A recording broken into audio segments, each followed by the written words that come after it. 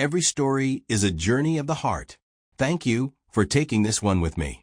To continue exploring stories of love, healing, and hope, please subscribe to the channel. It ensures you won't miss a single step of the way. Hello, I'm Parsa and welcome to $100 Million Leads, How to Get Strangers to Want to Buy Your Stuff by Alex Hormozi audiobook. For those who do not know me, Alex Hormozi is the person who saved my life. On 15 Feb 2023, when I was at my lowest, he shared a video about goals. A simple 5-minute video saved my life. I owe him my life, and the least I can do is to share his book with you guys so that you might find it helpful. Special thanks to Alex himself, Layla, and all those who have made this book. And my warmest thanks to those who broke my heart, left me behind, and forced me to love myself and find this man. Section I, start here. It's hard to be poor with leads banging down your door. Hormozi family jingle. You have to sell stuff to make money. It seems simple enough, but everyone tries to skip to the make money part. It doesn't work. I tried. You need all the pieces. You need the stuff to sell an offer. You need people to sell it to leads. Then you got to get those people to buy at sales. Once you put all those in place, then you can make money.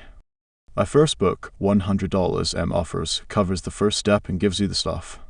It answers the age-old question of what should I sell? Answer an offer so good people feel stupid saying no. But strangers can only buy your stuff if they know you exist. This takes leads. Leads mean a lot of different things to a lot of different people, but most agree that they are the first step to getting more customers. In simple terms, it means they've got the problem to solve and the money to spend. If you're reading this book, you already know leads don't magically appear. You need to go get them. More precisely, you need to help them find you so they can buy your stuff. And the best part is, you don't have to wait, you can force them to find you. You do that through advertising. Advertising, the process of making known, let strangers know about the stuff you sell. If more people know about the stuff you sell, then you sell more stuff. If you sell more stuff, then you make more money. Having lots of leads makes it hard to be poor. Advertising lets you have a terrible product and still make money. It lets you be terrible at sales and still make money. It lets you make a ton of mistakes and still make money. In short, having the skill gives you endless chances to get it right. And in the unforgiving world of business, second chances are hard to come by. So you might as well load up. Advertising is a skill worth having. And this book, $100 Leads, shows you exactly how to do it. $100 Leads sits atop the foundation of my first book, $100 Offers. It assumes you already have a grand slam offer to sell the stuff. Once you have an offer to sell, it creates the next problem: who do I sell it to? This book is my answer to that question. Leads. Lots of leads. And before you know how to get leads, life sucks. You don't know where your next customer will come from. You scramble to cover rent and pay bills. You worry about laying people off, putting food on your table, and going under. You work your hardest to succeed, and others laugh at you for trying. It feels like death. I've been there. I get it. This book puts you in a better situation. One where you've got more leads than you can handle and more money than you can spend. Here's how. First, it explains how advertising works. Second, it reveals the 4 core ways to get leads. Third, it shows you how to get other people to do it for you.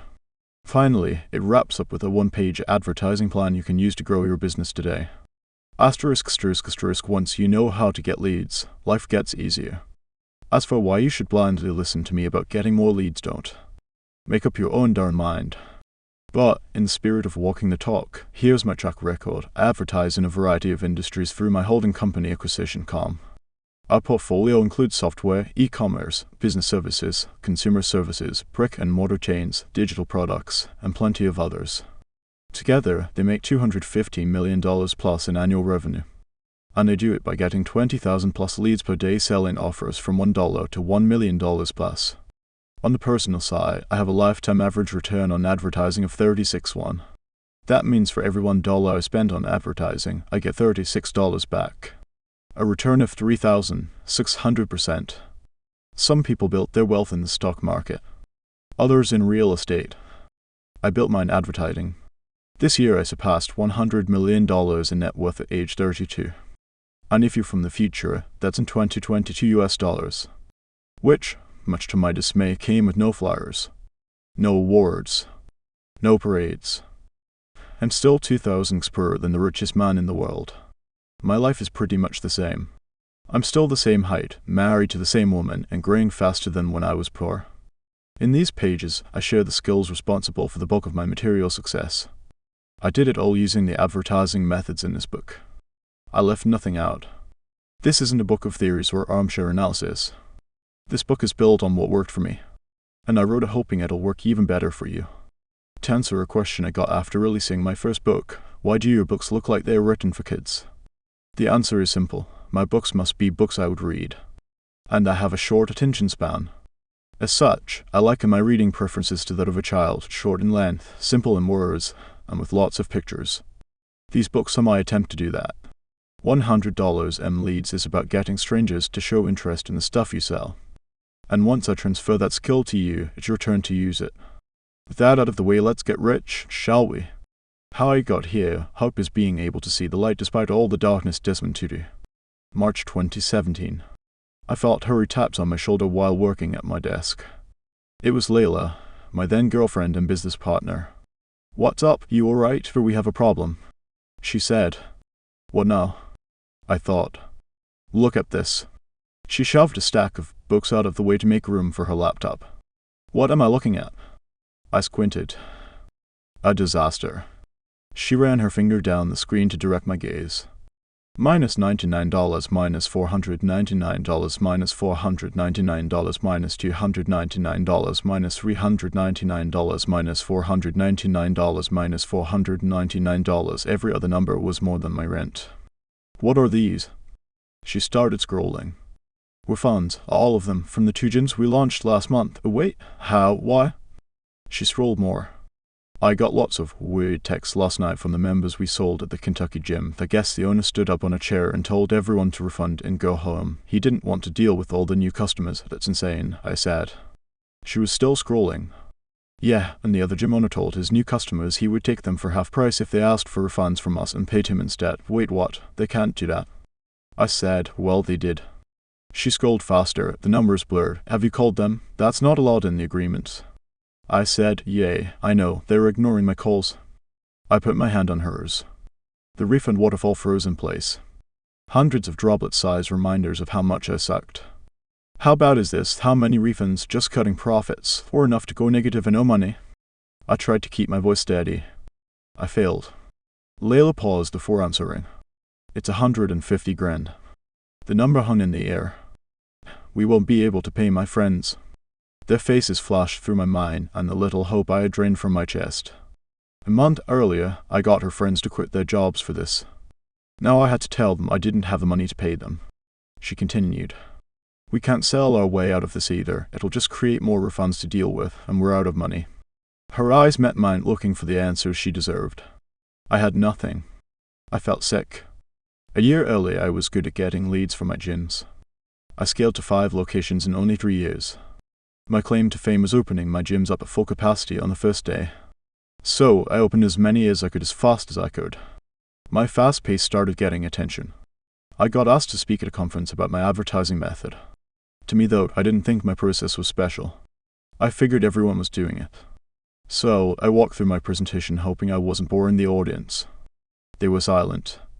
The moment I stepped off stage, a mob formed around me. They hurled questions at me left and right. I could barely keep up. They even followed me into the bathroom. I felt like a celebrity. It was wild. To this day, I've never been more bombarded in my life. Everyone wanted me to teach them how to do what I had just presented. They wanted my help. But I had nothing to sell them. Although, over 100 people left me their phone numbers and business cards in case I did. Then a wild idea came to me. I could make some money doing this. 3 months later, an idea turns into a business. Since I used advertising to launch my gyms at full capacity, I thought, maybe I could launch other people's gyms to full capacity too. I called the company Gym Launch. Original, I know. My offer was simple. I'll fill your gym in 30 days for free. You pay nothing. I pay for everything. I sell new members and keep the first 6 weeks of membership fees as payment. You get everything else. If I don't fill your gym, I don't make money. You spare nothing either way. It was an easy offer to sell.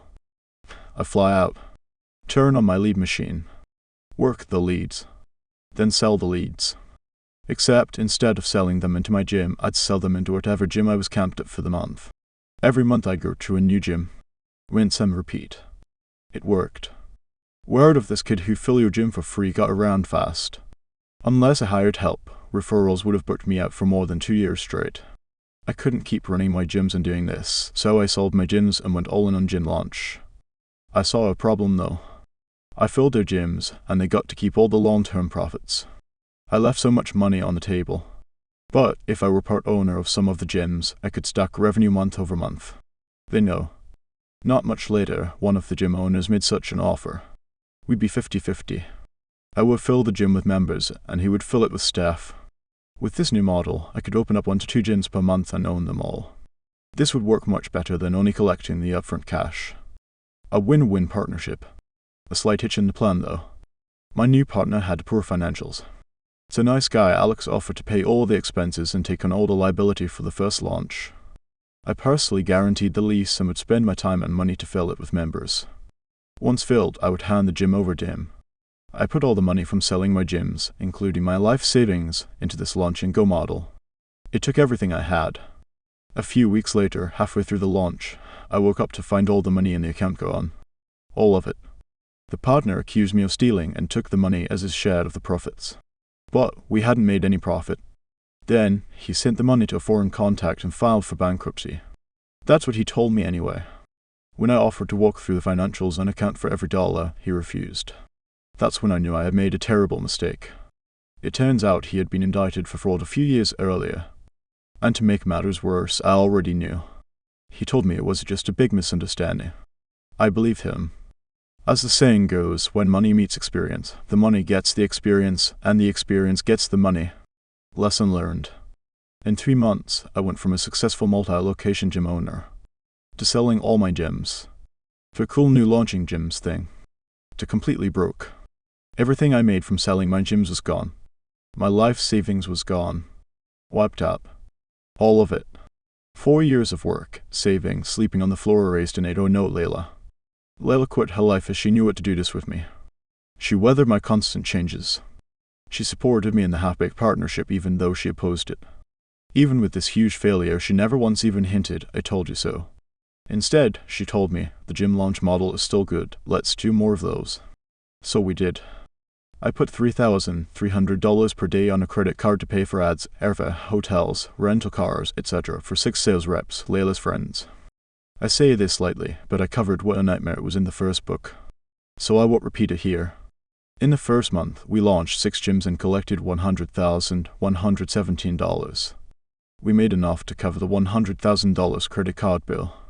And for the record, that meant I was still broke. The next month we made $177,399 with $30,000 minus $40,000 in profit. It gave me some room to breathe.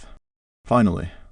And that's when Layla tapped me on the shoulder to share $150,000 worth of bad news. Now you're caught up. The morning after, Layla told me we had $150,000 in refunds and lost all our money. A honking horn startled me at 3 a.m. My problems flooded back. Welp. I'm awake now. I pulled myself out of bed and slinked to my work corner. I walked over out of habit more than desire. I slid the chair out and plopped down notebook and pen at the ready. I had to make $150,000 in profit, not revenue, in 30 days. And I had to do it with no money to my name and no experience making that much profit in a month. Ever. So I started scribbling ideas, charge an upfront fee for new gyms, ask for a percentage of revenue from old gyms, get gyms I already launched to prepay for a future launch, call every old customer and sell them supplements over the phone. I kept penciling the math. None of these would make enough money. Not in 30 days anyway. I felt glued to the chair. I have to figure this out. I stared at the notebook, hoping it knew something. It didn't. God, I suck. A few hours later, Layla woke up. Like clockwork, she walked into the kitchen and poured a cup of coffee. She got straight to work at the kitchen table behind me. "What you doing?" I asked, trying to distract myself. "Check-ins with online fitness clients," she said. "What does that bring in again?" $3,600 last month. "What do you charge?" $300 a month. "Why?" "How long does it take you?" "A few hours a week and there's no overhead, just time." "Yay, why?" I plowed on. I know these are all personal training clients, but do you think you could do it with strangers? Well, I don't know, probably. What are you thinking? I think I have something. I said, wait, for what? To come up with 150 grand. For what? My online training, how? She looked skeptical. We just cut the middleman and sell direct. I think I can just run ads to a sales page that books phone appointments. Then we can sell the fitness programs we've been selling at the gyms, but sell it as an online program. We already have the materials. We already know the ads work, and there won't be any cost to fulfill. Plus, no more flights, no rentals, no motels, and no gym owner telling them to refund. She hesitated. You think it could work? Honestly, no idea, but every day we don't do something is one less day to come up with the money. She thought hard. Well, right, let's do it. That was all I needed. I worked 38 hours straight to make the offer go live. A few hours later, leads started flowing. She took her first call the next day. I walked in as the call finished. $499. Yeah, and what card did you want to use? She had the candor of a pro. A few minutes later, I asked with anticipation, was that a sale? Yeah.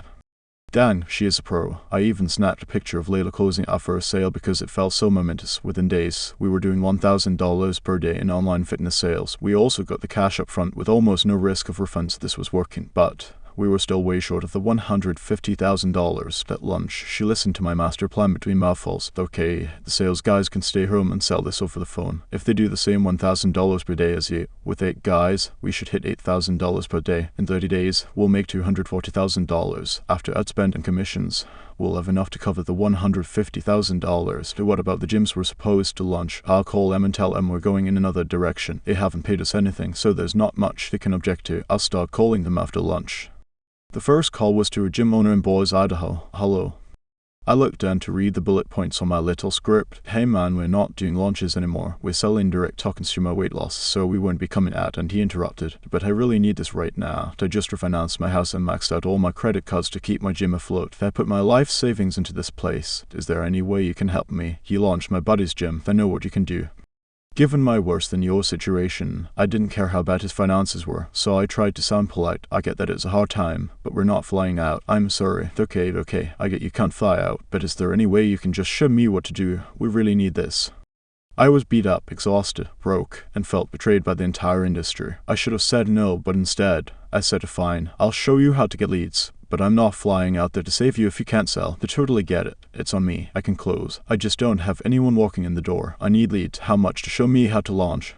I looked down at my script. This is not how it was supposed to go. I wanted to say no and hang up. Our weight loss offer was working, and I didn't want distractions. He'd already told me he was broke, so I said the biggest number I could think of to get him off the phone. $6,000. Consider my selling my secret sale is yes, 6,000. I said, articulating the whole number, hoping to scare him off. 6? Okay, done. What? I stood there slack-jawed, frozen in disbelief. $6,000. I floated out of myself and watched the conversation happen. I still get choked up thinking about it. Oh great, what card do you want to use? Now trying not to scare away the $6,000. Panicked, I wrote his card information on the flap of a cardboard box. When do I start? He asked. I'll send you everything Monday morning. Giving myself the insane task of packaging my entire gym leads and sales system in 48 hours. He agreed. I hung up and sat in shock. Once I came to my senses, I ran the credit card. $6,000 success. Is this real? I desperately wanted to tell Layla, but she was on a sales call. 15 minutes later, she walked in. Got another one, she said. You won't believe this. I just sold our gym launch system for $6,000 to the gym and boys. What? I thought we were doing weight loss. Yay, I know. So did I, but she waited. I think we're still in the gym business. I think we were just doing it wrong. She needed more details. I didn't have any yet. I'm gonna call the gyms we plan to launch next month and see if they'll buy it too. You're okay. She said. The next call went the same except when he said how much. I said $8,000. He agreed. Next call, same thing, except I said $10,000. He agreed. All 8 gyms we planned to launch said yes to licensing the launch materials instead. In a single day, I collected $60,000 selling something with zero cost to fulfill. In a single day, I was a third of the way out of my $150,000 prison. I spent 5 years developing that advertising system. It finally paid off. Doing the thing that scared me most, giving away my secrets, led to the biggest breakthrough in my life. I can't believe it, I said.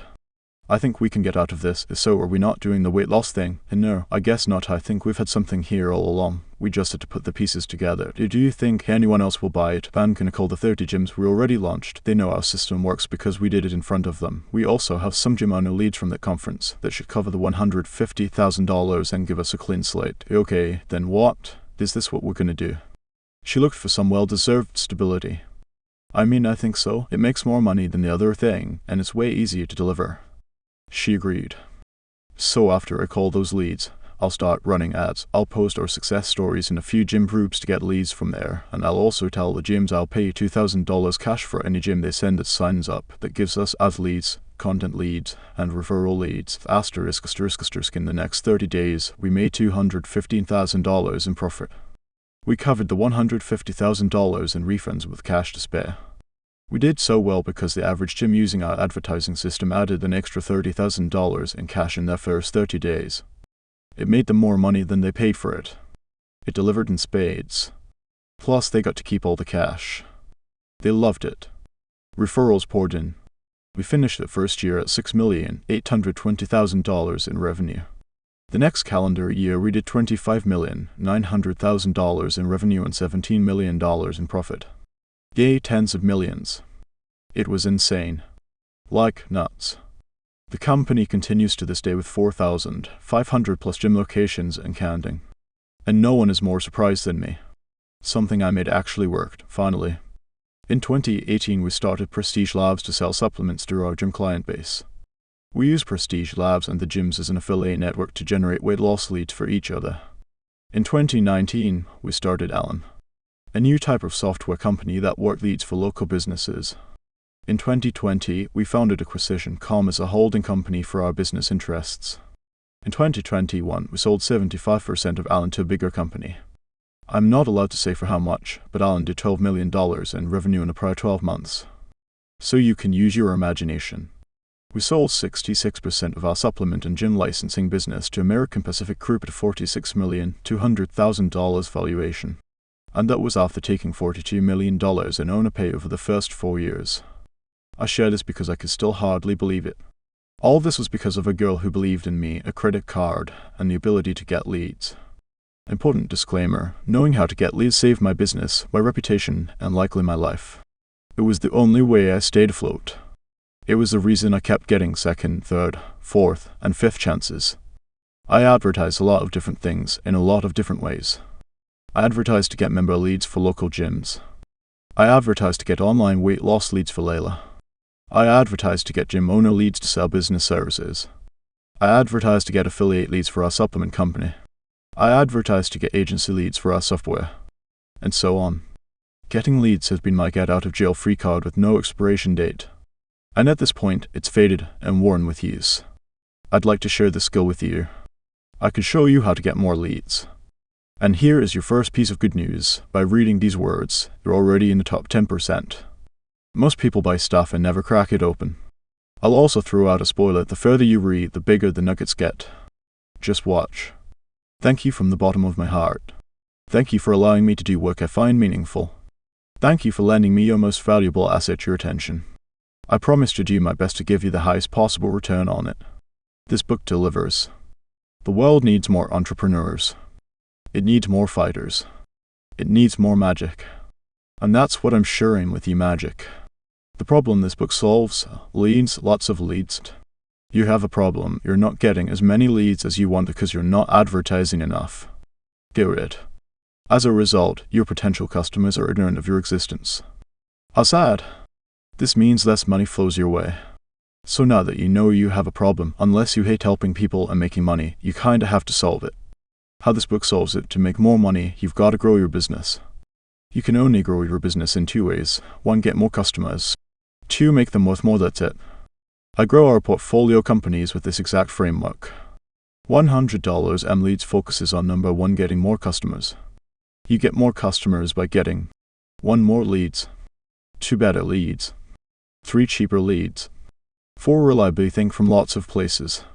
Bottom line, all else being equal, when you double your leads, you double your business. This book shows you how to transform your business into a lead-generating machine. Once you apply its models, you instantly increase lead flow. And, like cash flow, when leads flow, it's hard not to make money. This book will solve your not getting enough leads problem for good. In a nutshell, I will show you how to get strangers to want to buy your stuff. What's in it for me? In one word, trust. I give this book and the course that comes with it for free or at cost in hopes of earning your trust. I want this book to provide more value than any $1,000 course, $30,000 coaching program, or $100,000 degree. Although I could sell these materials that way, I don't want to. I have a different model. I'll explain it below. Who am I looking to help? I want to provide value to two types of entrepreneurs. The first is under $1 million per year in profit. My goal is to help you get to $1 million in profit per year for free and, in so doing, earn your trust. Try a couple of tactics from this book, get some leads, then try a few more and get more leads. The more leads you get, the better. Do it enough and you become the second type of entrepreneur, the type making over $1 million in a bit of fancy word for profit per year. Once you get there, or if that's you now, it would be my honor to invest in your business and help you scale. I don't sell coaching, masterminds, courses, or anything like that. I invest. I buy equity in growing, profitable, bootstrapped companies.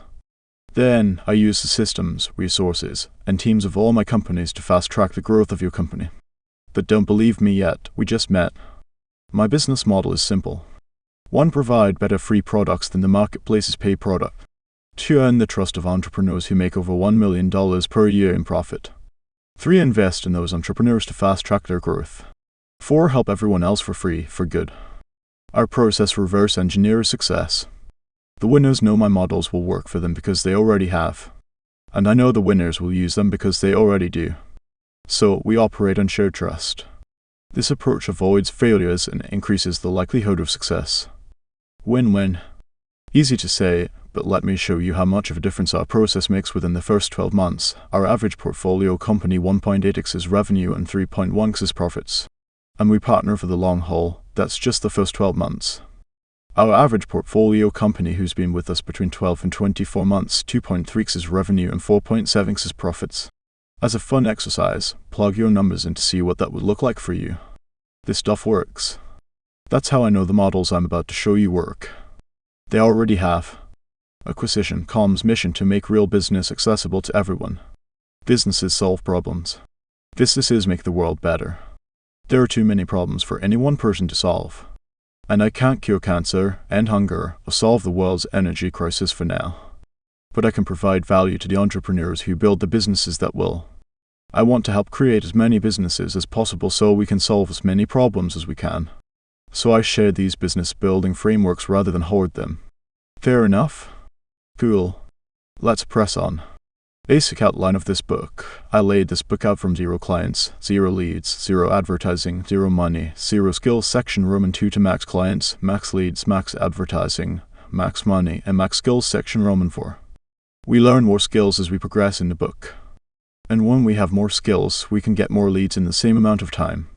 So, we finish with the most complex skills that get us the most leads for our time spent. We save them for the end because they take lots of skills and money. And getting good and having money takes time. I want this book to help a person get their first 5 clients and crack their first $10 million month and beyond. This order also reminds those with skills and money, me included, of the basics we stopped doing. Our businesses deserve better. Respecting the tried and true methods that got you to your current level will probably get you to the next one. Masters never don't do the basics. So, we go from getting your first lead all the way to building a $100 million plus lead machine. Here's the breakdown, Section I, you're about to finish reading it right now. Section Roman 2, I reveal what makes advertising really work. Most entrepreneurs think about advertising the wrong way. Since they think about advertising the wrong way, they do the wrong stuff to get leads. You want to do the right stuff to get leads. This is the way. Section Roman 3, we learn advertising's core 4. There are only 4 ways to get leads. So if there is a most important how-to section, it's this one. Section Roman 4, we learn how to get other people, customers, employees, agencies, and affiliates to do it all for you. And this completes the assembly of your fully functioning $100 leads machine. Section V, we wrap up with a 1-page advertising plan you can use to get more leads today. Section Roman 2, get understanding advertising. Simplified. In this section, we cover 3 things to make sure advertising does exactly what we want it to do. First, we talk about what a lead actually is.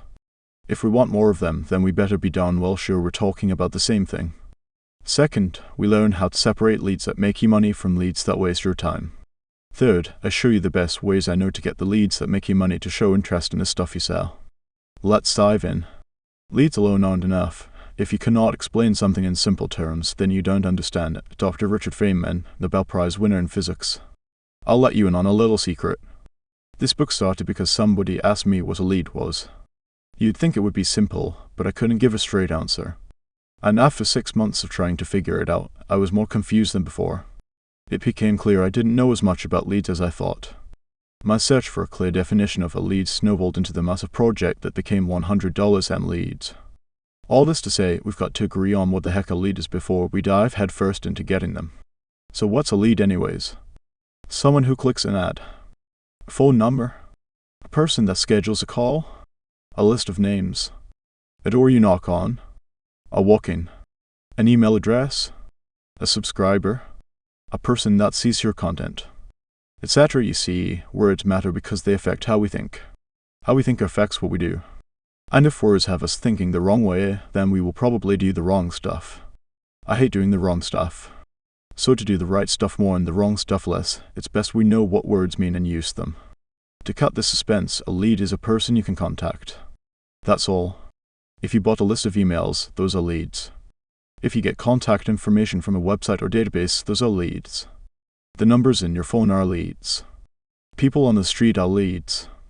If you can contact them, they are leads. But what I came to realize was leads alone aren't enough. We want engaged leads, people who show interest in the stuff you sell. If someone gives their contact information on a website, that is an engaged lead. If someone follows you on social media and you can contact them, that is an engaged lead. If people reply to your email campaign, they are engaged leads. The leads showing interest are the leads that matter. Engaged leads are the true output of advertising. Adding more engaged leads is the point of this book. But I couldn't call the book Engaged Leads because no one would get it. But now you do. So the next question is, how do we get leads to engage? Engage your lead offers and lead magnets. I don't do drugs. I'm Drugs Salvador Dali. April 2016.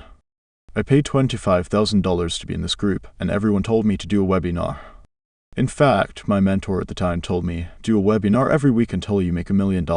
Until then, don't ask me about anything else. This is my only path to success. I've got to figure this out. A webinar, as I understood it, was a magical presentation with a zillion slides. If somebody watched, it would hypnotize them into buying my thing. There was so much I didn't know. Landing pages, registration pages, follow-up emails, replay emails, cart close emails, presentation software, website integration, writing ads, making ad creative, figuring out where to put the ads, who to show the ads to, building a payment page, processing payments. Never mind making the actual webinar. The list overwhelmed me. So I started with what I understood most, the landing page. I built a few of those for my gyms. My mentor made millions with webinars, so I modeled his landing page. But I didn't need it to make millions. I just needed it to make something. Okay, now the thank you page. An entire Sunday later, the thank you page went live. Now for the big test.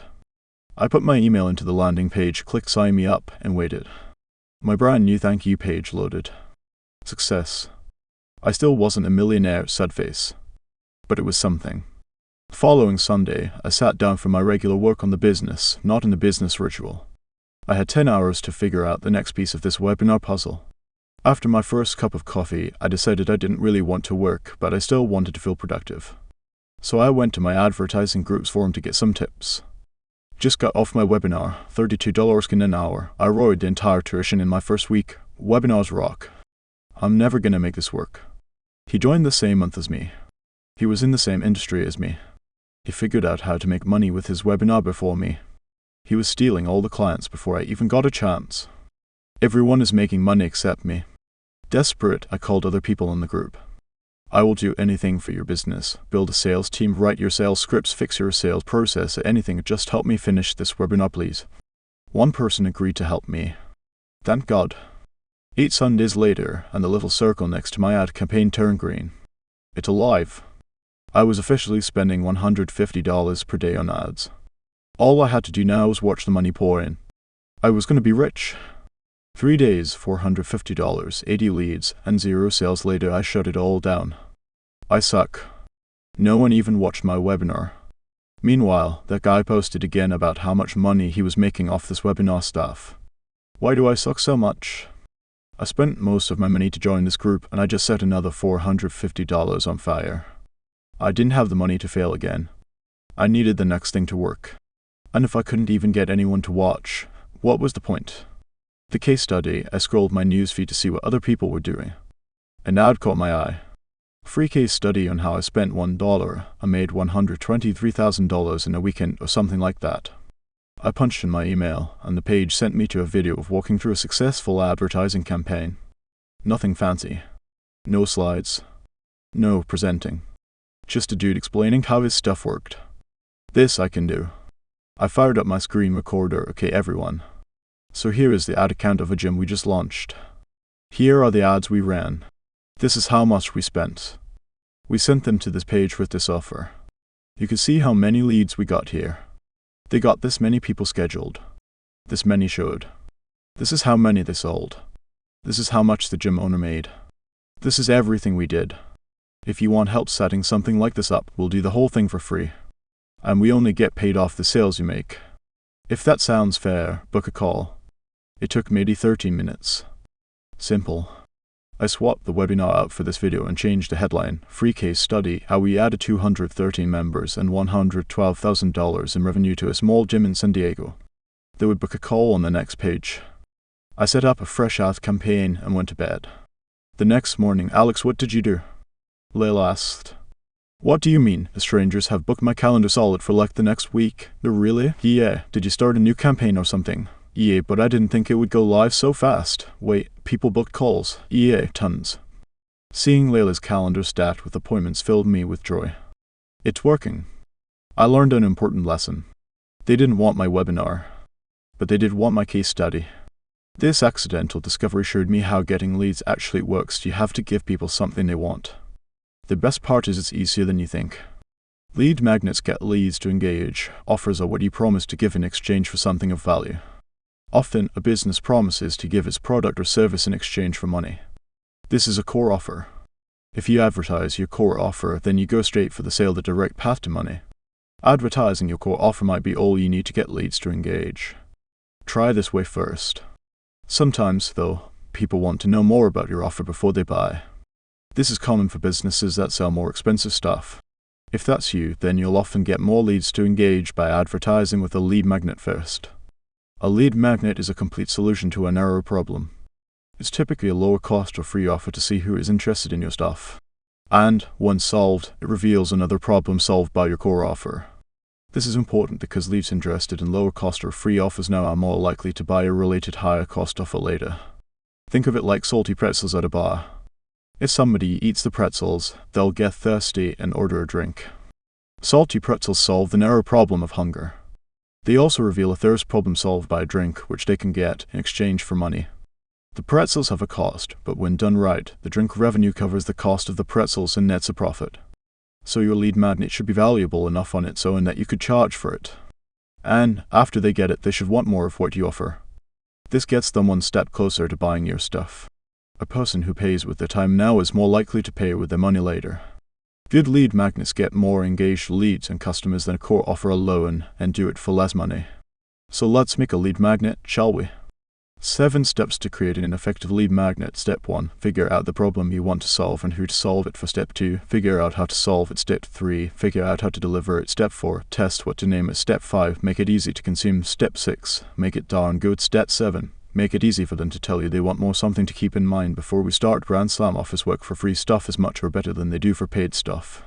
So make your lead magnets so insanely good people will feel stupid saying no. And yes, this means you may have a few insanely valuable offers even if some are free. But that's a good thing. The business that provides the most value wins. Period. So let's get started.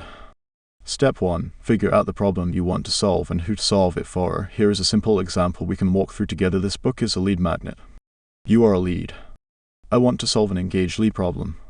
and I want to solve it for businesses making less than $1 million in annual profit. With enough engaged leads, they can make more than $1 million plus in annual profit. Then they qualify for my core offer, me investing in their company to help them scale. First step is picking the problem to solve. I use a simple model to figure this out. I call it the problem-solution cycle. You can see it below. Every problem has a solution. Every solution reveals more problems. This is the never-ending cycle of business and life. And smaller problem-solution cycles sit inside larger problem-solution cycles. So how do we pick the right problem to solve? We start by picking a problem that's narrow and meaningful. Then solve it. And, like we just learned, when we solve one problem, a new problem reveals itself. Here comes the important part. If we can solve that new problem with our core offer, we've got a winner. This is because we solve this new problem in exchange for money. That's it. Don't overthink it. Example, imagine we help homeowners sell their homes. That is a broad solution.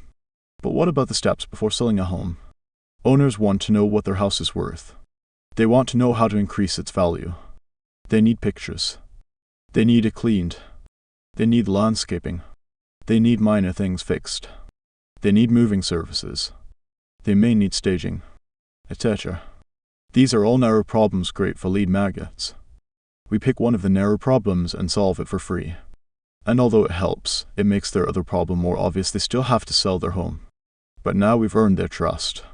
So we can charge to solve the remaining problems with our core offer and help them achieve their broader goal.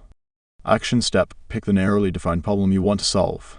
Then, make sure your core offer can solve the next problem that comes up. Step 2, figure out how to solve it. There are 3 types of lead magnets and each offers a different type of solution. First, if your audience has a problem they don't know about, your lead magnet would make them aware of it. Second, you could solve a recurring problem for a short amount of time with a sample or trial of your core offer.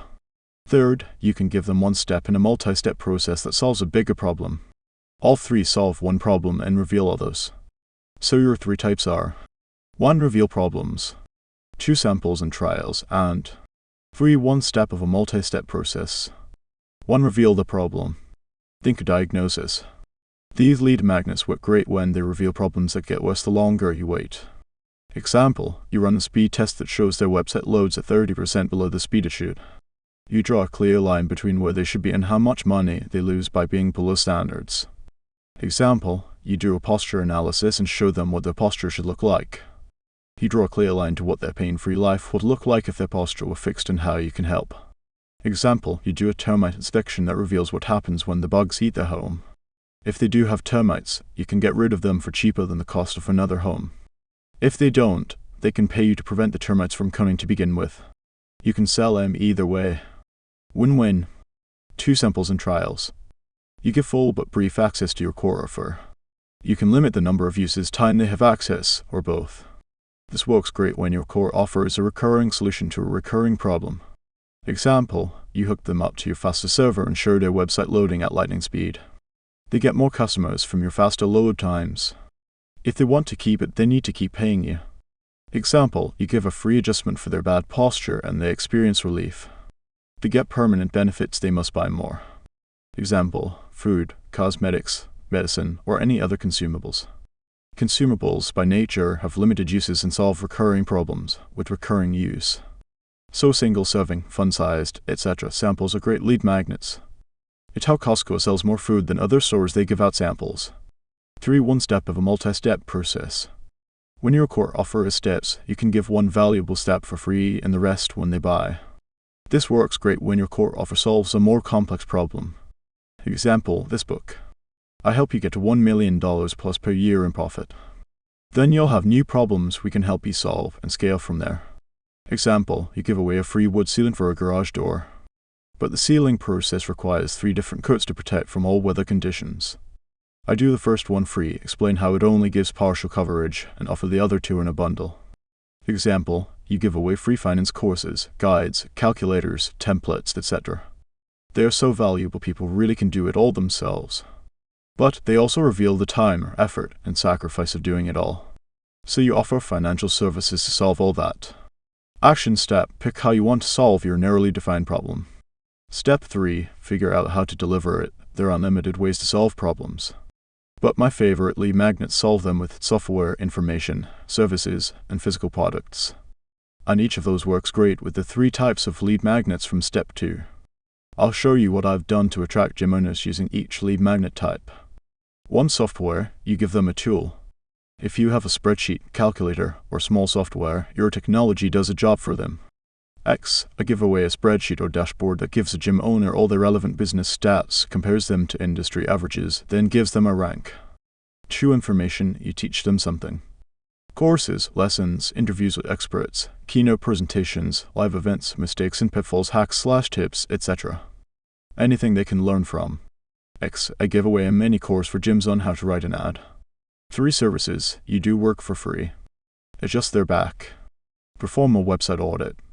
Apply the first layer of garage sealant. Transform their video into an ebook, etc. X, I run gym owners ads for free for 30 days. 4. Physical products, you give them something they can hold in their hands. A posture assessment chart, a supplement, a small bottle of garage door sealant, boxing gloves to get boxing gym leads, etc. X, I sell a book for gym owners called Gym Launch Secrets. With 3 different types of lead magnets and 4 ways to deliver them, that's up to 12 lead magnets that solve a single narrow problem. So many magnets, so little time. I make as many versions of a lead magnet as I can and rotate them. This keeps the advertising fresh and low effort. Plus, you see which ones work best. Like my case study story at the beginning of the chapter, the results are often surprising. And you won't know until you try. Action step, as a thought exercise, think of a lead magnet and then a version of it for each delivery method. You always can, I promise. Then, pick how to deliver your lead magnet. Step 4, test what to name it. David Ogilvy said, when you have written your headline, you have spent 80 cents of your advertising dollar. What that means is, 5 times more people read your headline than any other part of your promotion. They read it and make a snap decision to read further or not. Like Ogilvy hints, leads have to notice your lead magnet before they can consume it. Like it or not, this means how we present it matters more than anything. For example, improving the headline, name, and display of your lead magnet can twalk streaks or tanks your engagement. It's that important. Besides, if no one shows interest in your lead magnet, no one will ever know how good it is. You can't leave it to chance. So listen up. Here's what you do next: you test. The 3 things you'll want to test are the headline, the images, and the subheadline in that order. The headline is the most important. So if you only test one thing, test that. For example, I had no idea what to title this book. So here's what I did to figure out which name would do the best. I tested. The results may surprise you as much as they surprise me. Note 2 things with the subheadline tests. 1, how to get strangers to want to buy your stuff overwhelmingly beat get strangers to want to buy your stuff. The only difference is 2 little words, how to. And it also beat how to get more strangers to want to buy your stuff with a single word. Remove more. Small changes can make big differences. 2, since so many people asked, I figured I'd answer it here. I didn't subtitle the book How to Get Strangers to Buy Your Stuff because that's sales, not getting leads. The point of this book is to get strangers to show interest, not to buy yet. A raised hand is where this book ends. $100 I'm sales or persuasion I haven't decided yet will be a future book. 1 problem at a time. Action step test. If people engage in droves, you've got a winner. And if you have any following at all, you can run polls like these. You don't need a lot of votes to get a directional idea. If you can't do that, make a post on every platform and ask people to respond with a 1 or 2, then count them up. If you still can't even do that, then just message people and ask. There's always a way, and this is one of the highest leverage things you can do with your time. Make sure how you package it gets engagement and you give yourself a big head start. Bonus points if people respond to the poll and ask when they can get their hands on it. You have a mega winner. Step 5, make it easy for them to consume. People prefer to do things that take less effort. So if we want more people to take us up on our lead magnet and consume it, we gotta make it easy. You can see talks, tweaks, and even forks plus increases in take rates and consumption simply by making it easier to consume. 1 software, you want to make it accessible on their phones, on a computer, and in multiple different formats. This way, they'll pick the one easiest for them. 2 information, people like to consume things in different ways. Some people like watching, other people like reading, others like listening, etc. Make your solution in as many different formats as you can: images, video, text, audio, etc. Offer them all. That's why this book comes in every format people consume. 3 services, be available at more times in more ways. More times of day. More days of the week. by video call, phone call, in person, etc. The easier you are to get a hold of, the more likely people will become engaged leads to claim the free value.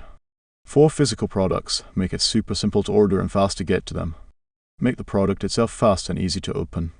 Give simple directions on how to use the product. Example, Apple made its products so well they didn't even need directions. And the packaging is so good, most people keep the boxes. Action step, package your lead magnet in every way you can. It dramatically increases how many engaged leads come your way. And more leads engaging with your lead magnet means more leads getting value from it. This is huge. Fun fact, my book $100 offers has a near perfect a quarter split between ebooks, physical books, audiobooks, and videos free on acquisition.com. Making the book available in multiple formats is the easiest way I know to get 2-3- the amount of leads for the same work. If I only made it available in one format, I'd miss out on the 3- the people who wouldn't have read the book otherwise. What a shame that would have been, and what a waste. Step 6. Make it darn good. Give away the secrets. Sell the implementation. The marketplace judges everything you have to offer free or not. And you can never provide too much value.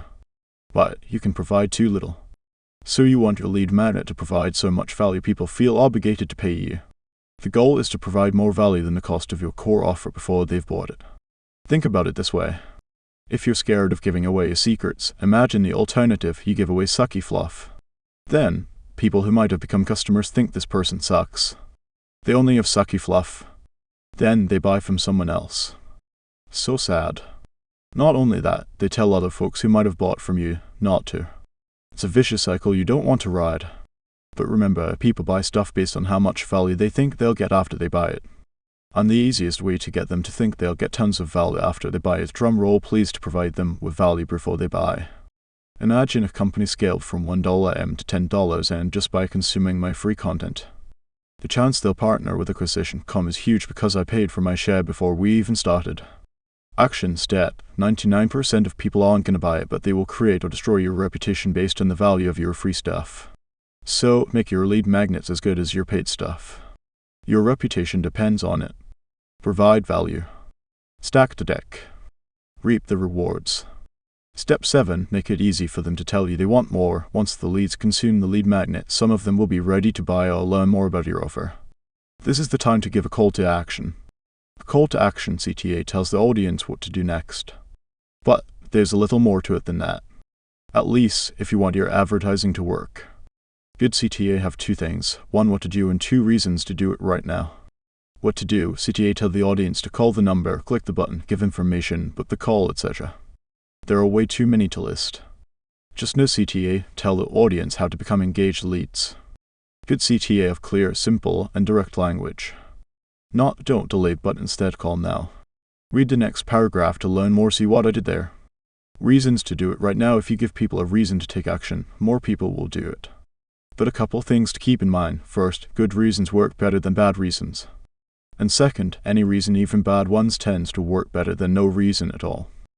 So to get more people to take action, I include as many effective reasons as I can. Here are my favorite reasons to act now. A scarcity is when there is a limited amount of something. Especially when there is a small supply compared to demand. When something is scarce, like your lead magnet or offer, people also tend to want it more. And this is why they are more likely to act right now. The fewer you have, the more valuable people think it is. But there's a catch: the fewer you have, the fewer engaged leads you can get before running out.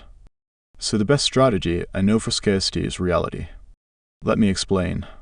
If you sold 1,000 to customers tomorrow, could you handle it? If not, you have some limit to how much you can sell. Maybe you're limited by customer service, onboarding, inventory, time slots per week, etc. Don't keep it a secret, advertise it. This gives you ethical scarcity.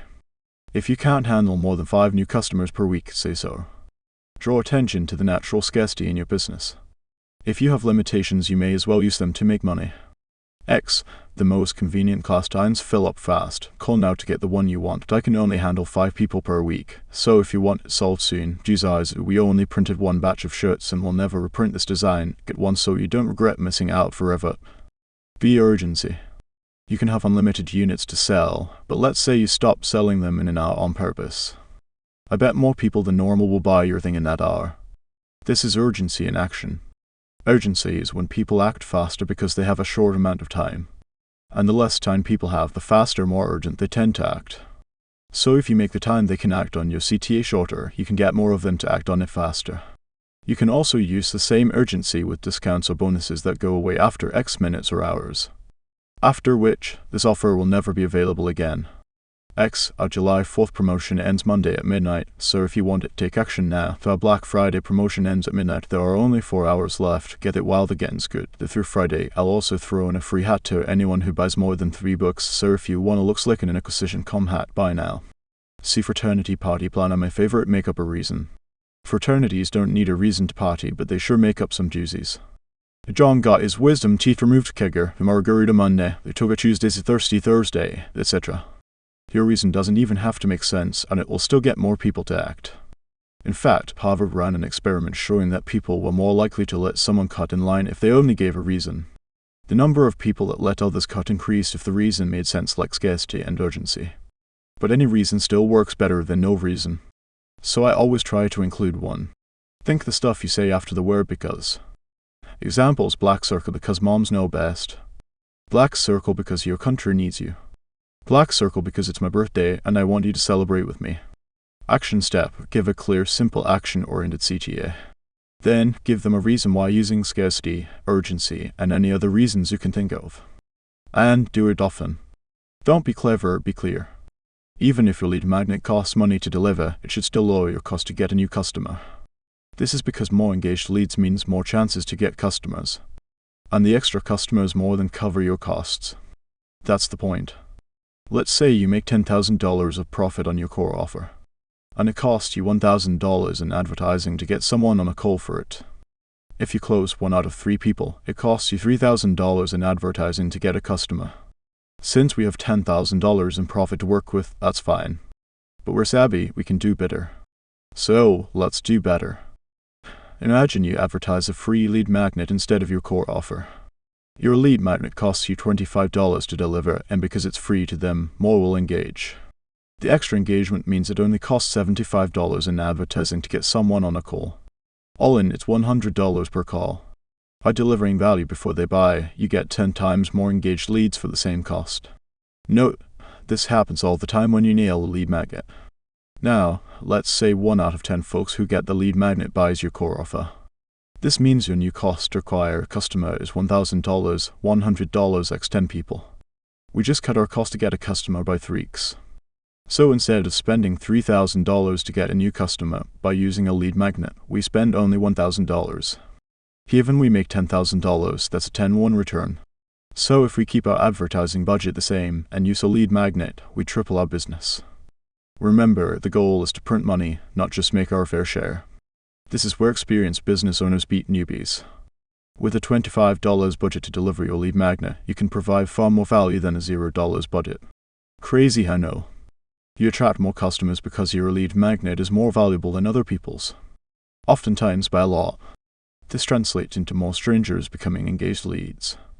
It also translates into more sales because you provided value in advance. Then, win. Action steps. Step 0. If you're struggling to get leads, make an amazing lead magnet.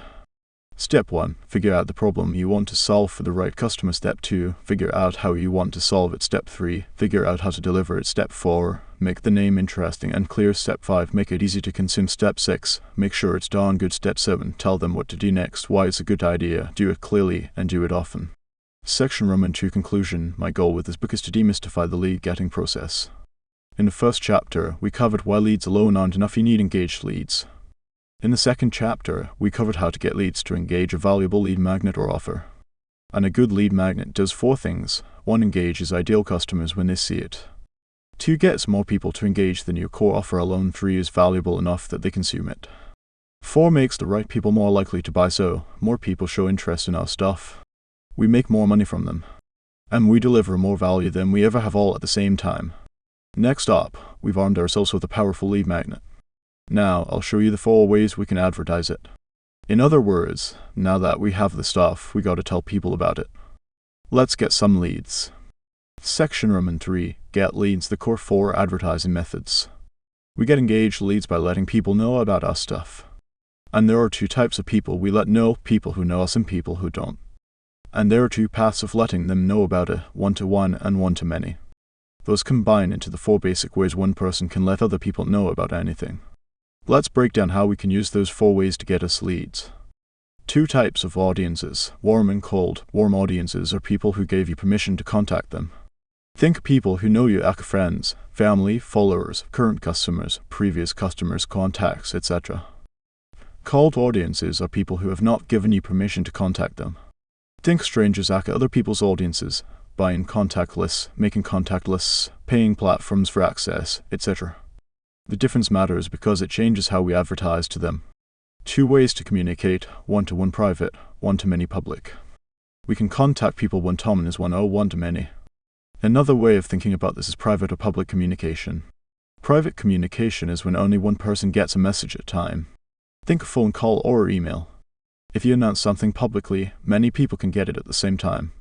Think social media posts or billboards or podcasts. Now, automation can make this seem confusing. Don't let it. Automation just means some of the work is done by machines. The nature of the communication stays the same. Email, for instance, is one-to-one. Emailing a 10,000 person list once is more like one-to-one really fast by a machine. Automation, which we cover later, is one of the many ways we can get leads on steroids. Like audiences, the difference between public and private communication matters because they change how we advertise. Section Roman 3 outline, get leads, combining warm and cold audiences with one-to-one and one-to-many leads us to the only 4 ways we can let anyone know about anything, the core 4. I combined them below for you.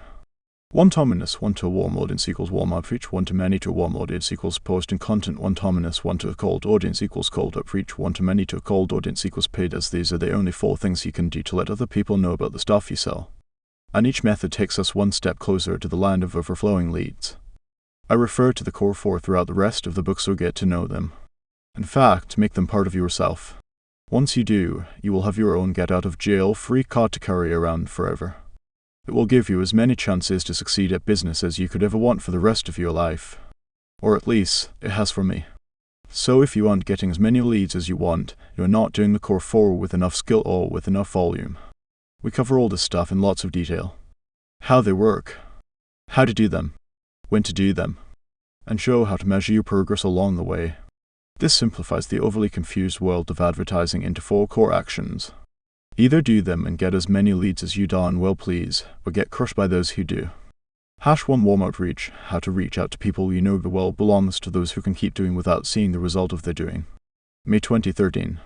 Starting out. For the 3rd time that day, I pulled out my phone and checked my bank account. $51,128.13. I let out a small sigh of relief. It's amazing how years of work and saving can fit into such a tiny screen. Feeling good for the moment, I switched over to social media to get more dopamine. Friends from college were applying to business school. Acceptance letters filled my newsfeed. I too started the business school application process. I had a choice. I could either quit my job and go to business school, or I could quit my job and start a business. The application stared at me, how will a Harvard MBA help your short and long-term goals? That question changed my life. I spent 3 days trying to answer it. At the end of the 3rd day, I saw the truth it wouldn't. $150,000 in loans and 2 years without income wouldn't help me start a business. At least not as much as starting a business and taking 2 years to figure it out. I could make the same amount by the time I graduate and skip the debt. Or at least, that's what I told myself. So I quit my job and took the steps to start my business. I set up Impetus Group LLC. Check. I set up a business banking account.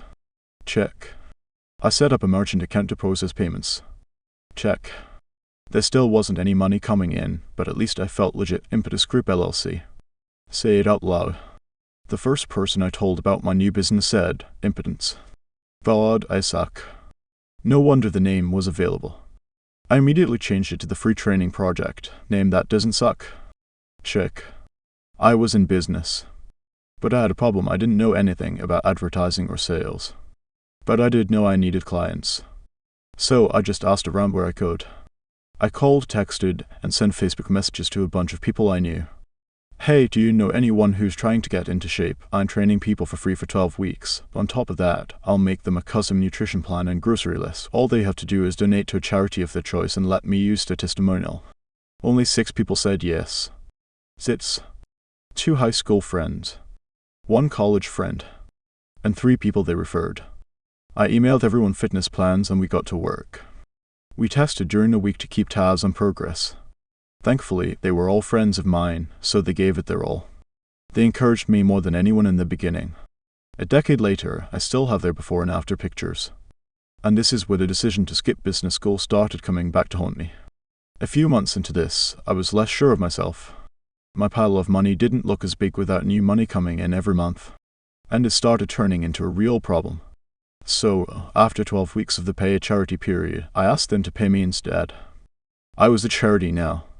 I was worried they'd be upset to pay me instead, but they didn't seem to mind. Once they got results, I asked them to send their friends over. To my surprise, I got another 5 or 6 clients from their referrals. I asked the referrals to pay me directly. Again, none of them minded. That little business made about $4,000 per month and replaced the income from my first job. It gave me enough money to live on and some. My savings started to grow again. Sigh of relief. If this business sounds straightforward, that's because it was. I emailed clients to plans and they texted me the questions they had along the way. That's about it. So if you're starting, you don't need a lot. All you need is a tax ID, a bank account, a way to take payments, and a way to communicate with people.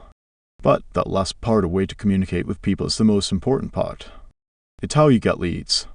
So even though I had no idea I was doing warm reach outs, one of the core 4, it's how I got my first leads. I still get leads this way, just with bigger numbers. And I'll show you how you can too.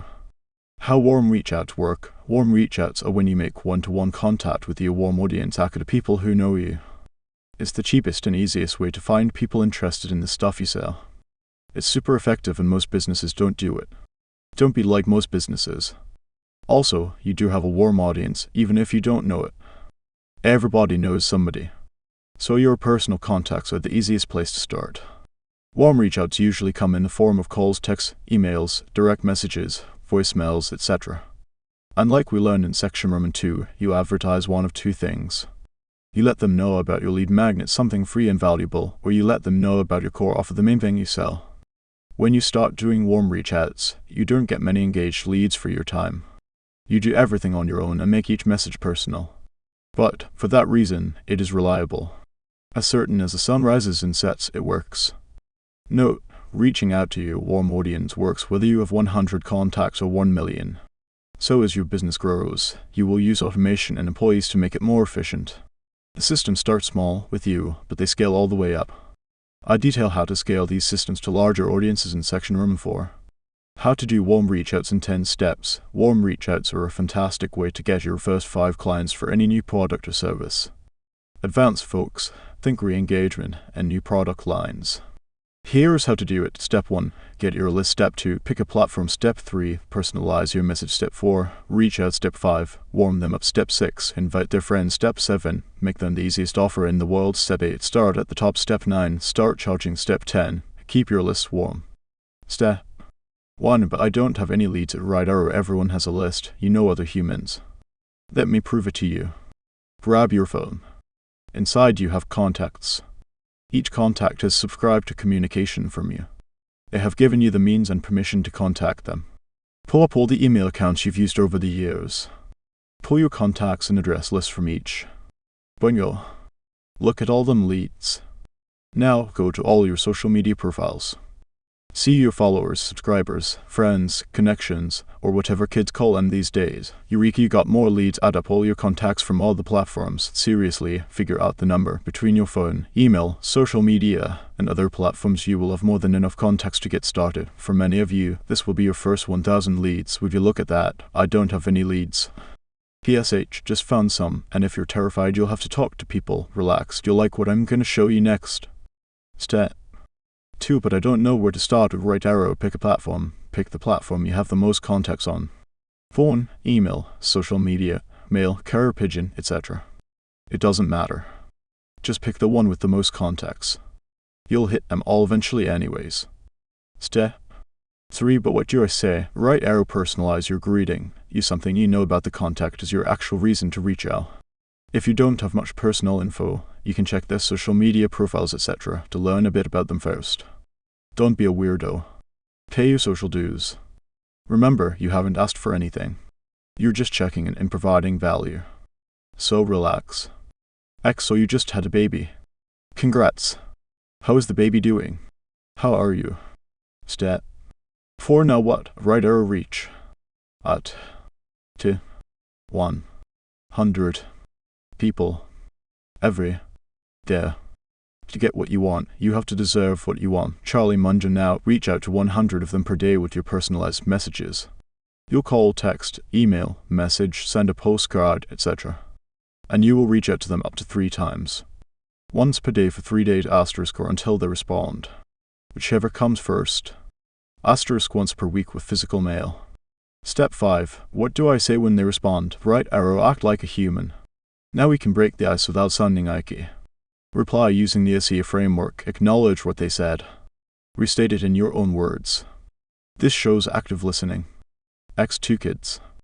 And you're an accountant, compliment them on whatever they tell you. Tie it to a positive character trait if you can. X Y. Supermom. So hardworking. Managing a full-time career and 2 kids. Ask another question. Lead the conversation in whatever direction you want. In this case, to a topic closer to your offer. Examples: therapy/life coaching. Do you get time for yourself? Fitness/weight loss. Do you have time to get workouts in? Cleaning services. Do you have anyone who helps you keep the house tidy? The ACA framework is great because it helps you talk to anyone. It just so happens it's also useful for letting people know about your stuff. This means you can learn about the person and guide the conversation toward your offer. People love talking about themselves. So let them. They also love to be complimented, so do that too. And if people feel good when talking to you, they'll like and trust you more. You want people to like and trust you more. Besides, it's solid practice to find the good in everyone anyway. Speaking of practice, this will take practice. And that's okay. Step 6. How do I know if they're interested? Right arrow, make them an offer. Get through a normal amount of conversation. Think 3 minutes for exchanges if on the phone or messaging and 3 minutes 4 minutes if in person. Then, you'll make them an offer to see if they're interested.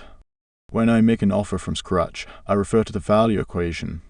If you're wondering what's the value equation, it was the core concept of my first book, $100 M Offers. Value, as I define it, has 4 elements. 1, dream outcome, what the person wants to happen, the way they want it to happen, state the best possible results your product can get. Big bonus points if those results come from people like the one you're talking to. 2, perceived likelihood of achievement, how likely they think it is for them to achieve the goal, include results, reviews, awards, endorsements, certifications, and other forms of third-party validation. Also, guarantees are huge. 3, time delay, how long they believe it'll take to get results after they buy. Describe how fast people start getting results, how often they get results when they start, and how long it takes to get the best results possible. 4, effort and sacrifice, the bad stuff they'll have to endure and the good stuff they'll have to give up in their struggle to get the result. Show them the good stuff they can keep doing or get to do and still get results. And show them the bad stuff that they can get rid of or avoid doing and still get results. The goal is to maximize the first 2 and minimize the second 2. So all you have to do now is show someone you have exactly what they want. They're guaranteed to get it insanely fast without lifting a finger or giving up anything they love. No biggie, right? Obviously, that's ideal. We got to get as close to that as we can without lying or exaggerating. So let's do just that with a real-life offer. By the way, do you know anybody who has described their struggles looking to dream outcome and time delay? I'm taking on 5 case studies for free because that's all I can handle. I just want to get some testimonials for my service/product. I help them dream outcome without effort and sacrifice. It works. I even guarantee people get dream outcome or I work with them until they do. I just had a girl named XXX work with me dream outcome even though she described the same struggle your contact has.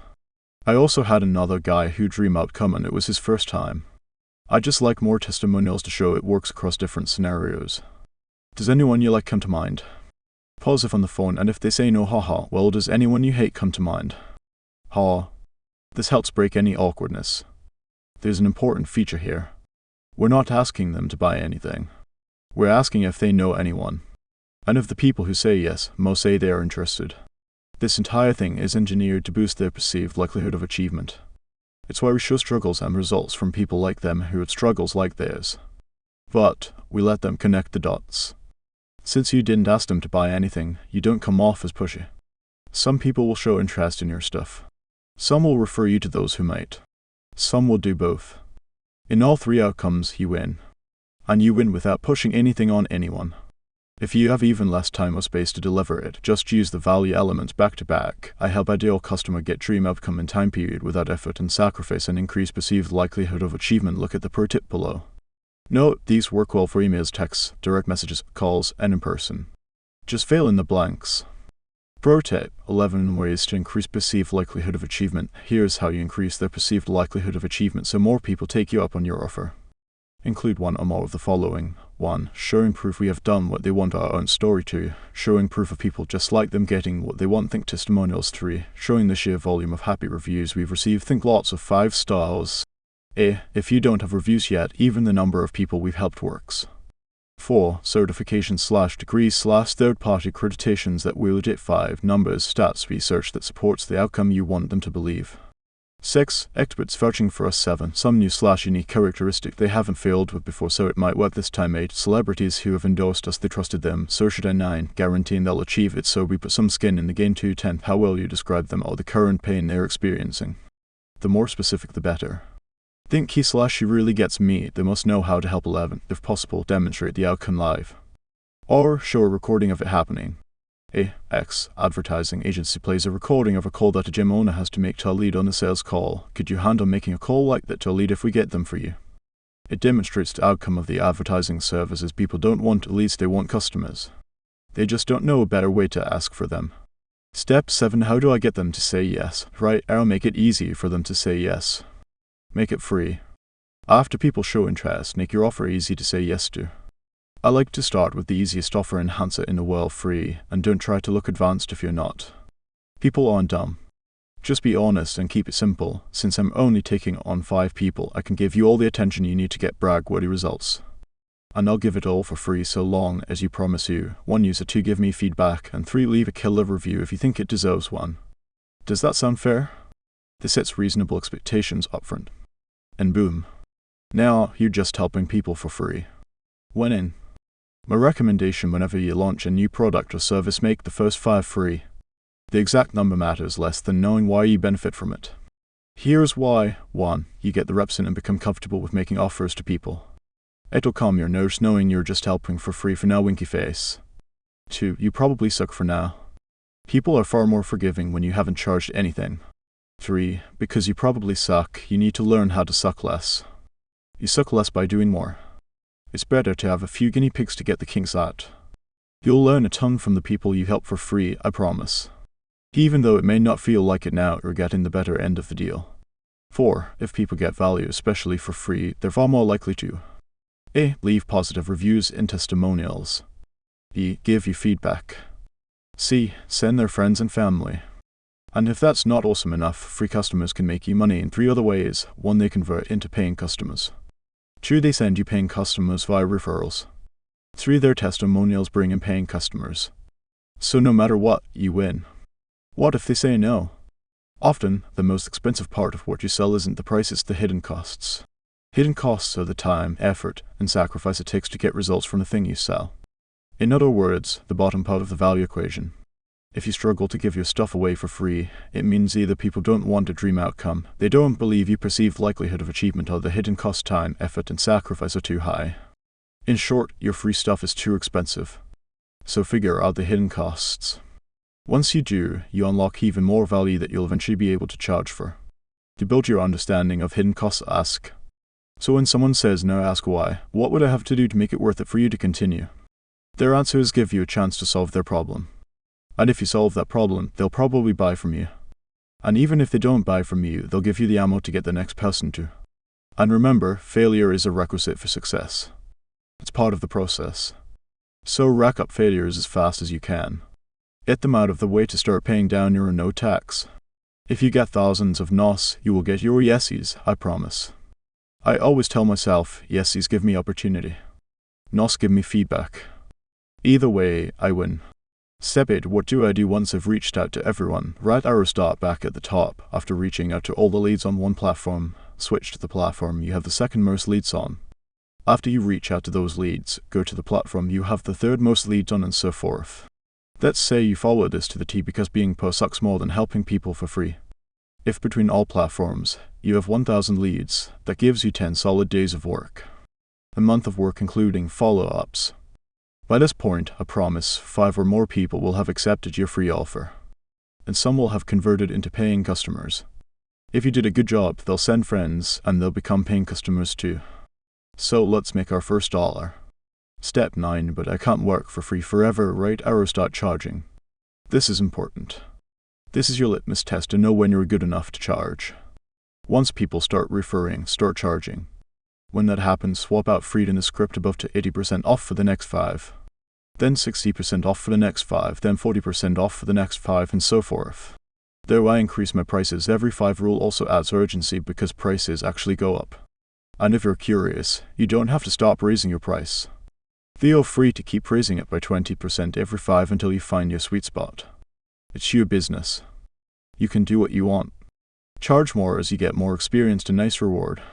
Step 10. But what do I do from here? Right arrow keep your list warm. Give regular value to your list through email, social media, etc. to keep it warm. A warm list stays primed for your warm reach-outs in the future. We cover exactly how to give that value in the next chapter. Once you've given value for a while, or see who wants value, probe your list with Dean Jackson's timeless 9-word email template. Are you still looking to 4-word desire? No images. No frills. No links. Just a question. Nothing else. This message is money for getting leads to engage. And it's among the first things I do when I invest in a new business. Here are a few examples. Are you still looking to buy your dream home? Get more sales leads? Tone up your arms? Open an online store? Start a YouTube channel? You get the idea. Swipe and deploy. You make the ask to see who replies at engaged leads. And these replies should be your top priority for warm reach-outs. I'll end step 10 here because I break down this give-ask process in the next chapter.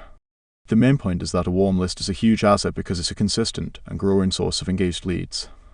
If you treat them well, your audience will feed you forever.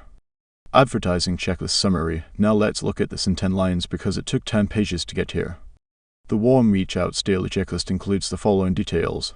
Who, yourself what? First 5 free phones /email /physical mail /SMS etc. to whom. Your contacts when. First 4 hours of your day why. You want to get customers or intros how. Personalized message using SEA how much. 100 attempts per day how many. Follow up 2 more times after first how long. Until you get customers. Warm reach-out should get about 1 in 5 contacts to engage. So 100 warm reach-out should get about 20 replies. Of the 20 who reply, another 1 in 5-ish will take you up on your free offer. So 4 people. Of the 4 who take your free offer now, you should be able to convert 1 into some sort of paid offer later. Hooray money. This framework allows you to predict how many customers you get per 100 warm reach-outs. In the example, you would get 1 customer per 100 reach-outs. These numbers vary based on the value of your offer and how much they trust you. But no matter what, with enough volume, you will get a customer. And the more you do it, the better your numbers will get. It just takes effort. You'll also learn a lot about what engages your audience, what they value and how to make offers to them. This knowledge can make you millions. You get to learn while you earn score. This process alone can take you to $100,000 plus per year with nothing else. Wild, I know. Here's the money math. This assumes 1% of your list buys a $400 offer using only warm reach-outs. 500 reach-outs per week equals 5 customers per week, $400 product right over 5 customers per week x $400 each equals $2,000/WK $2,000/WK x 52 weeks equals $104,000 bingo. Which, as of this writing, is still 2 times the median household income in the US. Not bad. You'll learn more in the first 10 days of doing 100 reach-outs than you did from everything you've ever read or watched. Get that learning done as fast as you can. Remember, we want to get rich, not just get by. What's next? Warm reach-outs have 2 limitations. The first is time. When you're starting out, getting new customers should take the majority of your time. Think 4 hours per day, minimum. It should be the first thing you do when you get up. And you shouldn't stop until you achieve your goal. Embrace the work. It will be part of the story you tell one day. It has been for me. The second limiter is the number of people who know you. You'll eventually run out. Don't worry though. We can get more. A lot more. Now we add the second of the core 4 advertising activities, posting free content. Has to post free content part I, how to build an audience to get engaged leads. No one's ever complained about getting too much value. January 2020. Did you hear about Kylie Jenner? Layla asked. No, why? I replied. She's now the youngest female self-made billionaire. Wait, what? Yay, she's 20. Forbes just put her on the cover. I was 10 years older than her and not a billionaire. Why do I suck so much? How could she make so much more than me? I thought I was pretty good at business. We took home $13 in personal income the year before. But I was clearly missing something. And I felt horrible about it. My ego protected me. Well, Kris Jenner is her mother and she must have organized all this. I wrote it off as rich parents and moved on. A few months later, Layla looked up from her computer. Dude, Huda just sold a minority stake in her company at $600 valuation. Huda, the makeup girl. I replied. Yay, holy cow. Again? How have I been screwing up so bad? How was someone so young making so much more money than me? She's in beauty, she can do that, I can't. I told myself, then carried on. A few months later, a headline caught my eye. Conor McGregor's Proper 12 whiskey hits a $600 valuation within 12 months of launching. Seriously? Another person making gobs of money in what felt like seconds. A few months later, I saw another headline. With an insane $3.05 billion worth, Dwayne Johnson's Termana sweeps the floor with Conor McGregor's Proper 12. Dwayne "The Rocket" Johnson was now a multi-billionaire, and he never even talked about business. What am I doing wrong? A few months later, at a famous friend's house. Up to this point, I stayed behind the scenes for the most part. I did not want to be famous. I wanted to be rich, and I succeeded at that. But seeing these successes chipped away at my beliefs. Could building a personal brand be that powerful? Simple answer, yes. But I wanted my privacy. We sat around his kitchen table, and I asked him, "You get all these weird messages from strangers, people threaten your family. Are you still happy you became famous?" He replied with something that changed my life forever. If getting weird messages and hate from people I don't know is the price I have to pay to make the impact I want to have, I'd pay that price any day of the week. I felt exposed. I was being a pansy. I claimed I wanted to make the impact, but wasn't willing to pay the price for it. After that conversation, Layla and I went all in on building personal brands. I have a core belief I'd like to transfer to you. If someone is making more money than you, they are better at the game of business in some way. Take it as good news. That means you can learn from them. Don't think they had it easy. Don't think they had a shortcut. Don't tell yourself they broke some moral code. Even if it's true, none of those beliefs serve you. None of those beliefs make you better. Years ago, I was vocal about making content. I didn't see the point. Why would I waste my time making something that would disappear in a few days? I thought it was a stupid waste of time and let everyone know I was wrong. It really wasn't about the content at all, it was about the audience. What I didn't understand was the content you create isn't the compounding asset the audience is. So even though the content may disappear in time, your audience keeps growing. This was a lesson my ego prevented me from learning for too long. It took an entire year of getting hit in the face with solid evidence before I changed my ways. Building an audience is the most valuable thing I've ever done. I saw Kylie Jenner, Huda Catton, Conor McGregor, and The Rock become billionaires overnight. My famous friend said a massive audience was crucial to his success. The overwhelming evidence broke my beliefs, so I rewrote them. I now saw the power of having an audience. But I didn't know where to start. So I did what I always do. I paid for knowledge. Buying somebody else's experience saves the time it would take to figure everything out yourself. Layla bought me 4 calls with a big influencer who had the type of audience I wanted to build. She paid $120,000. On my first call, he told me to post regularly on every platform. So that's what I did. 12 months later, my audience grew by more than 200,000 people. On my second call, he noted the progress. But I wanted more. Do you have a blueprint for your personal branding? How do you put out all that content? He said, "Bro, anyone telling you that some secret is trying to sell you something. We just put out as much as we possibly can. Pull up your Instagram and pull up my Instagram. Look, you've posted once today. I posted 3 times. Pull up your LinkedIn. Look, you posted once this week. I posted 5 times today." He went platform by platform. I grew more embarrassed with each comparison. You just gotta do more, bro. Simple. Not easy. Over the next 6 months, I put out 10 times the content. And over the next 6 months, I added 1.2 M people to my audience. Also, when I put out 10 times the content, my audience grew 10 times as fast. Volume works. content works. A growing audience is the result. And in this chapter, I'll break down how I did it so you can too. How building an audience works. You post great, free content. Warm reach-outs don't get a lot of engaged leads for the time we invest. If we want to reach 10 people, we have to repeat ourselves 10 times. Lots of effort. By posting free content, we can say it once and reach all 10. So, posting free content can get a lot more engaged leads for the time we invest. Or, the people who think it's valuable become part of your warm audience. If they think other people will find it valuable, they share it. And if the people they share it with like it, they become part of your warm audience too. Rinse and repeat. The sharing can go on infinitely. The more they share your stuff, the larger your warm audience gets. And once in a while, you'll make them an offer. If your offer has enough value, they'll take it. When they do, you make money. And the bigger the audience, the more money you make. Look at it this way, posting free content grows your warm audience. So constantly posting free content means you'll have a constantly growing audience of people more likely to buy your stuff. Free content makes all of the advertising more effective. If you reach out to someone and they can't find content related to your services, they are less likely to buy. On the other hand, if they find lots of valuable content, they are more likely to buy. This is what my ego prevented me from learning.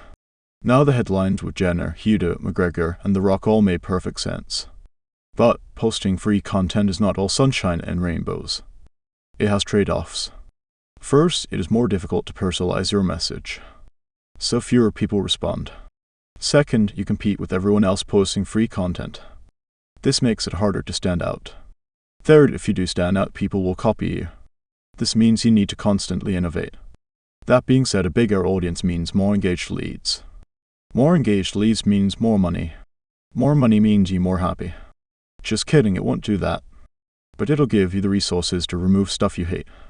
Anyways, this chapter covers only 2 topics. First, we demystify audience growing content by showing it's all made of the same basic units. A content unit has 3 components: hook, retain, and reward. Second, how linking basic units together will make audience growing content for any platform or media type. The next chapter, post free content part Roman 2, shows you how to weaponize this content to make money. But for now, you can't monetize content until you know how to make it. The content unit 3 components. All audience growing content does one thing: it rewards the people consuming it. And a person can only get rewarded by the content if they 1. Have a reason to consume it, and 2. Pay attention long enough to 3. Get the reason satisfied.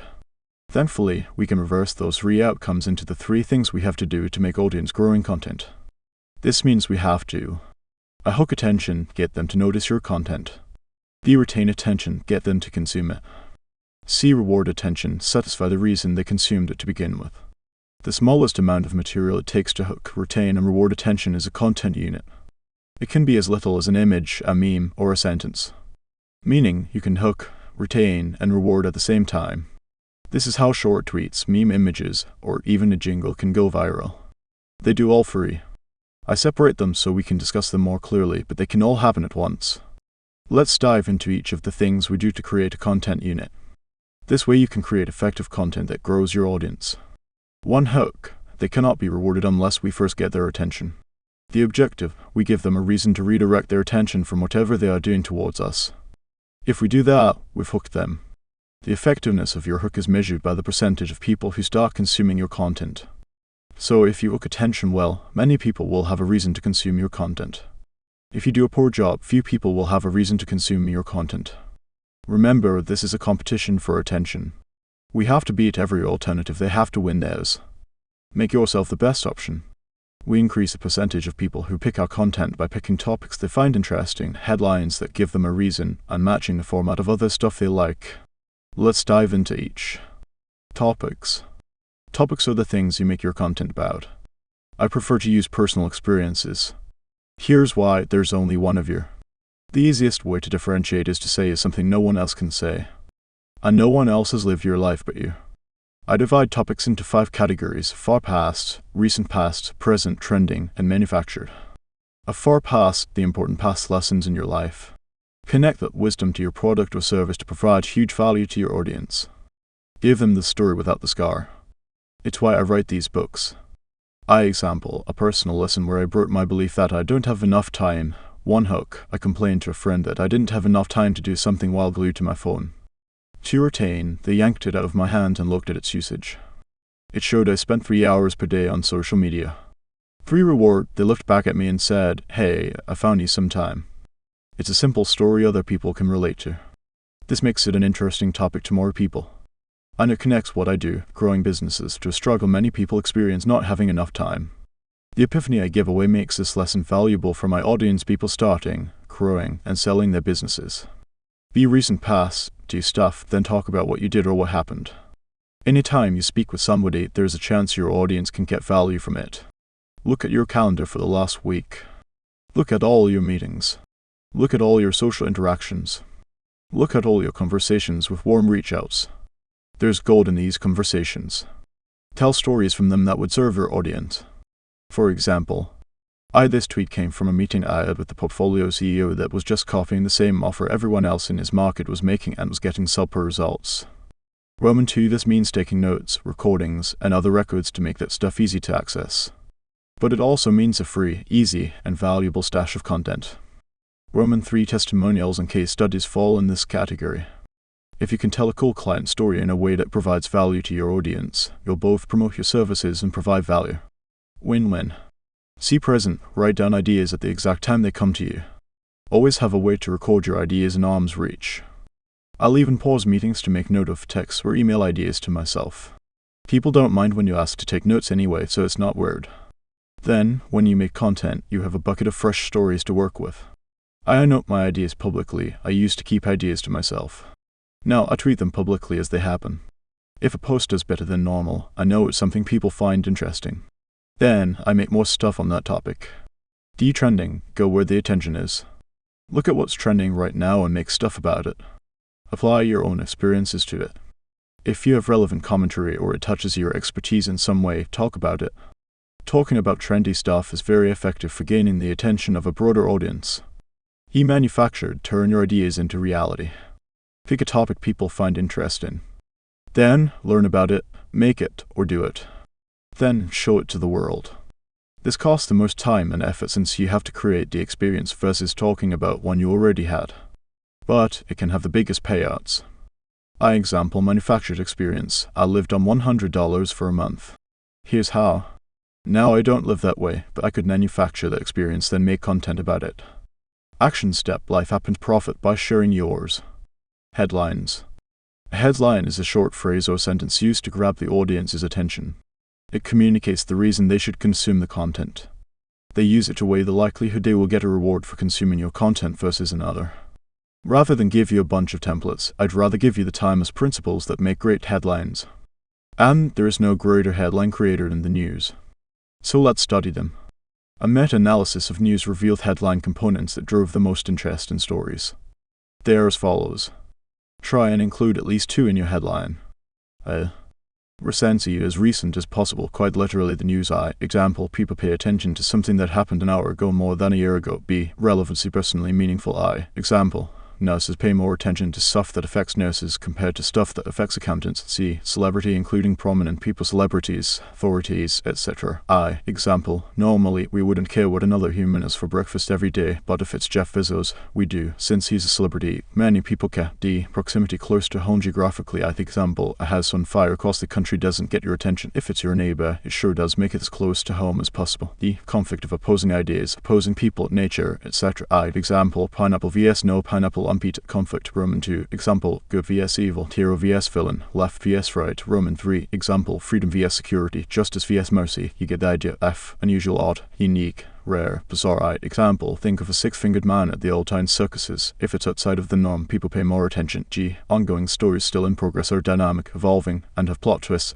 Example, if someone goes into labor, people want updates every 10 minutes because anything could happen. Action step. Include 1 or more of these components to give yourself meteor, attention-grabbing headlines. Format. Once we have a good topic and communicate it with a headline using 1 or more components, we need to match our format to the best content on the platform. People consume content because it's similar to stuff they've liked in the past, and matching the popular format of the platform gets the most people to interact with it, so we want to make our content look like the stuff they've liked before. Format. Example, this meme communicates the point better than I can with words. All 4 images above are well images, but they have a different look and feel. This is because formatting depends on the audience you want to hook and the platform your audience is on. Bottom line, you've got to make your content look like what they expect will reward them. Otherwise, no matter how good it is, better looking content will hook them before yours even has a chance. Action step: format your content for the platform first, then tweak it so it hooks your ideal audience. Use the best content on the platform that targets your market as your guide. This concludes the hook step of our content unit. Always following these basics will already put you in the top 1%, at least. It is for me. To retain, my favorite driver of retention is curiosity. It's my favorite because, if done correctly, people will wait years. People want to know what happens next. For example, I get messages daily, for years now, about when I will release a book on sales. My favorite way to get the audience curious is to embed questions in their minds. Unresolved questions can be explicit or implicit. You can directly ask the question, or the question can be implied. My 3 favorite ways to embed questions are lists, steps, and stories. A list: lists are things, facts, tips, opinions, ideas, etc., presented one after the other. Good lists and free content also follow a theme. Think top 10 mistakes or 5 biggest moneymakers and so on. Giving the number of listed items in your headline or in the first few seconds of your content tells people what to expect. And in my experience, this retains more of the audience's attention for longer. Example: 7 ways I invested $1,000 in my 20s that paid off big. Roman 2 example: 28 ways to stay poor. Roman 3 example: a content unit has 3 pieces. B steps. Steps are actions that occur in order and accomplish a goal when completed. Provided the early steps were clear and valuable, the person will want to know how to do them all to accomplish the overall goal. Example: 3 steps to creating a great hook. Roman 2 example: how I create a headline in 7 steps. Roman 3 example: the morning routine that boosts my productivity. Note: here is the difference between steps and lists. Steps are actions that must be done in a specific order to get a result. So steps are less flexible but have a more explicit reward. Lists can have just about anything on them in any order you want. So lists are more flexible but have a less explicit reward. See stories. Stories describe events, real or imaginary. And stories worth telling often have some lesson or takeaway for the listener. You can tell stories about things that have happened, might happen, or will never happen. All 3 drive curiosity because people want to know what happens next. Almost every chapter in this book has a story. Roman 2x: my editor made me do 19 drafts of this book. Here's what I did to him. Roman 3x: my journey from sleeping on the bottom floor of a gym to the top floor of a 5-star hotel. You can use lists, steps, and stories on their own or interweave them. For example, you can have lists within steps and a story about each list item. You can have stories to reinforce the value of a step. You can have a list of stories or many ongoing storylines, etc. Your creativity is the only limit here. That's why people who make a lot of content call themselves content creators. This chapter, for example, has lists within steps and stories interweaving them. Action step: use lists, steps, and stories to keep your audience curious. Embed questions in their minds to make them want to know what happens next. 3 reward: anyone can think of cool hooks and organize their content using lists, steps, or stories. But the real question is it good? Does it satisfy the reason they watch to begin with? Does it make people want to share it? How good your content is depends on how often it rewards your audience and the time it takes them to consume it. Think value per second. For example, the same person who gets bored 3 seconds into a 10-second video may also binge a 900-page book. And that same person may binge a television series for 8 hours straight. So there is no such thing as too long, only too boring. Now, we can't guarantee a specific reward. But we can increase the chance reward happens by hooking the right audience with proper topics, headlines, and retaining them with lists, steps, and stories to get them curious and wanting more, clearly satisfying the reason the content hooked them to begin with. Example: if your hook promises 7 ways to make up with your spouse and you gave the 4 ways B 7 ways that stunk, well, they've heard them all before. See, you're talking to a room of single guys who don't have spouses. You did a bad job of rewarding. People will not want to watch again, and certainly would share it. Example: if your hook promises 4 marketing strategies dentists can use and they can't use them, they will not share it or watch your content in the future. You did a bad job of rewarding. Bottom line, I've had tons of content I thought would smash records, but the audience smashed the next button instead. So no matter how good you think your content is, the audience decides. Rewarding your audience means matching or exceeding their expectations when they decide to consume your content. Here's how you know if you succeeded: your audience grows. If it's not growing, your stuff isn't that good. Practice and you'll get better. Action step: provide more value than anyone else. Make good on your promises. Clearly satisfy the hook you used to get their attention. In other words, completely answer the unresolved questions you embedded in their minds. So what's the difference between short and long-form content? Answer, not much. If you recall from earlier, the smallest amount of material it takes to hook, retain and reward attention is a content unit. So to create a longer piece of content, we simply link content units together. For example, a single step in a 5-step list might be a content unit. When we link all 5 together, we have a longer piece of content. Here's a visual to drive it home. Shorter content hooks retains rewards fewer times. Longer content does it more times. And doing it more times takes more skill because you have to string more good content units in a row. For example, a new comedian typically will only get a few minutes on stage to perform their bit. Only a master comic gets an hour. It takes practice to reward attention just often enough to keep it for that long. So start small, then build from there. Even if you start with longer content, which is fine, I suggest starting with shorter versions. You'll have an easier go of it. Many successful authors with epic-length novels started by writing, you guessed it, short stories. Once you understand how to make a content unit, all you have to do is more. Then, your audience will grow. And once your audience grows big enough, you may want to monetize it. I had too much to say to fit into one chapter, so we'll talk about how to monetize the audience in the next one. See you there. 2 post-free content part Roman 2, monetize your audience. Give until they ask. The point of this chapter is to show you how to monetize your warm audience. First, we talk about how we can make offers and not be a spam monster, mastering the give-ask ratio. Then we'll talk about the 2 offer strategies to monetize the audience. After that, I'll talk about how to scale your output so you can grow a bigger audience faster and make even more money. Then, I'll share a bunch of lessons I've learned in building my own audience that I wish I had known sooner. Finally, I'll wrap this up with how you can take action on everything today. Mastering the give-ask ratio. Gary Vaynerchuk popularized jab, right hook. It simplifies the idea of giving to your audience many times before making an ask. You deposit Goodwill with rewarding content, then withdraw from it by making offers. When you deposit Goodwill, your audience pays more attention. When you deposit Goodwill, your audience is more likely to do what you ask. So I try to under-ask my audience and build as much Goodwill as possible.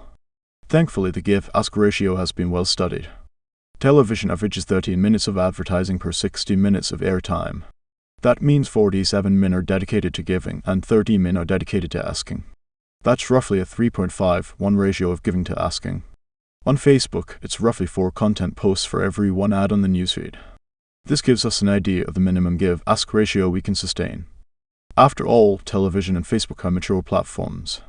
They care less about growing their audiences and care more about making money from them. So they give less and ask more. Which means give. Ask is the ratio that gets us closer to maximally monetizing an audience without shrinking it. But most of us want to grow, so we shouldn't model them. We should model growing platforms. So what do growing platforms do? They display lots of content without many advertisements at all. And sure, they give, maybe ask. They dramatically overgive and under-ask. Why? Because the more you reward your audience, the bigger it gets. So if you want to grow an audience, give far more than you ask. And now that I have some experience with it, I've got a slight tweak in the traditional give-ask strategy that puts it on steroids, give until they ask. People are always waiting for you to ask for money. And when you don't, they trust you more. They share your stuff more. You grow faster, etc. But I'm not some altruistic saint. I'm here to make money. After all, I wouldn't be a good businessman if I weren't making any. So it's simple. If you give enough, people start asking you. It makes people uncomfortable to continue to receive without giving back. It is core to our culture and DNA. They'll go to your website, DM you, email you, etc. to ask for more. Not only that, when you use this strategy, you get the best customers. They are the ones who are the biggest givers. They are the ones who, even as paying customers, still feel they get the better end of the deal. And best of all, if you advertise this way, your growth never slows. When you use this strategy, you give in public, ask in private. You let the audience self-select when they're ready to give you money. That's why, in my opinion, give until they ask is the best strategy. But if you feel like asking, I get it. So let's talk about how to ask. If you're going to do it, you might as well do it well. Bottom line, the moment you start asking for money is the moment you decide to slow down your growth. So the more patient you are, the more you will get when you finally make your ask. Action step, give until they ask. How to make money from content ask. To be clear, I think you should use the give until they ask strategy. But if you need to pay rent, feed your family, etc., I get it. Sometimes you gotta ask. So let's talk about how to do that without sounding like a nincompoop. Think of asks as commercials. You interrupt this program with a very important message. Since you are the one providing the value, you interrupt your own content with commercials about the stuff you sell. But since it's your audience, you pay the cost of potential loss of trust, slowing growth, and of course, the time it took you to gather the audience in the first place. But money-wise, it's free. Now, I use two strategies to weave promotions into content: integrated offers and intermittent offers. Let's cover both. Integrated, you can advertise in every piece of content so long as you keep your give-ask ratio high. You will continue to grow your warm audience and get engaged leads. Win-win. For example, if I make an hour-long podcast, having 3x 30-second ads means I'd have 58.5 min of giving to 1.5 min of asking. Well above the 3:1 ratio. On the flip side, I had a friend who had a podcast that blew up quickly. Eager to monetize his new audience, he started making offers asking too frequently into content. His podcast not only stopped growing, it actually shrank. Don't be like that. Don't kill your golden goose. It's a balancing act.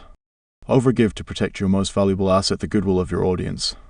Action step, I most commonly integrate the asks CTA after a valuable moment or the end of the content piece. Consider trying one of those places first and make sure your audience growth doesn't slow. Then add in the second and so forth. Intermittent, the second way you can monetize is through intermittent asks. Here's how it works. You make many pieces of content of pure gives, then occasionally make an ask piece. Example, you make 10 give posts and on the 11th, you promote your stuff. The difference between the first way and the second way depends on the platform. On short platforms, the intermittent way will dominate. On long-form platforms, integrations are often your best bet. When you make your ask, you either advertise your core offer or you advertise your lead magnet. That's it. Don't overcomplicate this. Lead magnet example, if I just talked about a way to get more leads on a post/video/podcast/etc. I would then say, I have 11 more tips that have helped me do this, go to my site to grab a pretty visual of them. And as long as I have an audience that wants to get more leads, this will get some of them to engage. Then, the thank you page after the opt-in page for my lead magnet would display my paid offer with some video explaining how it works. Bonus points if your lead magnet is relevant to your content advertising it. For example, you can also go for the jugular with your core offer and go straight for the sale. The direct path to money. We model our offer from the last chapter. I'm looking for 5 specific avatar to help achieve dream outcome in time delay. The best part is, you don't have to effort and sacrifice. Then if you don't get dream outcome, I will do 2 things: increase perceived likelihood of achievement. 1, I will hand you your money back. 2, I will work with you until you do. I do this because I want everyone to have an amazing experience with us and because I'm confident I can deliver on my promise. If it sounds fair, DM me/book a call/comment below/reply to this email/etc. After you make your ask, get back to providing value. Asterisk this box is an example of an integration. Action step 1. Pick whether you integrate it or make an intermittent ask. Then, pick whether you'll advertise your core offer or lead magnet. If you're not sure, do the lead magnet. It's low risk. How to scale it? After you start asking, you're going to start getting leads and making money. But you don't want to stop there, do you? Didn't think so. Cool, so let's talk about scale. There are 2 opposing strategies to scale your warm audience. They both follow progressive steps. First, you have the depth then width approach. Then, you have the width then depth approach. Both are right. Here's how they work. Depth then width. Maximize a platform, then move on to the next platform. Step #1. Post content on a relevant platform. Step #2. Post content regularly on that platform. Step #3. Maximize quality and quantity of the content on that platform. Short form, you may sometimes be able to get up to 10 times per day per platform. Long form, you may have to get up to 5 days per week, see soap operas. Step #4, add another platform while maintaining the quality and quantity on the first platform. Step #5, repeat steps 1-4 until all relevant platforms are maximized. Advantages, once you figure out one platform, you maximize your return on that effort. Audiences compound faster the more you do. You take advantage of this compounding. Fewer resources are required to make this work. Disadvantages, you have less low-hanging fruit of new platforms and new audiences. You don't accomplish the feeling of omnipresence in the beginning. You risk your business being reliant on a single channel. This is a risk because platforms change all the time and sometimes ban you for no reason. If you only have one way to get customers, it can kill your business if it gets shut down. Width and depth, get on every platform early, then maximize them together. Step hash 1. Post content on a relevant platform. Step hash 2. Post content regularly on that platform. Step hash 3. Here's where the strategy differs from the one before. Instead of maximizing your first platform, move on to the next relevant platform while maintaining the previous. Step hash 4. Continue until you are on all relevant platforms. Step hash 5. Now, maximize your content creation on all platforms at once. Advantages: you reach a broader audience faster, and you can repurpose your content. So with a little extra work, you can capture tons of efficiency. With minimal changes to the format, you can make the same content fit multiple platforms. For example, it takes little extra effort to format a single short video across all platforms distributing short video content. Disadvantages: it costs more labor, attention, and time to do this well. Oftentimes, people end up with lots of bad content everywhere. Sucky fluff. No bu no. If you already have a sizable business, scale up faster and reap the rewards of an asset that only gets better with time. I said it before and I'll say it again. The best day to start posting content was the day you were born. The second best day is today. Don't wait like I did. Pro tip: how I get it done. I'm not a full-time content creator. I run businesses. But content creation is a part of my responsibility. Here's my simple process for recording. 1. I find topics using the 5 ways from the topics section in part 1 of this chapter. This takes me about an hour. 2. I sit down twice every month and record 30 or so short clips based on step 1. 3. On the same day, I record 2-4 longer videos unpacking tweets that had more stories or relevant examples. This creates my longer form content. If this sounds simplistic, it's because it is. Just start. You can add volume over time. Action step: pick an approach. Start posting. Then go up the scaling steps over time. Why you should make content even if it's not your primary advertising strategy. January 2020. I called all the major departments to a meeting to answer an important question. Why isn't our paid advertising working like it used to? Opinions flooded the room. The creative, the copy, the offer, our pages, our sales process, our price. They shot back and forth at each other, every bit as invested as I was in solving the problem. Layla and I sat quietly as the team debated. After the din died down, Layla, in her wise fashion, asked a different question: what did we stop doing in the months before the decline? A new debate arose and a unanimous answer surfaced. Alex stopped making gym content and started talking about general business. Now, I didn't know how important that was, but I had to find out. So, I sent a survey to our gym owners. I asked if they had consumed any content of mine before they booked a call. The results astounded me. 78% of all clients had consumed at least 2 long-form pieces of content prior to booking a call. I have fallen into my old ways and given paid ads all the credit. But our free content was nurturing the demand. Don't make the same mistake I did. Your free content gives strangers an opportunity to find, get value from, and share your stuff. And it warms people on the fence that go to and come from the cold audience methods we dive into next. So even if it's hard to measure, free content gets you better returns on all advertising methods. Bottom line, start making content relevant to your audience. It will make you more money. 7 lessons I've learned from making content. 1. Switch from how to how I. From this is the best way to, these are my favorite ways, etc., especially when starting out. Talk about what you've done, not what others should do.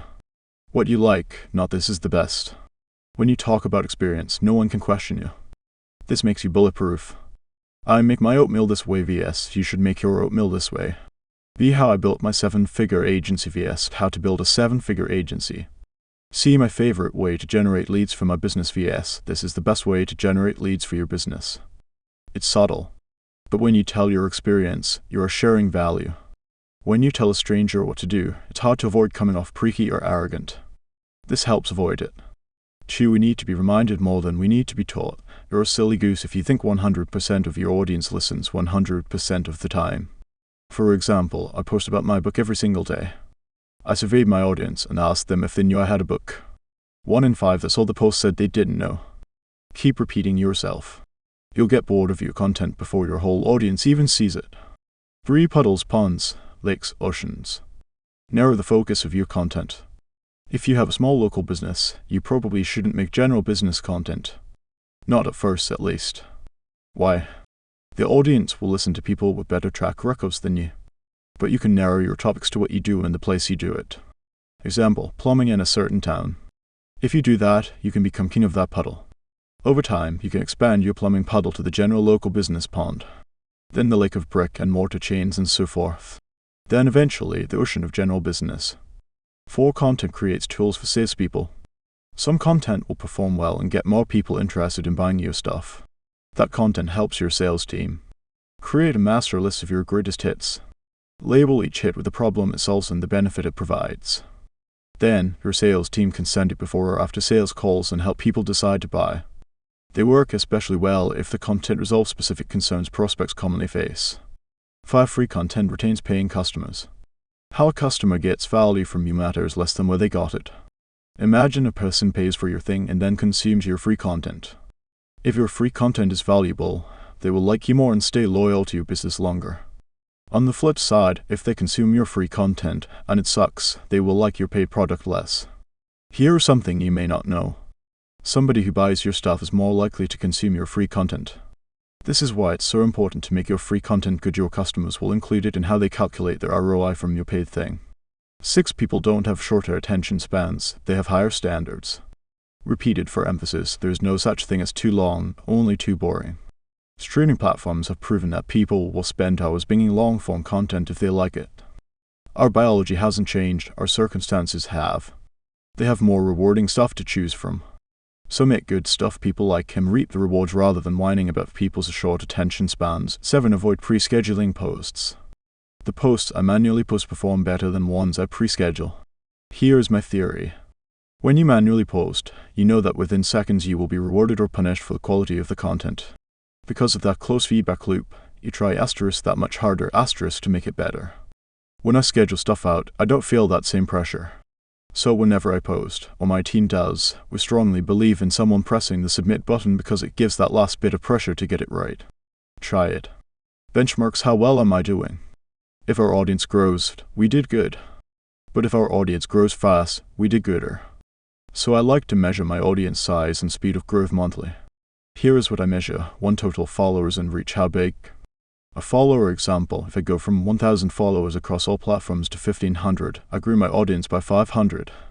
B. Reach example, if I go from 10,000 people seeing my stuff to 15,000 people seeing my stuff, I grew my reach by 5,000 people. 2. Rate of getting followers and reach. How fast you compared the growth between months. Example, if I gained those 500 followers in a month, that would make it a 50% growth month. 500 new/1000 started equals 50% growth rate. The example, if I reached those 5,000 extra people in a month, that would make it a 50% growth month. 5,000 new/10,000 started equals 50% growth rate. Remember, we can only control inputs. Measuring outputs is only useful if we are consistent with inputs. So, pick the posting cadence you want to stick with on a particular platform. Then pick your ask cadence on that platform, how you will direct people to become engaged leads. Then start and do. Op. Stop. 2. For reference, I posted a new podcast twice a week for 4 years before even getting picked up on the top 100 list. Because I did the same thing every week for years, I knew I could trust the feedback. In the beginning, it didn't grow much. It took time for me to get better. And I knew I had to make more over a long time for that to happen. So if your listeners go from 10 to 15 in a month, that's progress, baby. Even with small absolute numbers, that's 50% monthly growth. It's why I like to measure both the absolute and relative growth and pick the one that makes me feel better, huh? As my friend Dr. Kash says, the more ways you measure, the more ways you can win. Be consistent. Measure a lot. Adapt to feedback. Be a winner. To close the loop, in its 5th year, my podcast The Game became a top 10 podcast in the US for business and top 500 in the world. This was only possible after 5 years of multiple podcasts per week every week. Remember, everyone starts at 0. You just gotta give time. Your first post, you've probably been providing value to other humans knowingly or unknowingly for a while. So the first post you can make an ask. My hope is that it gets you your first engaged lead. If it doesn't, you need to give for a while, then make an ask once you've earned the right to. To show you that I'm not making this up, below you can find my first business post over. Is it ideal? No. I had no idea what I was doing. Should you copy it? Probably not. Main point, don't be afraid of what other people think. If someone won't speak at your funeral, you shouldn't care about their opinion while you're alive. Honor the few who believe in you by having courage. Whenever I read this, I just think you goon. But hey, I was trying. And for that, I'm proud. Recap, we covered 8 things. 1. The content unit done. 2. Short vs. long form content done. 3. Mastering the give ask ratio done. 4. How to ath done. 5. How to scale it done. 6. Lessons from content done. 7. Benchmarks done. 8. Your first post done now, Nothing's stopping you. So what do I do right now? Posting free content is less predictable than, but complementary to, warm reach outs. So keep doing warm reach outs. Also, posting free content grows your warm audience. And a bigger warm audience means more people for warm reach outs. So free content gets engaged leads on its own and keeps getting engaged leads through warm reach outs. Instead of ditching one for the other, I recommend you post free content in addition to warm reach outs. Let's fill out our daily action commitment for our first platform. First, we start with warm outreach. We reach out to every person we have permission to contact. Second, we post publicly about the successes and lessons we have from our first clients. We post testimonials. We provide value. Then occasionally ask. We commit to doing both of these activities every day. With these 2 methods alone can eventually build a 6 or 7-figure business. But you may want to go faster. So we venture from warm audiences who know us to cold audiences who don't. We begin reaching out to strangers. This begins the 3rd step in our advertising journey, cold outreach. Free Goodwill, he who said money can't buy happiness hasn't given enough away, unknown.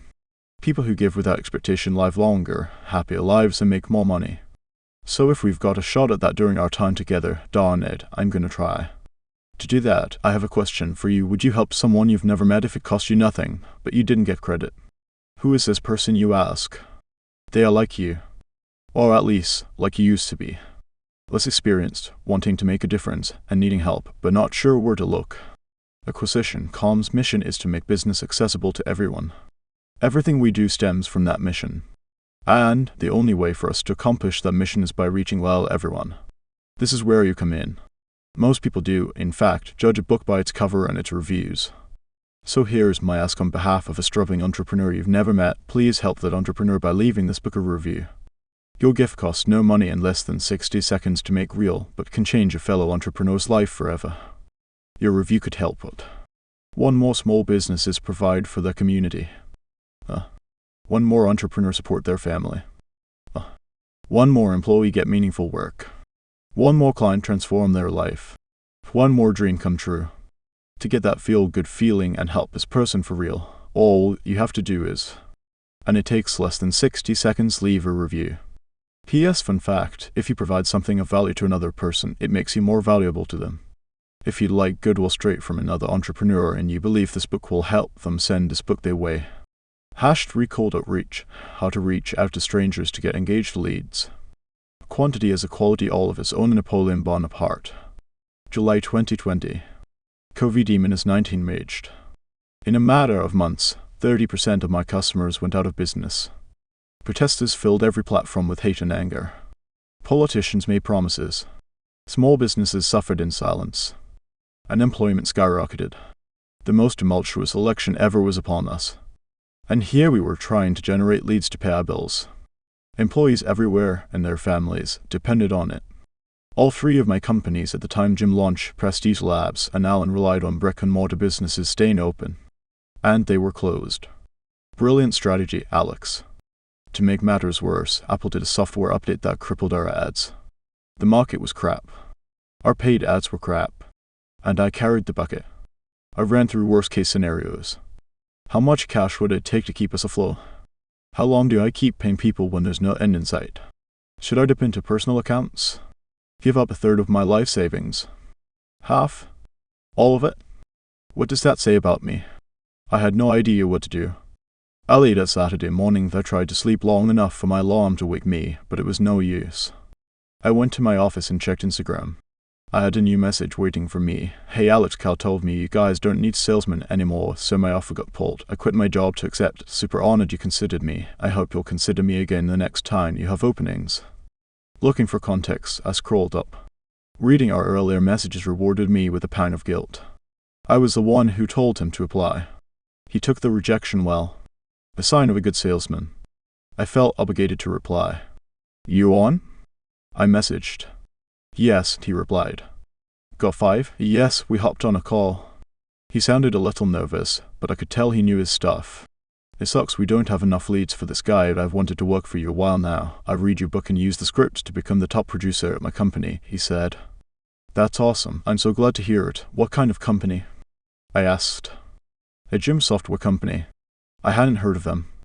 Oh, interesting. How do you guys get leads? So we're 100% cold outreach. You cold call and cold email gyms, then sell them software. Yay, pretty much. How big is the team? We've got about 30 guys. A team of 30? What's your revenue like if you can share that with me? We're doing about $10 million per month now. Insane. Just from cold outreach. Yeah, we run some ads, but we haven't cracked that yet. Then you do this with a retention offer. You're not even really making gyms more money. Yeah, it's definitely not as easy to sell as the stuff you do for gyms. Do you think you could use the same cold outreach system here? I've never started a team, but I bet I could figure it out. Alright, what was the offer Cal pulled? I was gonna be closer, but he said you guys didn't need one anymore. I thought for a moment. Well, given our current lead volume, he's probably right, but if you can get your own leads, I'll give you the runway to get cold outreach going. What do you think? It takes a while to get going. I'll have to figure out the scripts for your offer. Yeah, that makes sense. How long? You think? I'm confident I could make it profitable in 12 weeks. Alright, deal. I'll let Cal know the plan. To be clear, you'll be expected to figure all this out. The software, the lists, everything. I'll front you the time, but we can't support you much beyond that. Understood? Here's what happened during the months that followed. September, 0 sales. Sapola, nothing. Tilch, Mada. October, 2 sales, $32,000 in revenue. Team asks me to pull the plug on cold outreach. December, 4 sales, $64,000 in revenue. Team asks me to pull the plug again. January, 6 sales, $96,000 in revenue. February, 10 sales, $160,000 in revenue. March, 14 sales, $224,000 in revenue. April, 20 sales, $320,000 in revenue. May, 30 sales, $480,000 in revenue. To date, cold outreach generates millions per month for our businesses. Making this work took every legal cold outreach method we knew. Cold calls, cold emails, cold direct messages, voicemails, everything. But piece by piece, we build a reliable customer getting machine. I wanted something that would endure. And that's what I'm going to show you how to build. I learned 5 important lessons from this experience. 1. There was another company in my space making a lot more money than mine. It broke my belief about how big the market really was. 2. They made all their money through private advertising. I had no way of knowing they existed unless they contacted me first. So they kind of operated in secret. 3. They built a very profitable cold outreach machine in my space. If they could do it, so could I. 4. It's good to have proper expectations. Cold outreach veterans told me it would take a year to scale. I figured we could do it in 12 weeks. I was wrong. It took almost a year. Cold outreach takes a long time. At least, it did for me. 5. We tried cold outreach 2 times before and failed. Working with the person that had done it all before was immensely helpful in getting this going. I hope to be that person for you now. How cold outreach works, at some point you'll want one of 2 things. Either you'll want to grow faster than you currently are, or you'll want to increase the predictability of your lead flow. Here's how we can do that. We advertise to people who don't know us. Cold audiences. And like before, we can contact them publicly or privately. In this chapter, we focus on private one-to-one communication with cold outreach. For added context, cold outreach sits atop the foundation of warm outreach. So think of this as the more advanced cousin of warm outreach, no longer limited by your warm audience. If you can figure out a way to contact somebody one-to-one, you can use it for cold outreach. You knock on 100 doors. You make 100 phone calls. You send 100 direct messages. You send 100 voicemails. All these are examples of cold outreach that have made companies zillions. It worked 100 years ago. It works today. And when the platforms change, it'll work tomorrow. Cold outreach is one key difference from warm outreach: trust. Strangers don't trust you. And compared to people who know us, strangers present 3 new problems. 1. First, you don't have a way to contact them. 2. Second, even if you can contact them, they ignore you. 3. Third, even if they give you their attention, they're not interested. Let me describe what these problems look like in the real world. If you're knocking on doors, you don't have the addresses. Then, even if you do, they don't open the door when you knock. If they open, they still tell you to pound sand. If you're making cold calls, you don't have their phone numbers. Even if you do, they don't pick up. If they pick up, they hang up on you. If you're sending cold emails, you don't have their email addresses. Even if you do, they don't open the email. Even if they do, they don't respond. If you're sending direct messages, you don't have a place to send it. Even if you do, they don't read it. Even if they read it, they don't reply. If you're sending voice memos or text messages, you don't have their numbers. Even if you do, they don't read or listen to it. Even if they read or listen to it, they don't reply. Now that we got that out of the way, the order we solve these problems is: 1. Get a way to contact them. 2. Figure out what to say. 3. Contact them until they're ready and able to listen to the result. We find lots of ways to contact the most qualified strangers. We reach out to a lot of them in a lot of ways a lot of times. Then, we overwhelm them with value upfront to get them to show enough interest to move forward.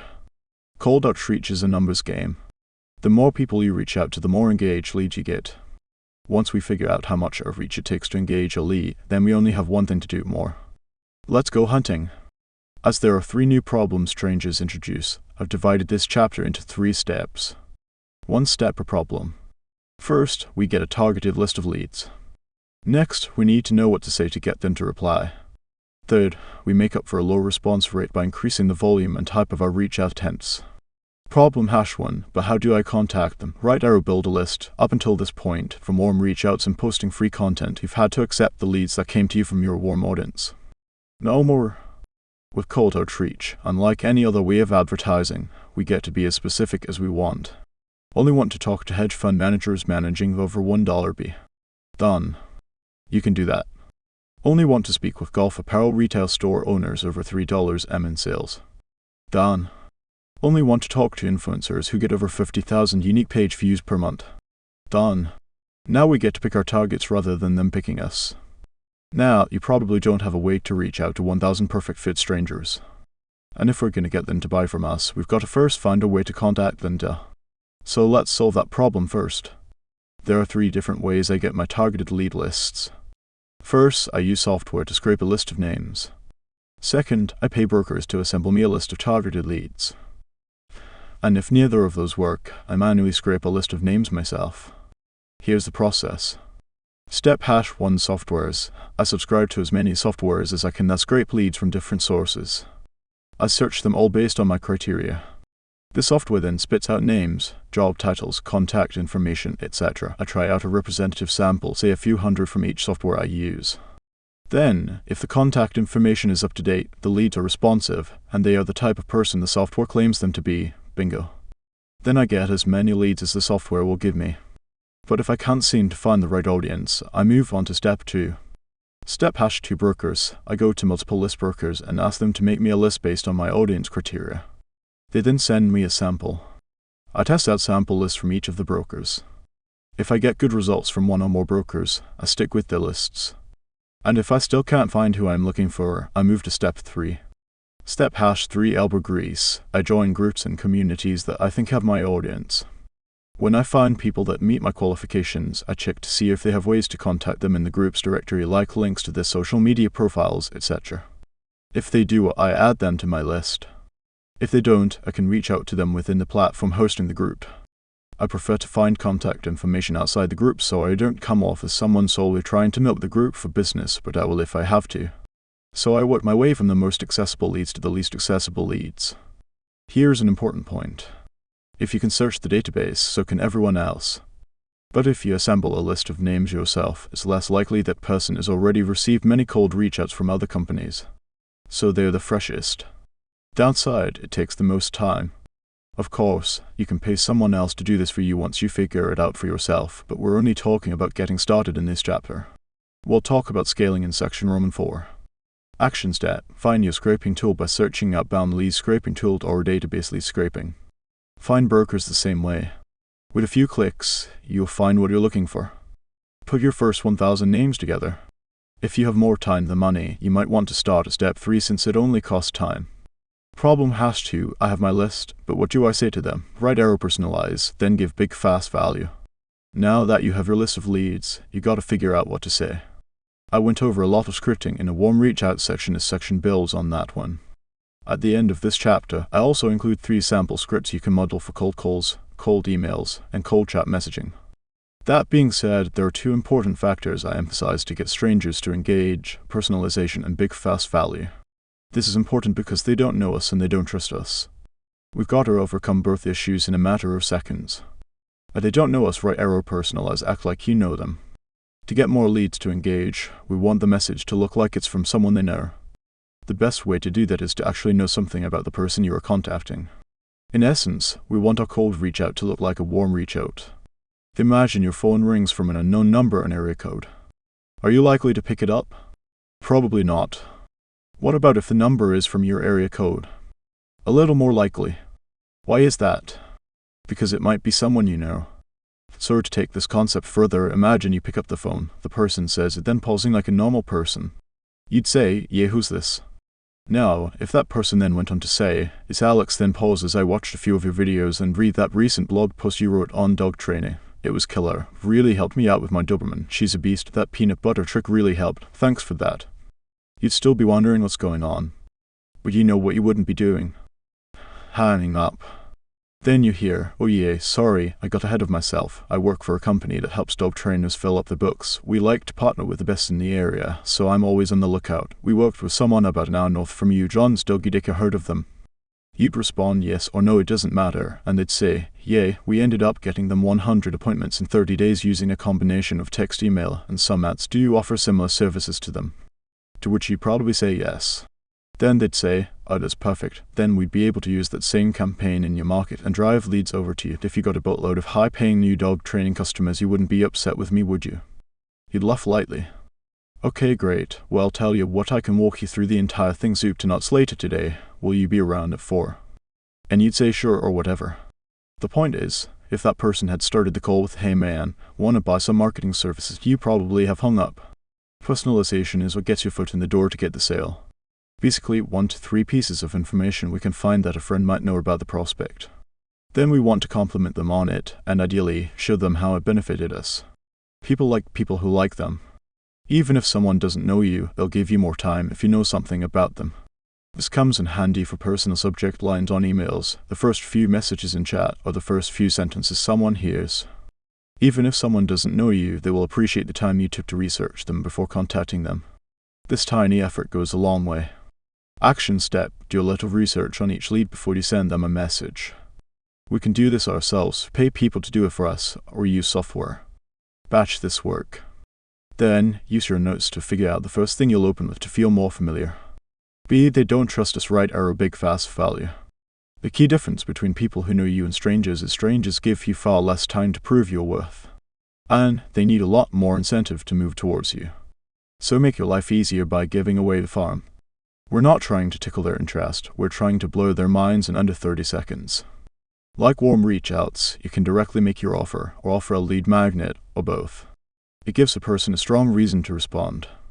I specifically call out big fast value rather than your lead magnet as a reminder that it needs to be big fast value. If it's not, or it's mediocre, you'll blend in with the ocean of people trying to get their attention. And they'll treat you the same, they'll ignore you. Here's how much it matters. The first 4 months of cold outreach felt like torture. We offered a game planning session as our lead magnet. Some gyms took us up on it, but most didn't. We needed something better. I tested many parts of our process, but swapping the lead magnet blew everything else out of the water. We swapped from game planning, code for sales call, to actually giving them as much free service as we could possibly afford. Our take rate streaks and cold outreach became a monster channel for us. If your offer/lead magnet isn't working for you, up the ante. Keep offering more until you make it so good they feel stupid saying no. They either buy from you or have nice things to say about you. Win-win. If you forget everything about this chapter, remember one thing: the goal is to demonstrate big value as fast as possible. Give yourself a downhill battle by giving away something crazy. Give away something for free people would normally pay for, and they will want it. No, I didn't say, so good they should pay for it. I said, stuff they actually pay for. Big difference. Take this to heart and your results will show it. Action step: provide the biggest, fastest value you can afford to with your lead magnet or offer. Then, write your scripts. And don't worry, I got your back there. To give you a head start, I provide sample phone, email, and direct message scripts at the end of the chapter. Note, phone and chat scripts are never more than a page or two, and cold emails rarely more than half a page. So don't overthink it. There are no awards for prettiest script. Get your first 100 conversations or 10,000 emails out of the way before tweaking it. Testing. Then tweak as you learn. Problem #3. I'm not getting enough chances to tell people about my amazing stuff. What do? Right arrow volume. Once we have our list of names, personal info, and our big sexy lead magnet, we need to get more strangers to see it. We do this in 3 ways. First, we automate delivery to the greatest extent possible. Next, we automate distribution to the greatest extent possible. Finally, we follow up more times in more ways. Automated delivery. To the extent that we can, automating delivery unlocks huge scale as someone doesn't need to literally communicate the message to the prospect. This means you get more engaged leads per unit of time even if you're engaged by overall percentage. Remember, you have far more people who don't know you than people who do. So you don't have to worry as much about burning through an audience. Here's what the difference between manual and automated delivery looks like. Manual examples: a live person can say a script to someone over the phone. You can send a personal voice memo to each lead. A person can write a handwritten letter to every person on the list. If it takes a person time to convey the message each time, it's manual. Automated examples: we can send a pre-recorded voice memo to someone's direct messages. We can send a pre-recorded voicemail to someone's voicemail box. We can send templated emails to an inbox or templated text to someone's phone. We can send a pre-recorded video, etc.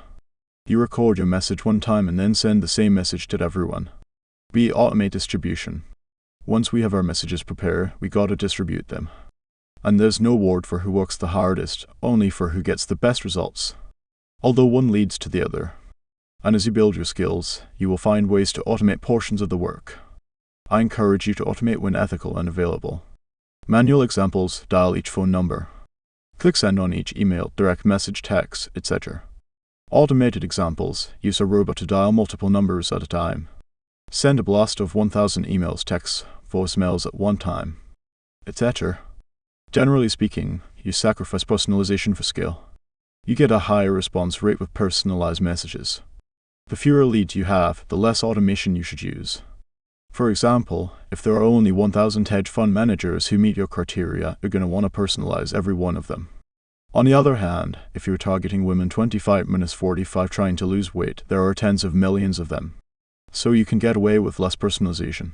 But if you personalize, you'll get even more wink. Action step: embrace new technology. Allocate 10 to 20% of your effort towards brand new and tested technology. For example, if you make phone calls 5 days per week, try out a new dialer or take one of the days and see how it does compare to your standard dialer. See follow-up. More times. More ways. There are 2 more ways you can get more from your list of names. First, you try to contact them more than once. Shocker. But want to know something crazy most people don't? Here's a different way to think about it. Imagine you really needed to get a hold of your parents because something important came up. What would you do? You probably call them, text them, leave a voicemail, etc. And if they still haven't responded, what would you do? You'd call and text them again probably shortly thereafter. It's the same way with prospects. They are in danger of living life without your solution. Be a hero. Save them. The more ways you try to contact someone, the more likely you are to contact them. People respond to different methods. For example, I never respond to phone calls. But I reply to direct messages far more. Contacting someone multiple times, multiple ways shows them you're serious. And doing so quickly communicates you have something important to discuss. Curiosity increases because they fear they're missing out. Personally, I like to email first. You know why? Because most people don't respond. If someone doesn't respond to one of your reach-out methods, use that as a reason to follow up with another method. Hey, I'm calling you to follow up about my email. We either get a response or a real reason to reach out again. We win either way. And once you do get them booked for an appointment, expect more than one conversation. Remember, we're contacting complete strangers.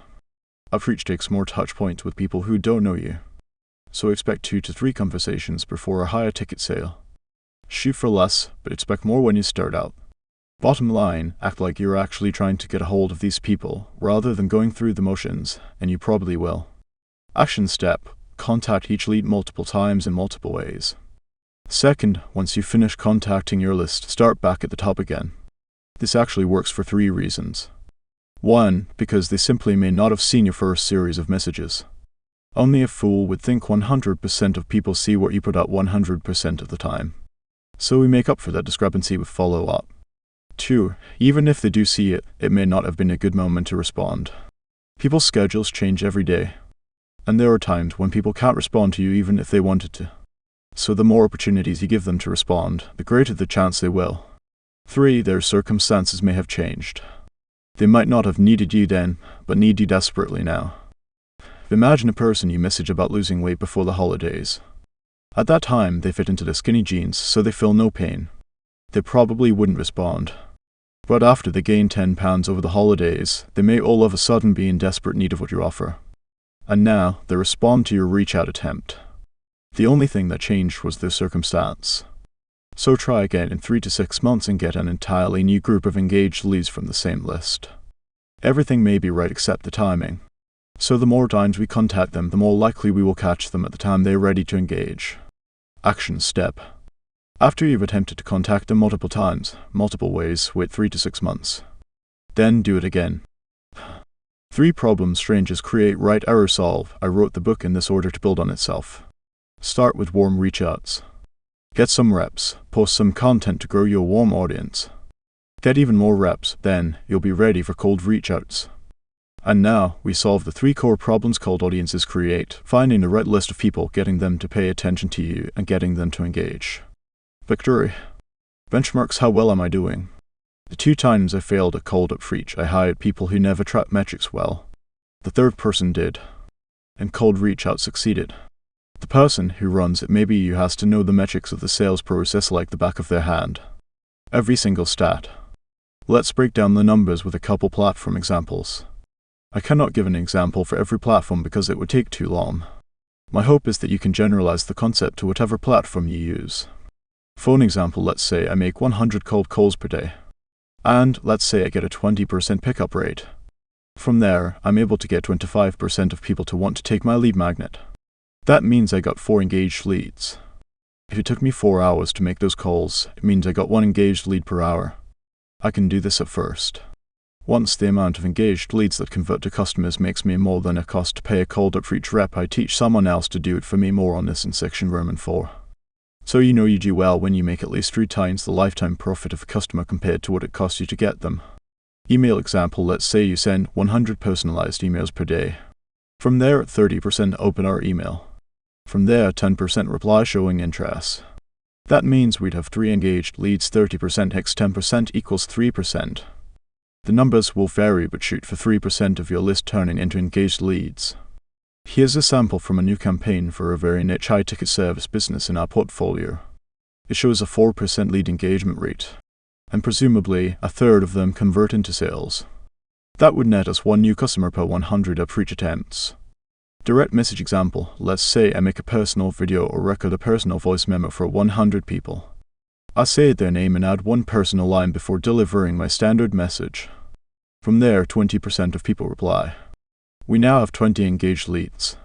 From there, we use the same as CA format from the warm outreach section to qualify them for a call and so forth. So like the phone example, you know you do well when the cost of doing cold outreach is less than 3 times what you make in profit from a customer. No, you can do WAY better than 3 times, that's the bare minimum. For context, the portfolio company above gets over 30 when returns from its outreach efforts. Costs. This method is labor intensive. Nearly all costs are in the form of labor. In order to calculate our return on advertising, we add up all labor and software costs associated with steps 1 through 3 in the section before last. Let's imagine we have a team doing cold calls. We pay them $15 per hour and $50 per show, an appointment or shows.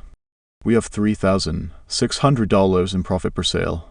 Leads cost us 10 cents. They call 200 leads per day.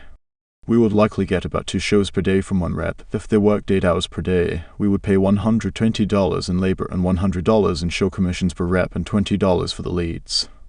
This means we would pay $240 for 2 shows or $120 per show. If we close 33% of shows, our cost to get a client excluding commissions would be $360. Since we get $3,600 profit per new client, we would make a 10-1 return. That's how cold outreach works. Then, you just add bodies. It is boring and tedious, but brutally effective. This sounds hard. Why bother? Most people dramatically underestimate the amount of volume it takes to use cold outreach.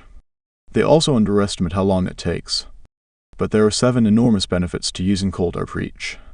1. You don't need to create lots of content or ads. You focus only on one perfectly crafted message you convey to all your prospects. Your only goal is to make that one message better every day. There is no ad fatigue or banner blindness since your prospects have never seen anything from you. So, you don't need to be a marketing genius to make this work. 2. Your competition won't know what you're doing. Everything is private.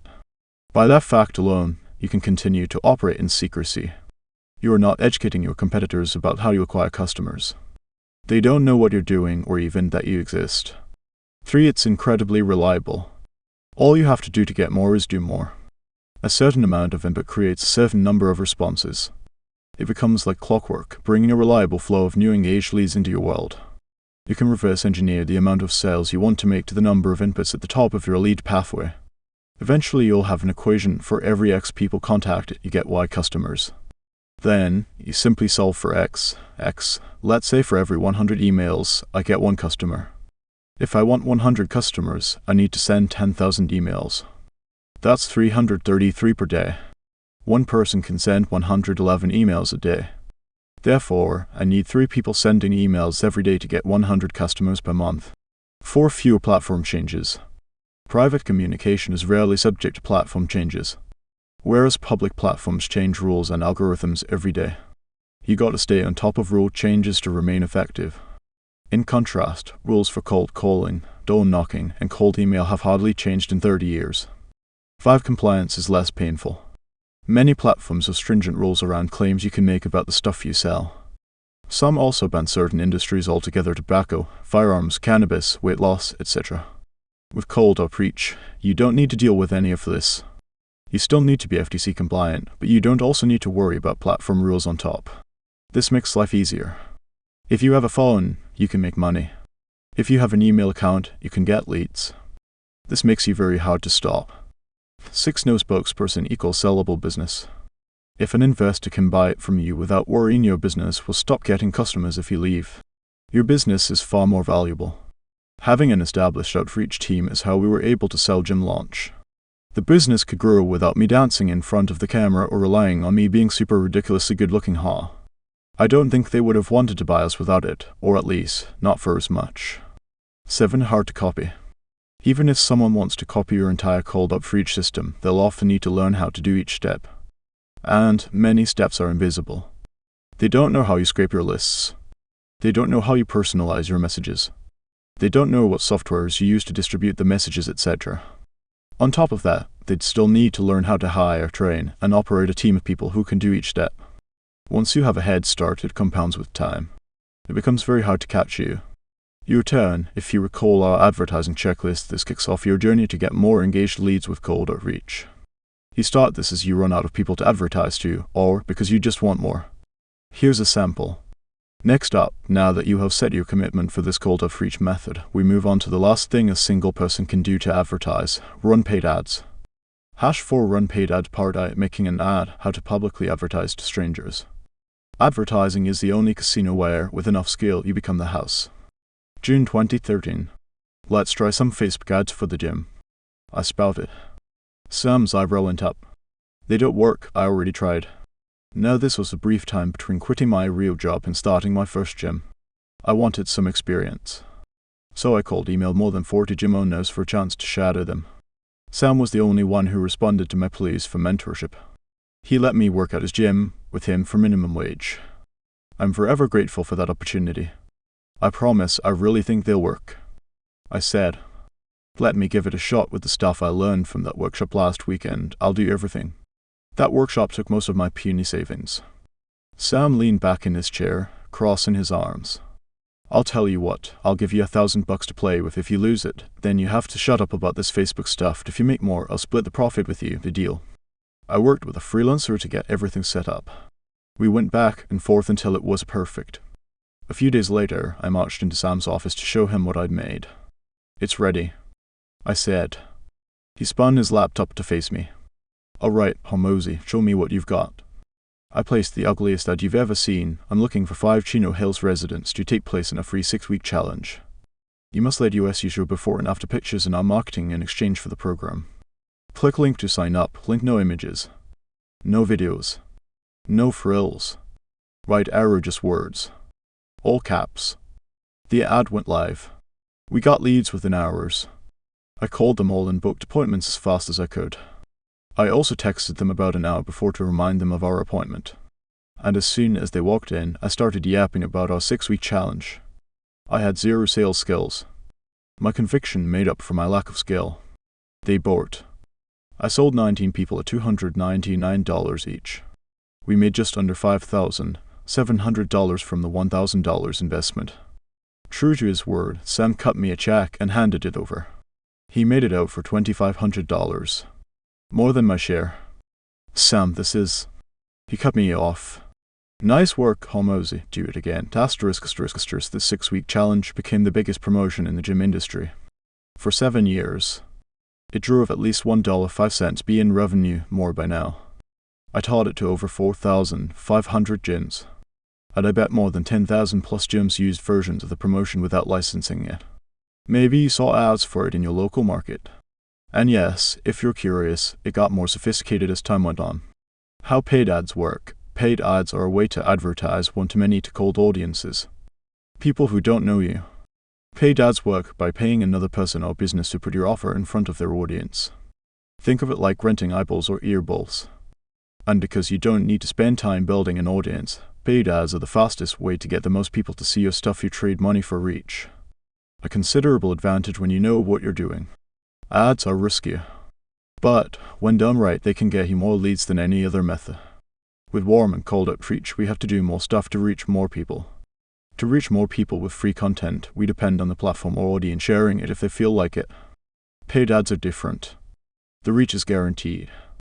But getting your money back isn't. So it's a game of efficiency rather than reach. Let me explain. In principle, if you paid enough money, you could get every person in the world to see your ad. And if every person in the world saw your ad, someone would buy. Even if only by accident, So the question isn't did your ads work, it's how well can you make them work. In other words, it's a push and pull between how much you spend and how much they buy. Unlike cold outreach, paid ads go to cold or lower trust audiences. So even with good offers, a smaller percentage of people will respond. Unlike cold outreach, paid ads get over this hurdle by putting your offer in front of more people. And if an ad isn't profitable, most of the time, it's because the right people never saw it. So to make an ad profitable, the right people have to see it. This keeps our ads efficient. This chapter reveals how I create more efficient paid ads by finding needles in a haystack. I start with the entire world as my audience haystack, then narrow down to get a higher percentage of engaged leads needles. First, I pick a platform that contains my ideal audience. Second, I use whatever targeting methods that exist within the platform to find them. Third, I craft my ad in a way that repels anyone else.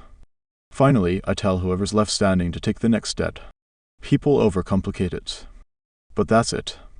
That's all we're doing, narrowing down who sees our ads so we have the highest chance of getting the right type of people to respond.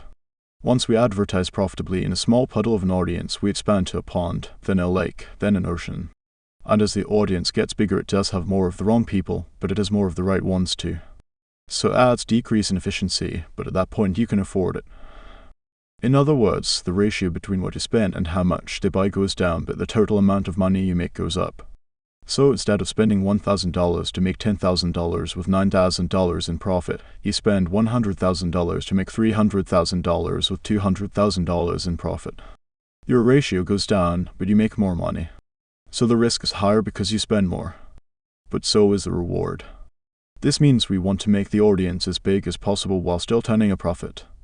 Paid ads give us 4 new problems to solve. Let's break them down together. 1. Knowing where to advertise.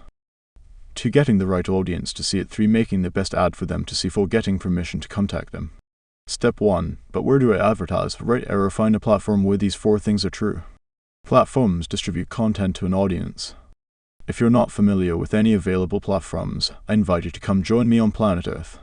If you've ever consumed content, which you have, you've directly or indirectly used a platform and been a member of its audience. And wherever there's an audience, you can usually advertise. So if you want to become a great entrepreneur, you have to learn about them. Here's what I look for in a platform I want to advertise on. I've used it and gotten value from it as a consumer, so I have some idea how it works. I can target people on the platform interested in my stuff. I know how to format ads specific to the platform, which I'll dive into in step 3. I have the minimum amount of money to spend to place an ad. And yes, platforms change all the time, but these principles stay the same. Action steps start with one platform that meets the 4 requirements. And start watching, listening, or reading ads on the platform as a first step to learning how to make one. Step #2, but how do I get the right people to see it, right or target them? So if we start with the entire world, which we kinda do, we need to be a bit more specific. For example, if you choose a platform that has 100 million users, you've already cut out 99% of the world right off the bat. And if everyone who buys from you speaks English, you also want to exclude the audiences within the platform who don't. If that's half the platform's users, you're already at 99.5% of the world excluded. Specific is good. The right message to the wrong audience will fall on deaf ears. It doesn't matter how good your ads are. If you're marketing to Florida residents about a local business in Iowa, it's probably not going to work. So you have only one goal when targeting: get the highest number of people you think will buy your stuff to see your ad. We did our first round of targeting by selecting our platform. We do the second round within the platform itself. Modern advertising platforms have 2 ways to target. You can use them separately or combine them. One, target a lookalike audience. Modern platforms can show your ad to an audience that is similar to, and much bigger than, a list you provide. Advertisers call this a lookalike audience. Modern platforms will make lookalike audiences for you so long as you upload their minimum list size. The bigger the list and the higher quality the contacts, the more responsive the lookalike audience will be. Start with your list of current and previous customers. If your customer list is big enough to meet the platform minimum, use it. If it's not big enough, add your warm reach-out list.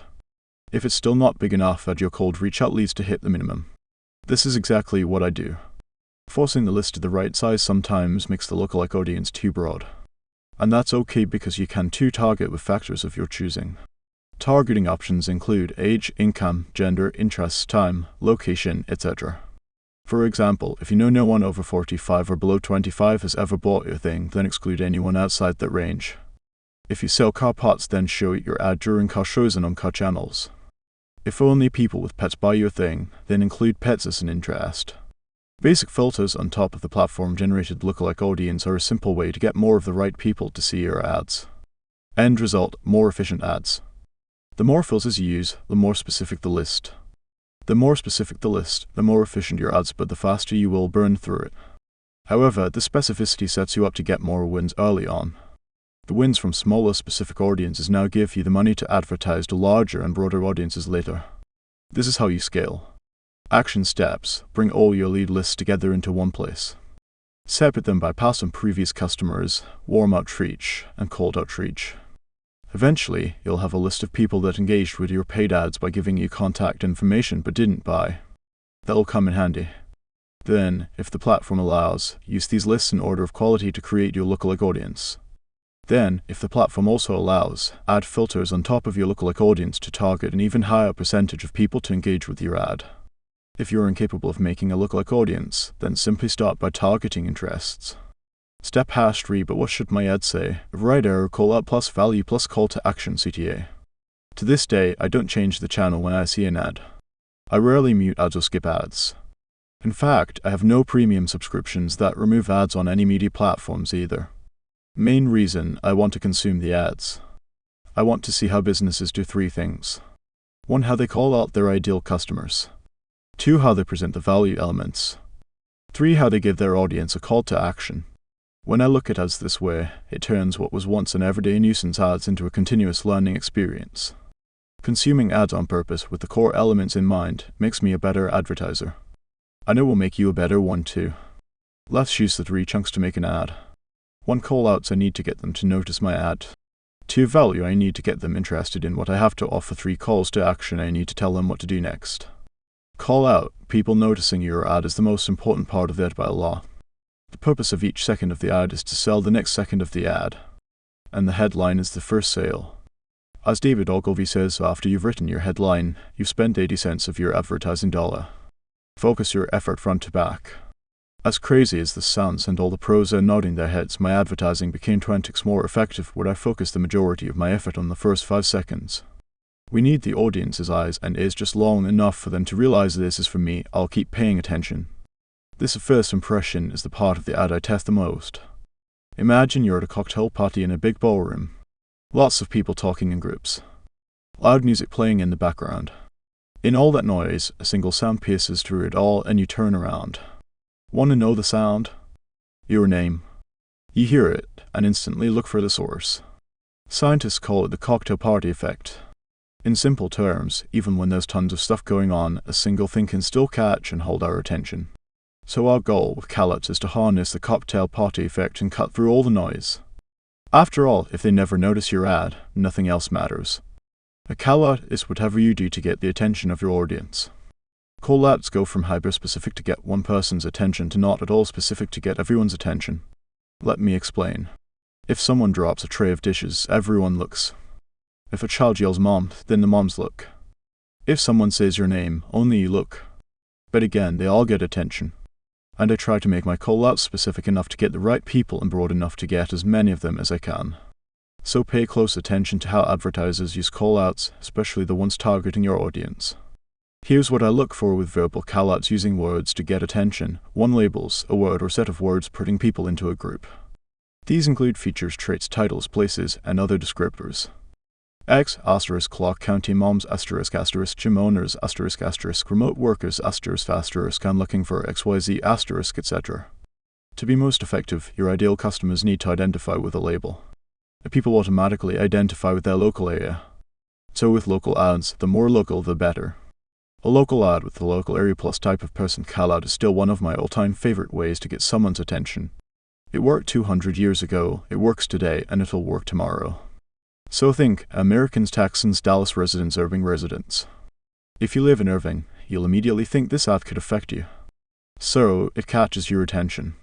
2 yes questions, questions where if people answer yes, that's me, they qualify themselves for the offer. X*, do you wake up to pee more than once a night? *, do you have trouble tying your shoes?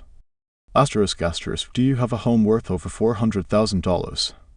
*3 if then statements, if they meet your conditions then you help them make a decision. If you run over $100,000 per month in ads, we can save you 20% or more. If you were born between 1978 and 1986 in Muskogee, Oklahoma, you may qualify for a class action lawsuit. If you want to XYZ, then pay attention. For ridiculous results, bizarre, rare, or out of the ordinary stuff someone would want. Massage studio books out 2 years in advance. Clients furious. This woman lost 50 pounds eating pizza and fired her trainer. The government is handing out $1,000 checks to anyone who can answer 3 questions, etc. Call-outs don't have to be just words. They can also be noises or visuals in the environment. Let's go back to the cocktail party. Sure, a drop tray of dishes would get everyone's attention, but so would the cling of a knife against a champagne flute. They both get everyone's attention for different reasons. One signals an embarrassing disaster and the other signals important news, but in either case, everyone still wants to know what happens next. So if the platform allows, good advertisers use verbal and nonverbal callouts together. Here's what I look for with nonverbal callouts using the setting and spokesperson to get attention. 1. Contrast, any stuff that sticks out in the first few seconds. The colors, the sounds, the movements, etc. Note what catches your attention. X. A bright shirt almost always gets more attention than a black or dull shirt. The attractive people almost always get more attention than plain-looking people. C. Moving stuff almost always gets more attention than still stuff. 2. Likeness. Think visually, showing labels, features, traits, titles, places, and other descriptors that people identify with. People want to work with people who look, talk, and act in ways familiar to them, and you may not look, talk, or act in ways familiar to them. So if you serve a broad customer base, use more ethnicities, ages, genders, personalities, etc. in your ads. If you serve a narrow customer base X, medical devices for seniors, then use people who look like them. I quack like a duck. If you want to attract ducks, look like a duck, walk like a duck, and quack like a duck. If you want to attract plumbers, dress like a plumber, talk like a plumber, be in a plumbing environment. Even with the same message, your ad will do far better if you look the part or find people who do. Woman 2. If you see an ad for doctors, notice the spokesperson. What age are they? Gender? Ethnicity. Are they wearing a lab coat? A stethoscope? Are they in a medical facility? All these things get a specific type of person interested in health-related products and services to pay more attention than they would have otherwise. Worm 3 mascots also work well because they don't age, never ask for more money, and never take days off. Think Mickey Mouse for Disney, the Geico Gecko, Tony the Tiger for Kellogg's, the Michelin Man, etc. A mascot is a great way to create an enduring spokesperson for your business. Roman 4 Advanced, whichever likenesses you choose to use, if it's not you, the business becomes less dependent on you and therefore more sellable. You also may just be an ugly son of a gun. Plus, pretty people convert better anyways. Good news is, it doesn't cost much to get a pretty person to say stuff to a camera. 3 The Scene, things showing the yes questions and if-then statements. X an ad with a person tossing and turning in bed calls out people with sleep troubles. B a pay an extra an hourglass can call out people with a pear-shaped body. C a room full of stuff stacked to the ceiling calls out people with too much junk. D a rock hitting a window calls out people with broken windows. E a local landmark. Locals think, hey, I know that place, and pay attention. Now, this isn't an exhaustive list. Far from it. I show you these to pull back the curtain. This way, you can see the infinite ways advertisers cut through the noise, so you can too. One action step, I'm always impressed with the clever and innovative ways advertisers call out their prospects. So instead of muting or hitting skip ad, look for the call-outs. Become a student of the game. My goal is that for the rest of your life, when you see an ad, you turn up the volume. Now, once they've noticed our ad, it leads us to the second chunk of the ad we need to get them interested. To get them interested. If people think an offer or lead magnet has big benefits and tiny costs, they value it. And they'll exchange money or contact information to get it. But if the cost outweighs the benefits, they don't value it, and they won't. So the best ads make the benefits look as big as possible and the costs look as small as possible. This makes an offer or lead magnet as valuable as it can be and gets the most engaged leads because of it. A good advertisement, paid or not, uses clear and simple ways to answer the question, why should I be interested in your thing? It tells people why they should want your lead magnet or offer. Now, there are a million ways to do this, but I'll share with you my Wiphuan framework. This mental framework hinges on knowing the value equation forwards and backwards. So all you have to do is know 8 key things about your own product or service, how it fulfills each element of value for your prospect, and how it helps them avoid their hidden costs. Remember those. Think of them like carrot vs sticks. How your offer delivers more good stuff and less bad stuff. Then think of the perspectives of the people who would experience them who. And finally, what time period when they'd have these experiences, positive or negative. In the words of David Ogilvy, the customer isn't a moron, she's your wife. So you know what that means. Write to her. Ads cause the prospect to think questions to themselves. And a good ad answers those questions at precisely the time they think it. So if you can answer what they're thinking with your ad, using the words they'd use, you've won. So let's start with the what, 8 key elements, dream outcome a good ad will show and tell the maximum benefit the prospect can achieve using the thing you sell. It should align with the ideal prospect's dream outcome for the sort of product or service. These are the results they experience after buying the thing. Opposite nightmare, a good ad will also show them the worst possible hassles, pain, etc. of going without your solution. In short, the bad stuff they'll experience if they don't buy. Black circle, perceived likelihood of achievement because of past failures. We assume that even when we buy, there's a risk we don't get what we want. Lower perceived risks by minimizing or explaining away past failures, emphasizing the success of people like them, giving assurances by authority, guarantees, on how what you have to offer will at least give them a better chance of success than what they currently do, etc. Opposite risk, a good ad will also show them how risky it is to not act. What will their life be like if they carried on as they always have?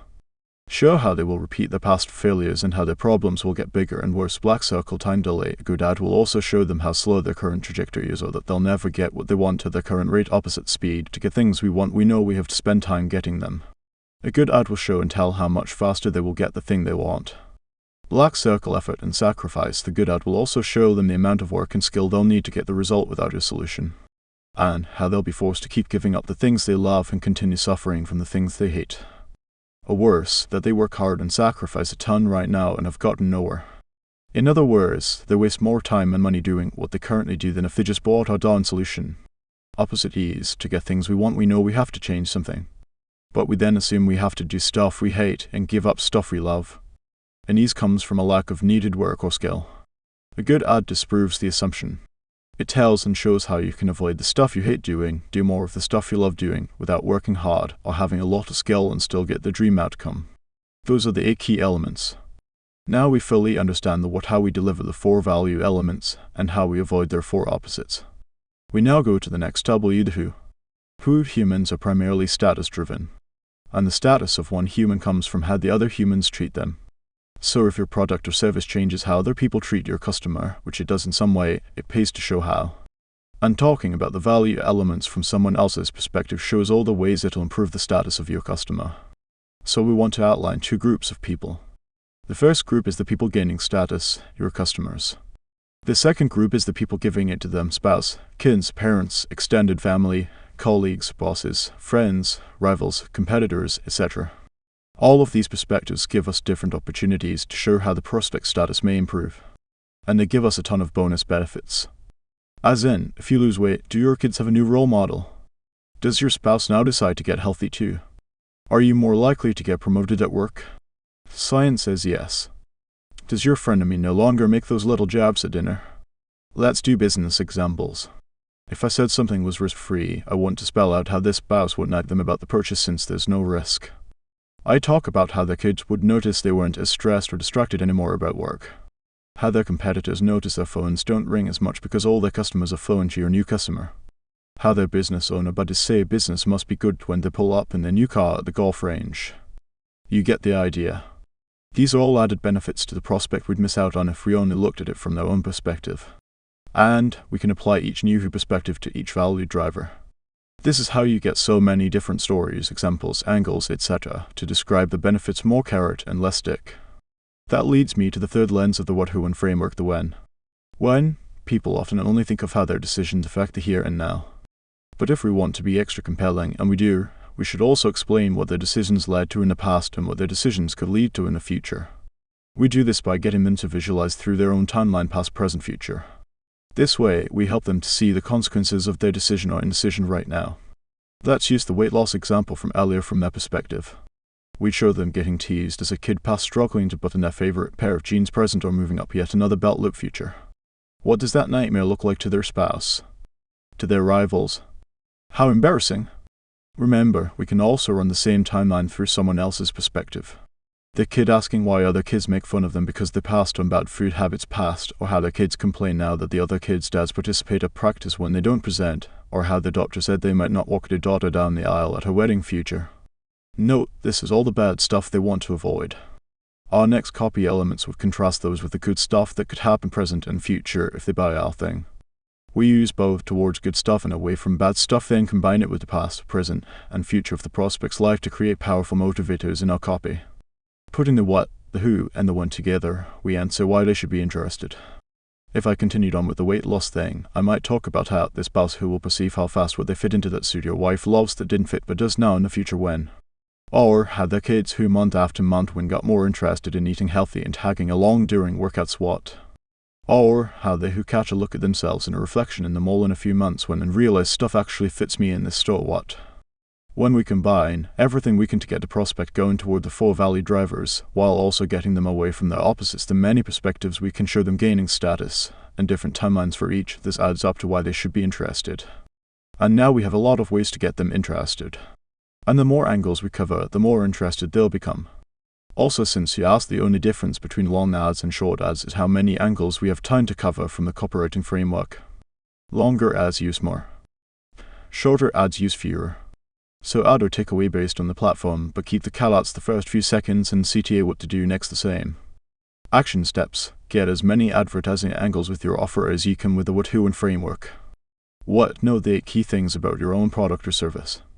How it fulfills each element of value, and how it helps avoid their opposites. Who? Show how the 8 key things about your product or service can change your prospect status. Then, show how the people they know give status to the prospect when they buy your thing or take status away if they don't. When? Get the prospect to see the consequences of buying and not buying through their past, present, and future. Especially through their change in status with people they know. This way, we help them to see the value of their decision or indecision at this very moment. I also include a few more ad tips and tricks that have served me well in the lessons at the end of the chapter. But even if you never use them, there's only one more thing you'll need to turn these interested folks into engaged leads. To CTA, tell them what to do next. If your ad got them interested, then your audience will have huge motivation for a tiny time. Take advantage. Tell them exactly what to do next. SPELL it out, click this button. Call this number. Reply with yes. Go to this website. Scan this QR code link. So many ads still don't do this. Your audience can only know what to do if you tell them. Make CTA quick and easy. Easy phone numbers, obvious buttons, simple websites. For example, a common CTA is to direct the audience to a website. So make your web address short and memorable instead of alex.com/freebook and cost it $27.82 use. Acquisition.com/training note, this comes from a guy who spent $370,000 on a single word domain acquisition.com. So, I may overvalue easy domains, but I don't think I do. I think everyone else undervalues them. Just my 2 cents. Beyond these basics which most still forget, you can also use all the tactics like urgency, scarcity, and bonuses from Step 7 from the Engage Your Leads chapter to make even stronger CTA. They apply here and everywhere else you tell your audience to do something. So we can now pick a platform to advertise on, target who we show our ads to, make the ads they see, and tell them what to do next. All we have to do now is get the contact information. Step #4 how do I get their info? Right arrow get permission to contact them after they take the action get. There. Contact. Information. My favorite way to get contact information is a simple landing page. Don't overthink it. The simpler your landing page, the easier it is to test. Focus on the words and the image. Here are my 3 favorite templates. Pick one and start testing. And make your landing pages match your ads. People click on that because you promised them some benefit. So carry that same look and language over to your landing page. Make sure what you promised in your ad is what you deliver. This sounds simple, but a lot of people forget and waste money until they remember it. You don't want to end up with some Frankenstein experience where everything looks different. You want a continuous experience from click to close. Get more people through more steps. In Robert Cialdini's seminal work, Influence, he shows that people like to think of themselves as consistent. So, if you remind them of the action they just took CTA and show how taking the next action aligns with it will get more people to take the second action contact info. For example, now that you just did A, you need to do B to get the most of A. Or doing A makes you doing a kind of person, doing a kind of people to B. To be clear, we aren't selling anything. We are asking if they are interested in the stuff we sell. And if they're interested, they'll give us a way to tell them more about it. And when they do, they become engaged leads. Action step, build your first landing page. I wasted 4 years feeling too scared to make a landing page. When I finally tried, I finished before lunch. Nowadays there are tons of drag and drop tools to build websites in minutes. And if you're still worried about it, freelancers will build a site, probably using those same drag and drop tools on the cheap. So just get it done. White arrow now, you have engaged leads from paid ads. Hooray! We did it.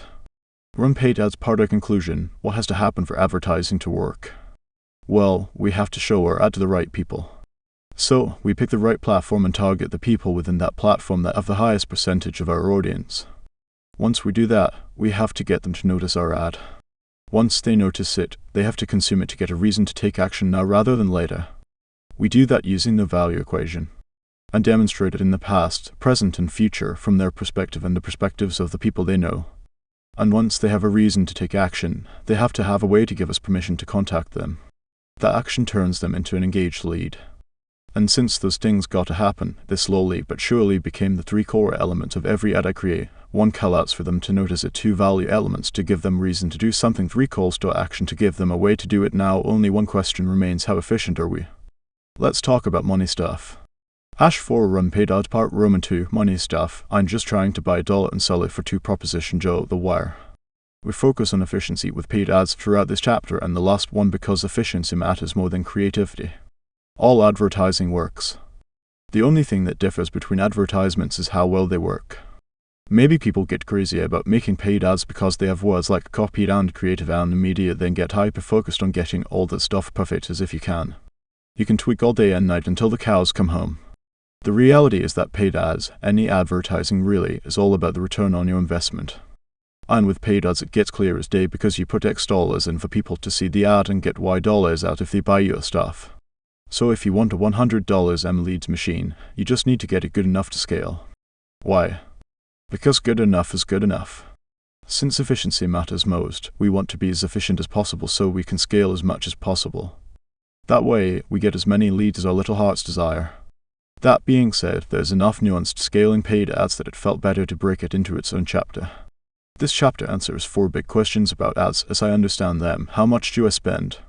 Right arrow 3 phases of scaling ads. How do I know how well I'm doing? Right arrow cost and benchmarks. If my ads aren't profitable, how do I fix it? Right arrow client finance acquisition. What do I wish I had known before I ran my first paid ad? Right arrow lessons. But how much do I spend on paid ads? Right arrow the 3 phases of scaling paid ads. There are 3 stages to spending money on ads as I see it. Phase 1, track money. Phase 2, lose money. Phase 3, print money. Let's break them down together. Phase 1, track money. Before spending $1 on ads, set everything up so you can accurately track your returns. If you don't track, you're going to get cleaned out. It would be like going to a casino and playing your favorite game for as long as you felt like it rather than for as long as you could afford it. But once you have tracking, you can do more of the stuff that makes you money and less of the stuff that doesn't. It rigs the game in your favor. So get a consultant, watch tutorials, and get it set up. End of story. Once you have the tracking, you can start losing money like a pro wink. Phase 2, lose money half joking. I prefer to call it investing in a money printing machine. After all, when running paid ads, you pay first. So your bank account has to go down before it comes up. I emphasize this because I'd rather prepare you're gonna lose money. In fact, I've lost money more times than I've made money running paid ads. But every time I make money with paid ads, I make back everything I lost and then a bunch more. So the number of times I lose is high, but the amount I lose is low because I know when to shut it down. And my number of wins is low, but the amount I win is very high because I know when to hit the gas. So think of it like this. Imagine I spend $100 on 10 ads, $1,000 in total. 9 of them lose all $100. Then, 1 of them makes $500 back for the $100 I spent. I'm still down $500. Many people stop here because they see a $500 loss. But not us. We see a winner. So now we buckle up in 100x down.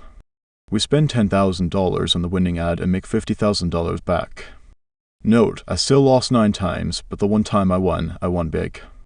And this is important because you might lose 9 or 99 times in a row before you win big. But to win big, you have to see the winners and double, triple, quadruple tanks down on them. This is why paid advertising is a lot like a casino. You'll often lose in the beginning to learn the game. But with enough skill you eventually become the house. That being said, during this lose money phase, you can still be smart about it. Here's how I do it. I budget 2 times the cash I collect from a customer in 30 days, not LTGP, when testing new ads. I wasted tons of money letting ads run too long before I realized this act. But on the flip side, I've lost even more money by giving up on ads before I gave them a chance. Eventually, I hit a sweet spot by budgeting 2 times the cash I collected from a new customer in the first 30 days to test a new ad.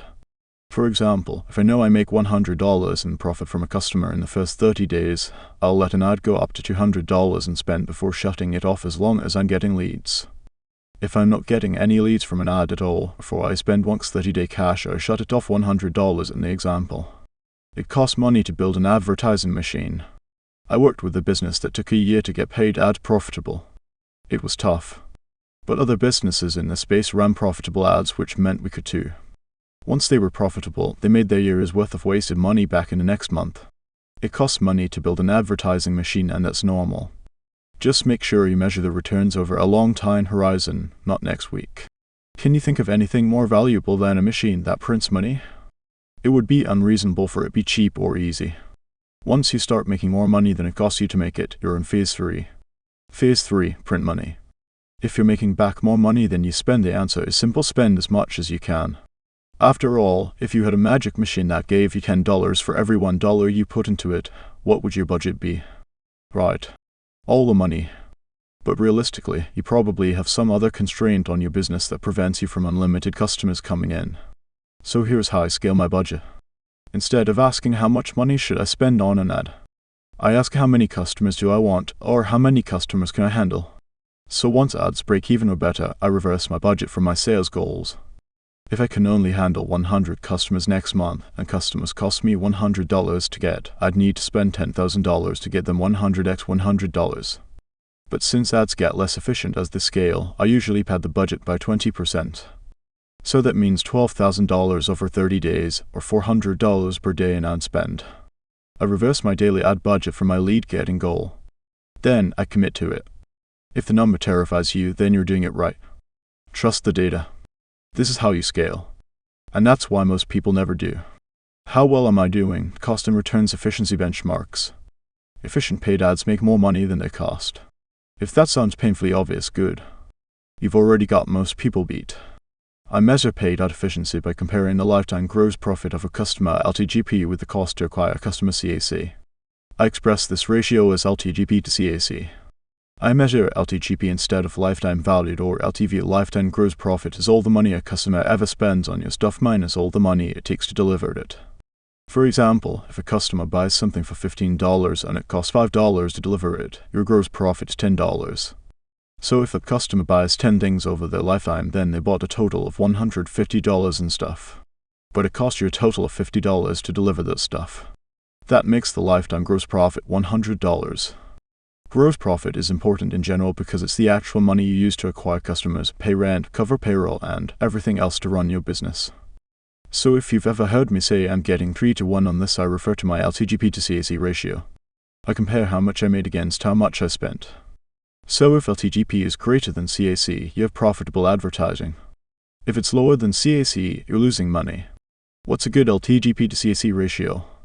Every business I invest in that struggles to scale has at least one thing in common: their LTGP to CAC ratio was less than 3-to-1. As soon as I get it above 3-to-1, either through decreasing CAC or increasing LTGP, they take off. This is a pattern I personally observed, not a rule. You have two big levers to improving LTGP: CAC, make CAC lower, get cheaper customers.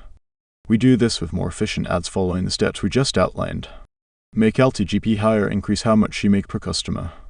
We do this with a better business model. For maximum money, I prefer to do both. For example, if you made $1 billion per customer, then you could spend $999 million to get a customer and still have $1 million left over. You could spend pretty much whatever it takes to get a customer. No matter how crappy your ads, you'd still probably win. On the flip side, if you made 1 cent per customer, you'd have to get each customer for less than a penny to make it work. Even with the best ads, you'd fail.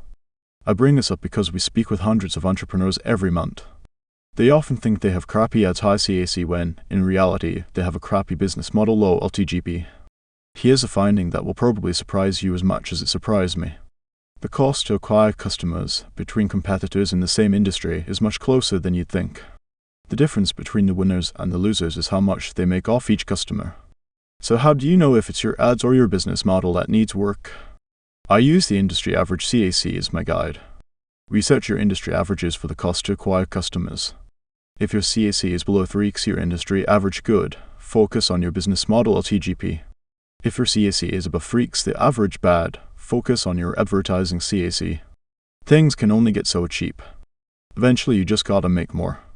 Think about it like this: lowering the cost of getting a customer by $100 will eventually take more work than making an extra $100 from them. So once your cost is low enough, focus on your business model. Costs can only approach zero, but how much you make can go up to infinity. Increasing advertising efficiency beyond a certain point is like trying to save your way to $1 billion. You feel like you're making progress, but you're never going to get there. My ads aren't profitable. How do I fix it? Right arrow client financed acquisition. For many businesses, LTGP is bigger than CAC. But not after the first purchase. The profit from the customer's first purchase is often less than the cost to get them. It can take many months to collect the full LTGP. So you get your money later instead of now. This cash flow problem cripples your ability to scale ads and get more customers. Boo again. What if your customer spends more than it costs you to get and fulfill them in the first 30 days? Then you have the funds to scale now and forever. I call this client financed acquisition. I pick 30 days because any business can get interest-free money for 30 days in the form of a credit card. And if we make more than the cost to get and fulfill the customer in the first 30 days, we square our balance. Now we have zero debt and a new customer which we can keep profiting from forever. Then we repeat the process. Money is no longer your bottleneck. This is the key to limitless scale. I repeat the same image above so you can reference it. Let's see client financed acquisition in action. Say we have a $15 per month membership that costs us $5 to deliver. That leaves us $10 gross profit left over. $15 membership, $5 cost equals $10 gross profit per month, and let's say our average member stays for 10 months. That makes our lifetime gross profit $100. $10 gross profit per month x 10 months equals $100 LTGP. If the cost to get a customer is $30 CAC equals $30, we have a 3.31 LTGP CAC ratio. $100 LTGP slash $30 CAC equals 3.3 LTGP slash 1 CAC, right arrow 3.3, 1 hour ads make money. Hooray. But wait, there's a problem. You spent $30 in ads and only got $10 back. $10 trickles in 1 month at a time until you finally break even 2 months later. That's tough.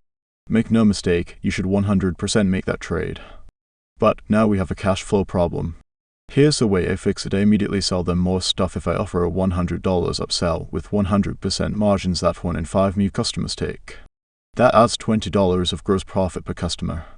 $100 upsell slash 5 customers equals $20 average upsell dollars per customer. This takes us from $10 to $30 in the first 30 days, our break-even window. The first purchase is $10, but now the average upsell adds $20. $10 plus $20 equals $30 gross profit per customer in less than 30 days. And since it costs $30 to acquire them, we break even. Great. $30 CAC, $30 cash collected within 30 days equals free customers. Every $10 a month that comes in thereafter is gravy. Now I can go get another customer while I keep collecting the $10 profit per month for the next 9 months. This is how you print money. The things you can sell or upsell are unlimited. If I cover the cost to get and fulfill a customer in the first 30 days, I can pay off my card, then do it again. It's how I've scaled every company I've started for the past 7 years past $1 M/Mo in the first 12 months without outside funding. With efficiency out of the way, creativity is your only limit. Bottom line, figure out a way to get your customers to pay you back in the first 30 days so you can recycle your cash to get more customers. Personal lessons from paid ads. 1. Don't confuse sales problems with advertising problems. The cost to get customers doesn't only come from advertising, it just mostly does. For example, a company I invested in spent 12 weeks and $150,000 to run paid ads. They were getting the right leads on the phone, but they weren't buying. The owner said advertising didn't work. But the ads worked fine, great, even their sales sucked. The owner threw up his hands and gave up 6 inches from gold. Frustrating. Confusing an advertising problem with a sales problem cost him an estimated $30 in enterprise value. If your engaged leads have the problem you solve and the money to spend, and they're not buying, then your ads work fine, you have a sales problem. 2. Your best free content can make the best paid ads. Some of the best paid ads I've ever run came from free content. If you make a free content piece that generates sales, or performs very well, 9 times out of 10 it'll make a great paid ad. User-generated content UGC. If you can get your customers to create testimonials or reviews using your product, post them. If they perform well as free content, they often make killer ads too. Having a system in place to encourage these public posts from customers is my favorite way of getting a steady stream of potential ads. And the best part is it's no extra work. 3. If you say you suck at something, you will probably suck at it. Never say I'm not techie or I hate tech stuff. It just keeps you poorer than you should be. I said it for 4 years. Then one day, I snapped because I hated my website designer more than I hated tech itself. If this idiot can do it, so can I. 4 years of wasting time and lost money reversed with 4 hours of concentrated effort. In return, I can teach you how to place an ad in 20 minutes. It'll cost you $100. Worth it? I hope so. It's an important skill. It won't make you money, but you will learn a lesson worth far more than $100. Running ads is easier than you think. In fact, platforms spend zillions to make it as easy as possible so they can make more money. Here's all you got to do: search how to place a platform ad. Then place one for $100. Don't go all the way to the end then chicken out. Spend the gosh darn money. Rip off the band-aid. As soon as you do, you are no longer an observer, you're in the game. Once you have put all these pieces together, it's time to send it. Spend money. Start with an acceptable amount of money you are willing to lose each month. Expect to lose it. You won't be earning, you'll be learning. If you recall our advertising checklist, You'll need to pick each line to fill out your action card. This kicks off your journey in paid ads to get more engaged leads. Sample paid ads checklist. Paid ads part Roman to conclusion. Paid ads are the fastest way to scale how many leads you get. We spent the lion's share of this chapter talking about efficiency. Because once you understand how ads really make money, it becomes much easier to win. I've been very successful with paid ads, but it wasn't because I was the most creative or had the best copy. It was because I knew the numbers. So follow the steps outlined. I recommend doing paid ads last for 2 reasons. First, skills from the other 3 methods transfer to this one. And second, paid ads cost money. Money you will have if you start with the other 3 methods first. So learn the skills and make the money from the other 3 methods, so you have the shortest learning curve on this one. And once we have all that, we scale it. We expect to lose more times than we win. And once we win, we scale the hell out of it. And that's how we do it. Paid ads is the last of the core 4 ways a single person can let other people know about this stuff. But before we transition to the second half of the book, I want to show you how to put these strategies on steroids. Core 4 on steroids, more better new. If at first you don't succeed, use forced. I surveyed the 50 or so faces of the group. All entrepreneurs looking to scale their businesses. Each hungry for the missing link that would flood them with engaged leads. After finishing a presentation on lead generation, I opened up the floor for Q&A. The first business owner chimed in, "I just feel like I've saturated the market. I don't think we can get any bigger in the chiropractor niche than we already are. What are you doing in revenue?" I asked. $2 million a year, and how much do you spend on advertising? About $30,000 a month on Facebook. What's your conversion rate from click to closed? I don't know, so you don't track overall throughput? I guess not. Okay, what other platforms do you advertise on? None. How much content do you make for chiropractors? None. How much cold outreach do you do? None. Then the $30 you spend on one platform for a $2 million business saturated the $15.01 chiropractor industry. Does that sound reasonable? A second business owner chimed in before he could answer if it helps out in the chiropractor niche too, and I spent $30 in advertising across 4 platforms last week. Did you still feel like you've saturated your niche? I asked. He got the point. I have this conversation daily with entrepreneurs looking to grow. Typically, they have figured out how to get enough customers from one platform to get them to $1 M and $3 M per year. It's still not completely predictable, and they have their ups and downs. But they have the gist of what they need to do and have seen some success. So it's at this point they hit a wall because they think they can't make more money. They assume they've tapped their market. I kid you not. I had a conversation with a different entrepreneur making about $3 million per year in the weight loss space. He worried increasing his ad spend past $40,000 per month would saturate his ad platform.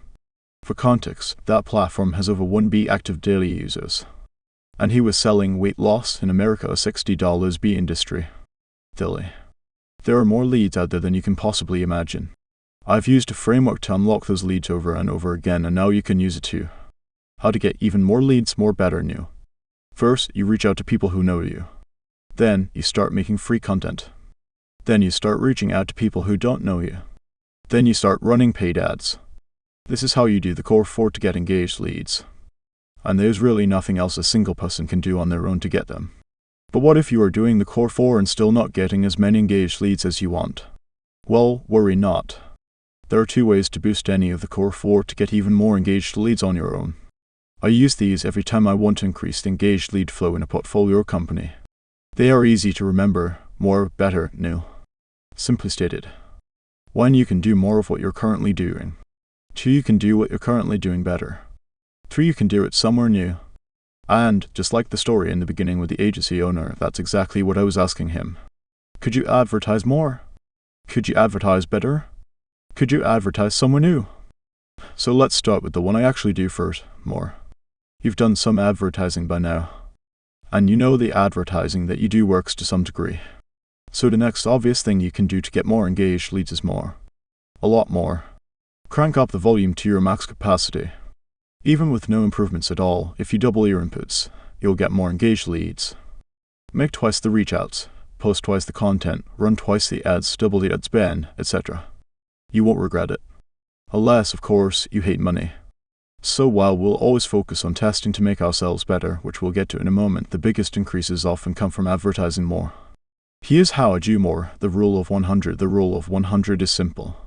You advertise your stuff by doing 100 primary actions every day for 100 days in a row. That's it.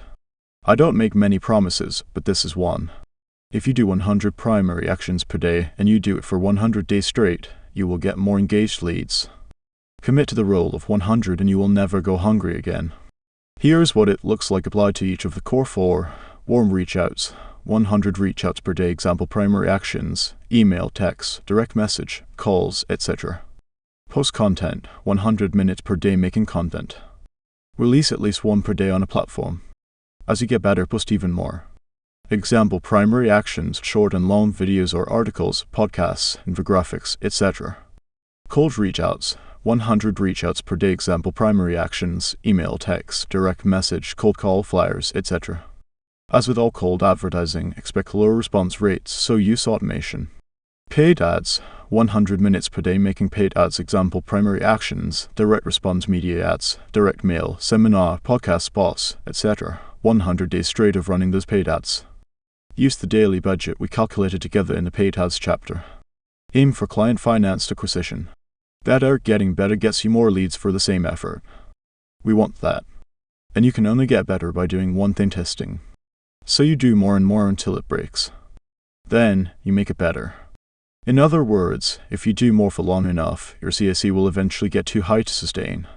So you make a tweak and see if it improves. If it does, keep doing it. If it doesn't, toss it out. Thousands of these tiny tests separate the winners from the beginners. Every action a lead takes before they become a customer is a potential drop-off point. So I do the most testing without a step the most leads drop off. I call these constraints. Constraints are the points where the smallest improvements create the biggest boost in results. That's why they are so important. We get the biggest bang for our buck. For example, if you have 3 steps in your process, 30% opt and give you their contact information, 5% apply left arrow. This is the constraint because it is the biggest drop-off. 50% schedule. But let's ignore the constraint for a moment. Imagine we improve each step by 5% by itself. 30 plus 5% try, 35% opt-in equals 16% increase in lead, 1.16. 5 plus 5% try, 10% apply equals 100% increase in leads. Talks 50 plus 5% try, 55% schedule equals 10% increase in leads, 1.1. We get wildly different results. Improving the constraint also comes out the clear winner. So focus on the constraint. And again, if you're not sure which step is the biggest constraint, find the step where the most leads drop off. You'll get the biggest reward for the smallest improvement. Here's how I get better. I test one thing per week per platform. And I do it for 4 big reasons. 1. If you test multiple things at a time on one platform, you never really learn what worked. 2 steps affect each other. A single change can affect results at other steps. For example, if you change step 1 and more people opt in but fewer people apply, no bueno. But you wouldn't know that if you change both steps. If you make one change, you can see what happened. If you make a bunch of changes, good luck trying to figure out what worked or didn't. 3. It forces you to prioritize what will get you the most engaged leads. You can do an infinite amount of tests, but time is limited. So you must choose your tests wisely. For example, if you only do 1 big test per week per platform, don't waste it on a color change from red to bright red. 4. Maybe the most important, you run the test for long enough to see if you actually get an improvement. Too short and you won't get enough data. Too long and you waste time you could have spent improving the next constraint. With the size of my team and the amount of money I spend on advertising, 1 week is typically long enough for me. In every company I own, I set up a testing schedule. Every Monday we run 1 split test per platform. We give it a week. On the next Monday, we do 3 things. 1, look at the results and pick the winners for each platform test. 2, then important, we write down the results of the test in a log of all tests. So the next time we do something, we start a zillion improvements later, not at square 1.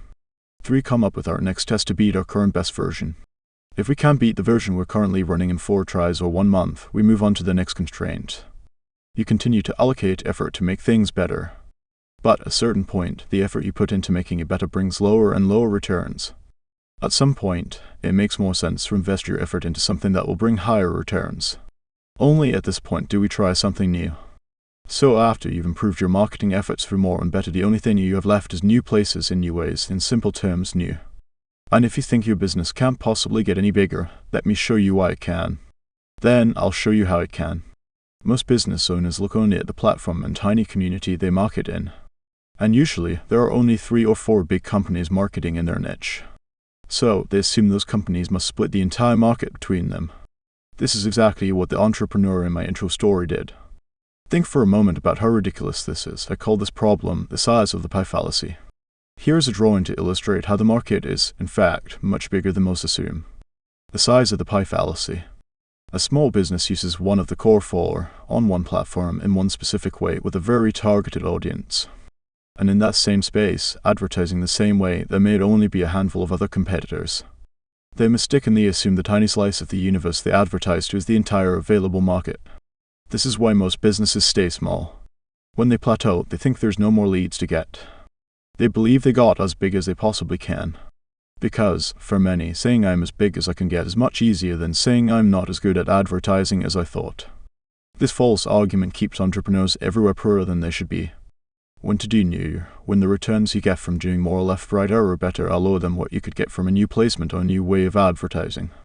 There are many other slices of attention and potential leads sitting just inside the tiny universe of post content. They could add new placements since many platforms have multiple places and forms of content. For example, on Instagram you can make stories, messenger ads, and posts. On YouTube you can make shorts, longs, community posts, etc. Or they could add a new platform. They go from Instagram Messenger to Facebook Messenger. They go from YouTube Shorts videos to Instagram Short videos Reels, etc. And once they've exhausted those, they could add an entirely new core 4 activity. And if you're curious, the order I pick my next new comes down to one thing: what will get me the most leads for the amount of work? That is the rule. And 9 times out of 10, it goes like this: new placements, right arrow, new platforms, right arrow, new core 4. Bottom line, no matter how you advertise, you could do it in new ways, different styles of content, or in new places, think other platforms. Then finally, do a new core 4 activity altogether. And, you guessed it, each of them gets us what we want: more leads. Now, this is much harder in practice, which is why I exhaust more, better first. But at a certain point you have to expand to new placements, platforms, and core 4 activities to let more people know about your stuff. Action step: exhaust more, better first. Once you can't do any more, any better, meaning the returns are lower than putting that same effort into a new platform, try new. Use this rough order: new placement, new platform, new core 4 activity. Get it going. Measure how you do. And scale up from there using more, better. Then, rinse and repeat. More, better, new summary. First, you do way more of the advertising that works until it breaks. Then, the next drop-off point becomes obvious. Then you keep that level of advertising up while you go back, fix the constraint, and make it better. So really, better and more work with each other more than they work separately. The first question I usually ask myself before we invest in a company that needs to get more customers is what's stopping them from doing 10 times what they are currently doing. Sometimes nothing, so we just do more. Other times we just need to make something better first. So answer the question and you'll know what to do next. Only once you've exhausted more, better, do the real returns come from doing new. First, go with new ad placements on a platform you know. Second, go with placements you know on a new platform. Then, once you get the hang of that new platform, use new placements on it. Once you exhaust that, you can add a new core 4 activity on top of what you currently do. That gives you my simple, real-world way I put the core 4 on steroids to get even more leads. Advertising is the process of making known. It's what we do to let strangers know about the stuff we sell. Now, we solve the stuff problem with your lead magnet or offer. But to get them to turn into engaged leads, you have to tell them about it. So we spend this section going over the only 4 ways a single person can advertise, let other people know about their stuff. And to do it, you trade either time, money, or both. And when you do it, you can advertise to people who know you warm, or you can advertise to strangers cold. You can advertise publicly, content / ads, or privately, or preach. As far as what to do when? Whenever I build a business, I think about it this way after I do warm outreach to get my pool of customers going. If I have more time than money, I move to posting content. If I have more money than time, I go with cold outreach or running ads. But remember, you only need to do one to get engaged leads. So just pick one. Then max it out. Do more. Do better. Do new. And all the advertising methods compound together. The money, systems, and experience you earn from the prior method will help you master the next. A business that posts free content and runs paid ads will get more out of their ads and their content than a business that does only one or the other. A business that does cold outreach and makes content will get more from the cold outreach and work their warm leads better than one that does only one. Every combination of the core 4 advertising activity boosts each other in some way. And as a personal note, I've done them all. I built my first business off posting content and warm outreach. I built my gyms off free content and paid ads. I built gym launch off paid ads and cold outreach. I built Prestige Labs off affiliates, which we cover in section Roman 4. I built on off paid ads and affiliates, also section Roman 4. I built acquisition come off posting content. There are many ways to get engaged leads. If you master one, you will be able to feed yourself for the rest of your life. They all work if you do. Next up, if you follow the steps in this book, you will run out of hours in a day. You won't be able to do any more, any better, let alone add anything new, so you'll need help on your journey to the land of endless leads. You'll need allies. Those allies come in 4 different flavors, and since there are more of them than there are of you, they're the key to getting there, so let's go get them. Section Roman 4, get lead getters. Get people who get you more leads. Give me a lever long enough and a fulcrum on which to place it, and I shall move the world. Archimedes. Building a $100 M-lead machine is all about leverage. An old lady can lift a semi-truck with a long enough lever. The strongest man in the world, without one, can't. The length of the lever determines how much someone can lift. This is leverage. We can use the principle of leverage in advertising. Let me explain. Someone with internet can send a message to millions of people at once.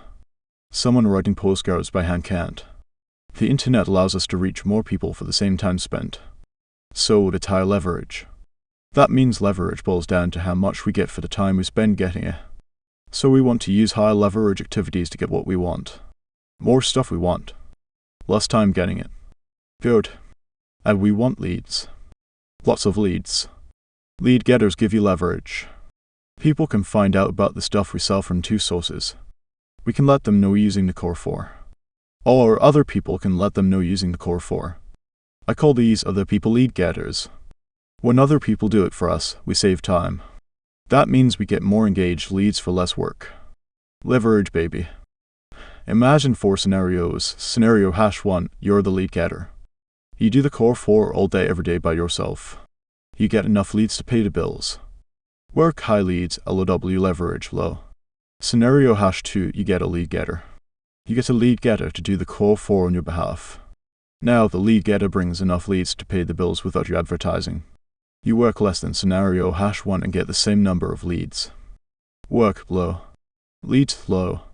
Leverage high. Scenario #3, you get lots of lead getters.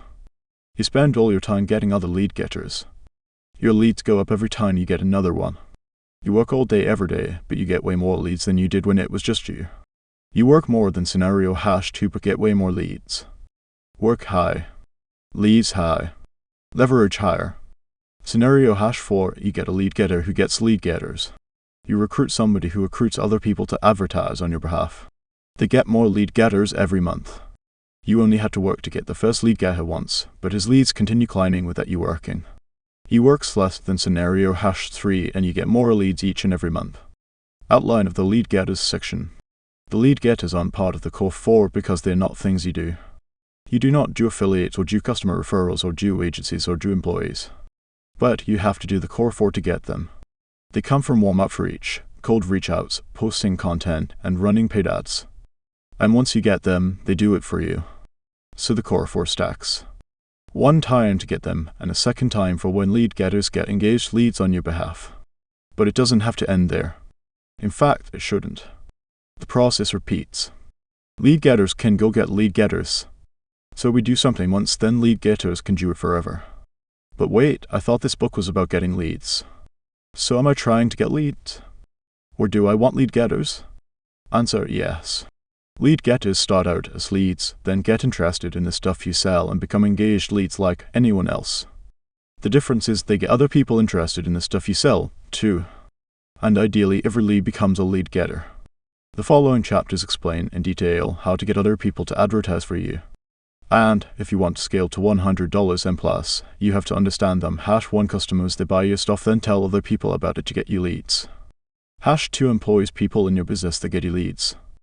#3 agencies, businesses with services that get you leads. #4 affiliates, businesses who tell their audiences about your stuff to get you leads. Goal 4 lead getters, let other people know about your stuff. In other words, all 4 are higher leverage than you doing it on your own. Once you do understand the 4 lead getters, you can build a lead getting machine for every company you start for the rest of your life. I'll break down how I use all 4 lead getters. How each is different. how to work with them, when to use them, best practices, and how to measure your progress along the way. At the end of this section, you will understand how to get other people to bring you more leads than you can possibly imagine. And since we already use the core 4 to get customers, let's start with something we can do right now: get those customers to refer more customers. #1 Customer Referrals. Word of mouth, the best source of new work, is the work on your desk. Charlie Munger. October 2019. Layla and I sat together on her parents' living room couch. The one she watched movies on as a kid. The faded edges of the coffee table begged us to kick our feet up. We balanced laptops on our thighs. Extension cords snaked around the couch to outlets down the hall. Her stepmother climbed in the kitchen. This was not a work environment. But we may do. 2 years earlier, I lost everything and met her parents on the same weekend. Hey Dad, I met this guy on the internet. He lost everything and has no money. But don't worry, I quit my job and moved in with him to help with his next big business idea. By the way, can we crash here for a while? A great first impression, Alex. But a lot had changed since then. We were multi-millionaires now. We made enough to buy her childhood home in cash. Every week, Layla reviewed reports from our department heads. Oh yeah, we had executives now too. Hey, sales numbers look a little soft this week, she said. Really? How many did we close? The 15. And sales started dipping last week too. Is there anything different on your end? I don't know, let me check. I logged into Facebook's advertising portal. Red rejection notifications filled the screen. Welp, that'll do it, I said. What? What happened? If all the ads got shut off, well, that's a problem. When do you think you can get them back up? It'll take a day or two to get a new campaign started. I squinted at the screen. Something even more alarming jumped at me. Facebook rejected the ads 2 weeks ago. I acted like nothing was wrong. So we closed 15 this week, and how many the week before? I asked. 21. Well, I've got good news and I've got bad news. You okay? The bad news is the ads got shut off 2 weeks ago, so that explains the dip. The good news is our product is so good that we're still doing $500,000 a week from word of mouth alone. You ignored the ads for 2 weeks. She had "oh no, you didn't" written all over her face. I shrugged with a sheepish grin. You still love me, right? We busted out laughing at the absurdity of it all. Those 2 years were insane. The amount of money we were making didn't make sense. We didn't comprehend how much until years later. We were just grateful to be doing this together, flaws and all. And this accidental stretch without running paid ads made something very clear our customers were telling their friends. I stood on stage and looked out over the 700-plus gym owner audience. Everyone paid $42,000 to be there. All wore black gym lord t-shirts and stick-on mustaches. It was nuts. I was mid-presentation, explaining how excellent service generates leads through word of mouth. All the while, I obsessed over whether the money we made during 2 weeks without running paid ads was a fluke. Feeling confident, I paused the presentation. Time to find out. Alright, just to show you how important this is, who here learned about gym launch from another gym owner? Raise your hand. As soon as the words left my lips, I felt instant regret. What if no one raises their hand? What if our growth was all forced? I'm such an idiot. I looked around the room with my arm raised like a monkey. The room stood still. Oh no. Then a few gym owners raised their hands. That doesn't look great, but it could be worse. Then more. Thank God. Then more. Then a wave of hands. Holy cow. People looked to their sides and behind them. It was almost the entire room. I let the moment sink in for all of us. I'll never forget it. I knew we had good word of mouth, but not this good.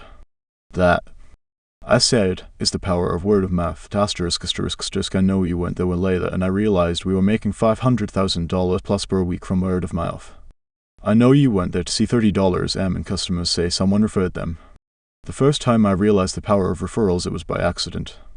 Seeing how much it made me, I studied what had gone right. I wanted to make sure I could recreate it on purpose.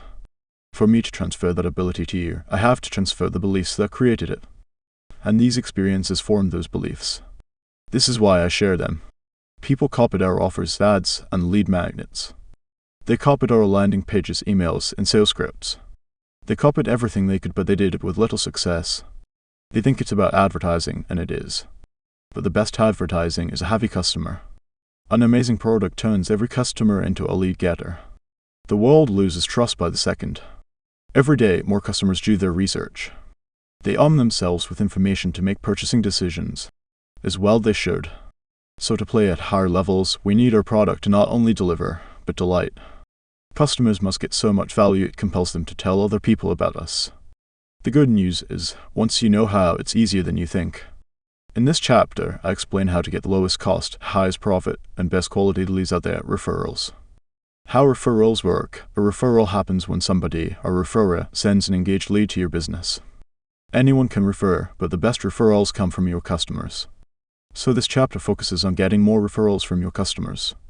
How referrals grow your business. Referrals are important because they grow your business in two ways.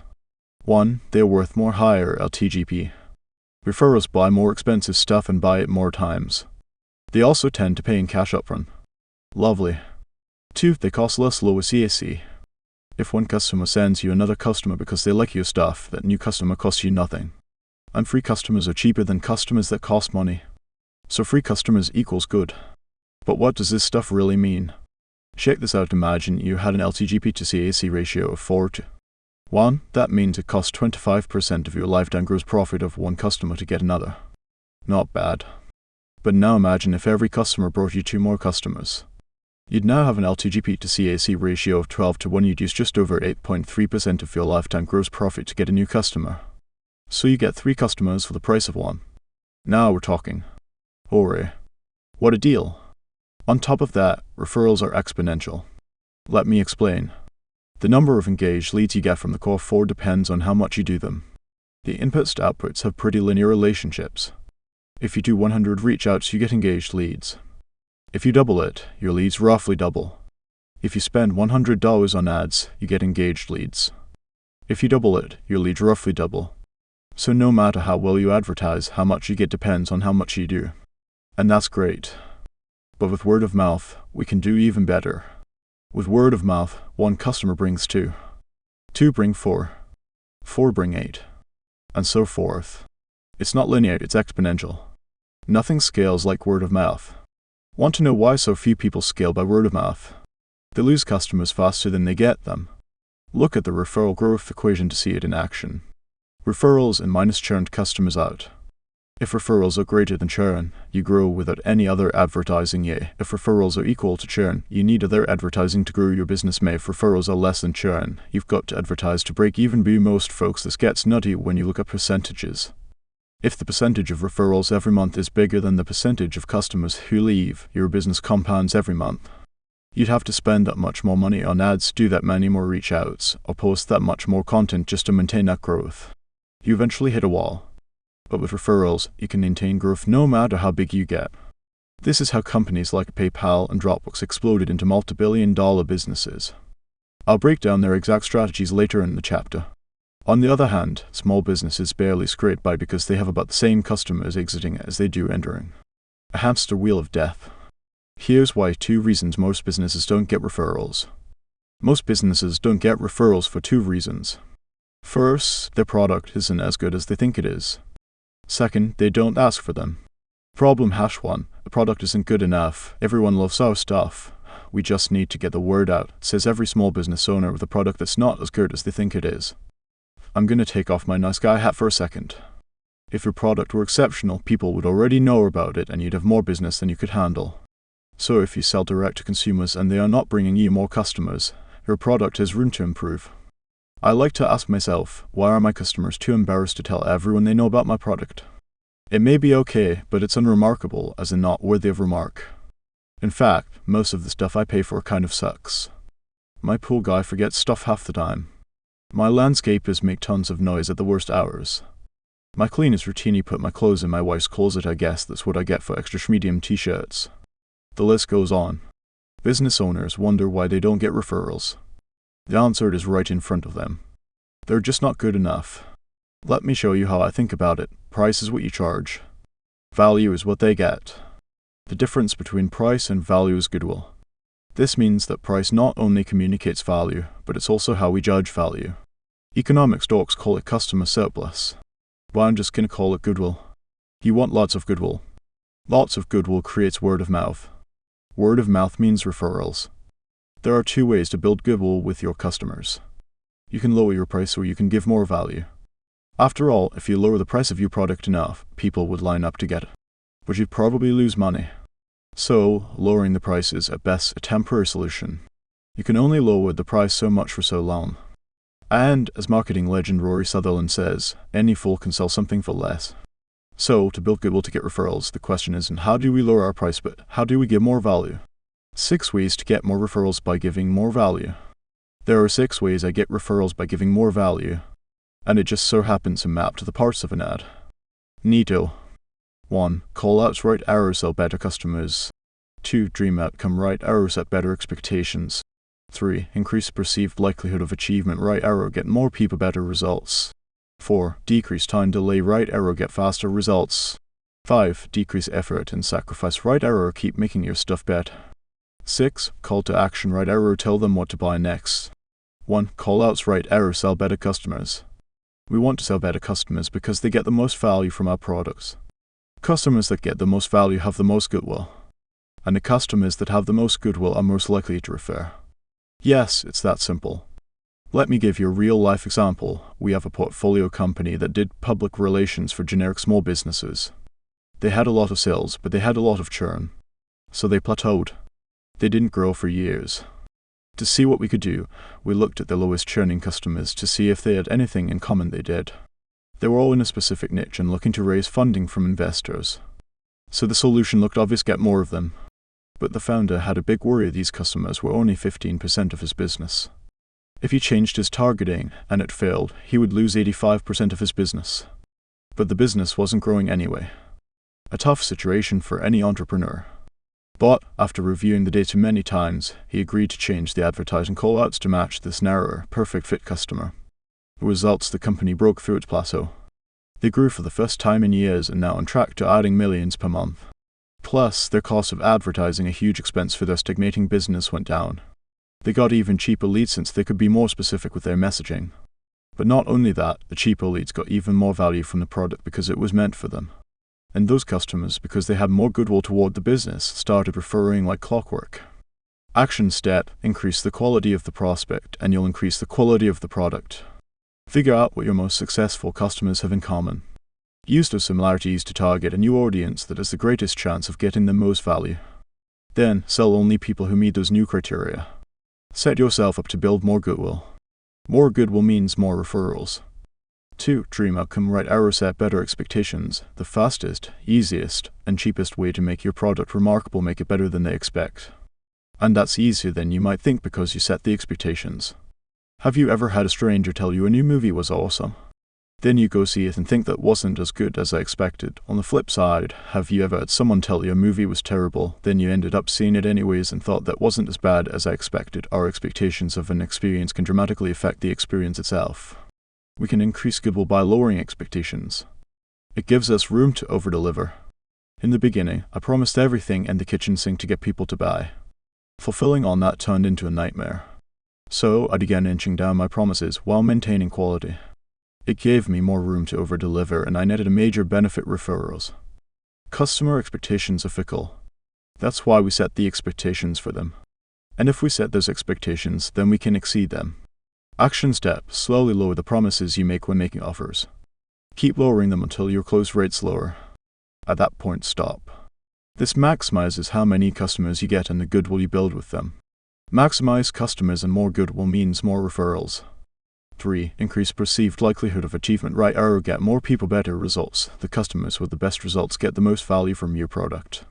Figure out what they do to get the most value, and you can help your other customers do the same.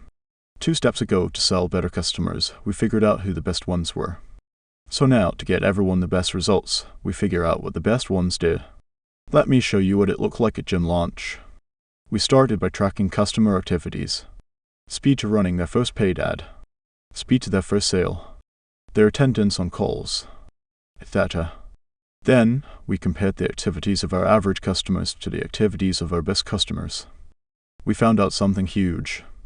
If a gym owner ran paid ads and made a sale in the first 7 days, their LTGP tripled. Once we realized this, we focused on getting everyone to launch ads and make sales in the first 7 days. The results of our average customers skyrocketed. More customers, more testimonials, and more referrals followed. Here's the process I used to get more people better results. Step hash 1. Survey customers to find the ones who got the best results. Step hash 2. Interview them to find out what they did differently. Step hash 3. Look at the actions they had in common. Step hash 4. Force new customers to repeat the actions that got the best results. Step hash 5. Measure the improvement in average customer result speed and outcomes. Step hash 6. Match the conditions of your guarantee to the actions that get the best results to get more people to do them. Action steps. Figure out what the best people did. Then get everyone to do it. Make your guarantees around the actions that create the most success. More success. More goodwill. More referrals. 4. Decrease time delay. Right arrow. Make faster wins. I define a win as any positive experience a customer has. Faster wins increase their perception of speed, increase the likelihood they'll stick, and increase how much they trust you. Triple win. To make wins feel faster, we give them wins more often. Let's imagine you have a product that takes a week to deliver. The customer can get 1 win at the end of that week or win every day with daily progress updates. Same amount of progress, 7 times the wins. On top of that, if someone said 7 things would happen and all 7 do, I trust them even more.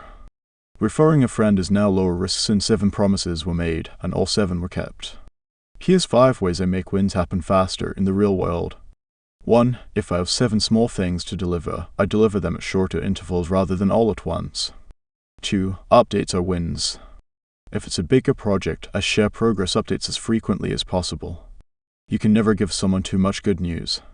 And regular updates, progress or not, is better than leaving your customers hanging. 3. Customers form their lasting impression of a business within the first 48 hours after they buy. Force a good impression. Force as many wins as you can in that window. Set many expectations. Meet many expectations. Repeat. 4. They should always know the next time they'll hear from you. I got a slick saying from a public CEO friend of mine, Bamfam. Book a meeting from a meeting. Again, never leave a customer in no man's land. They should always know what happens next. 5. Never expect customers to forgive you. Ever. So act like it. For example, you can deliver early but never late. I add 50% to my timeline so I always deliver early. That makes on time for me early for them. Action step. Break down outcomes into the smallest possible increment. Communicate as often as reasonable. Even if there is no progress, update them. Set timelines with breathing room. Deliver early. More customer wins means more goodwill. And more goodwill means more referrals. 5. Decrease effort and sacrifice. Right arrow. Keep making your stuff better. If the customer does less stuff they hate to benefit from your product, you've made it better. If the customer gives up fewer things they love to benefit from your product, you've made it better. And there's no such thing as a perfect product. You can always make it better. And the easier you make it for them to benefit, the more goodwill you get and the more likely they'll refer. Here's my process to keep making my stuff better. Step hash 1. Use customer service data, surveys, and reviews to find the most common problem with your product. Step hash 2. Figure out your fix. To get a head start, get feedback from the customers who made your product work for them despite the problem it has. Step hash 3. Use that feedback to improve your product. Step hash 4. Give the new version to a small group of your struggling customers. Step hash 5. Get your next round of feedback. If you solve the original problem, then roll it out to all customers. If it didn't, go back to step hash 2. Step hash 6. Move to the next most common problem and repeat the process. Do this until the end of time. Action step. Keep making your stuff better. Survey. Make changes. Implement. Measure. Repeat. I run this process every month. Set this as a recurring monthly process. A product that takes less effort and fewer sacrifices means more goodwill. And more goodwill means more referrals. 6. Call to action. Right arrow. Tell them what to buy next. If you have an amazing product, they'll want more. You have to satisfy their desire to buy. If you don't, they'll still buy but from someone else. Don't let that happen. Sell them again. You can either sell them a new thing or more of the thing they just bought. In either case, you'll get even more goodwill and extend the lifetime of the customer. And besides, the more stuff they can buy, the more stuff they can refer their friends to. For example, in a weight loss company, we know lots of customers referred friends to their first-tier product. But some didn't. A lot of those customers who didn't refer to the first product, when they bought their more expensive thing, referred their friends to that. So you gotta keep selling. In my experience, people obsess over their front-end offers. And that makes sense. But then they neglect the back end and customers fall off. And customers that fall off your product are unlikely to refer, so keep selling them so they don't. Action step: treat every customer like it's the first time you've sold them. Make sure your next offer is more compelling than your first. Remind them to buy more after each big win. More things to buy means more opportunities to add even more value. More value means more goodwill. And more goodwill means, you guessed it, more referrals. One question to rule them all. Let's consolidate these 6 steps into one thought experiment. I encourage you to try it out with your team. Here it is: you've lost all your customers but one.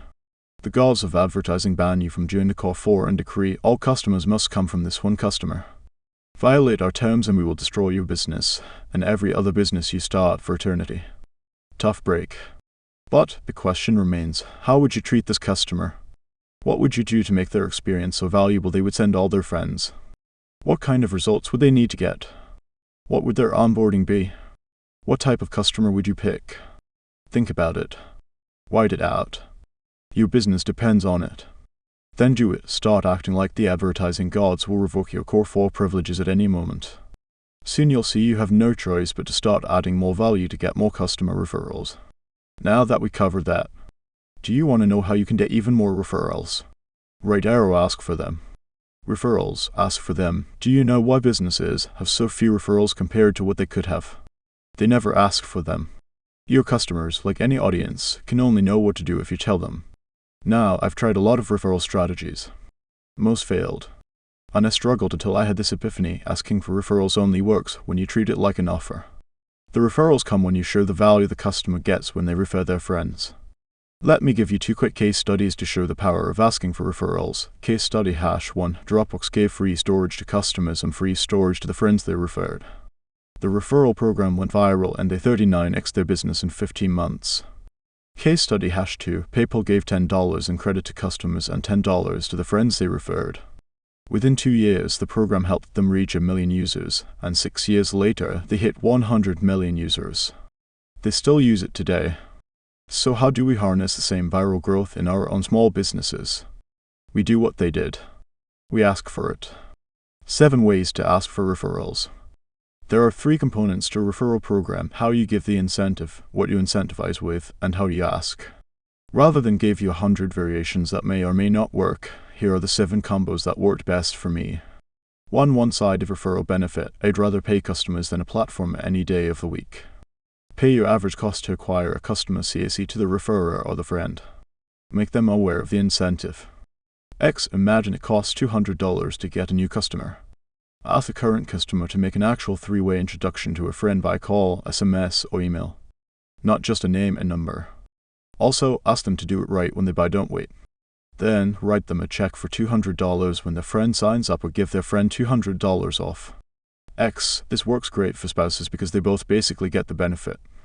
Always ask for the spouse and give a household discount. 2. Two-sided referral benefits. This is what Dropbox and PayPal used. We pay our CAC to both parties.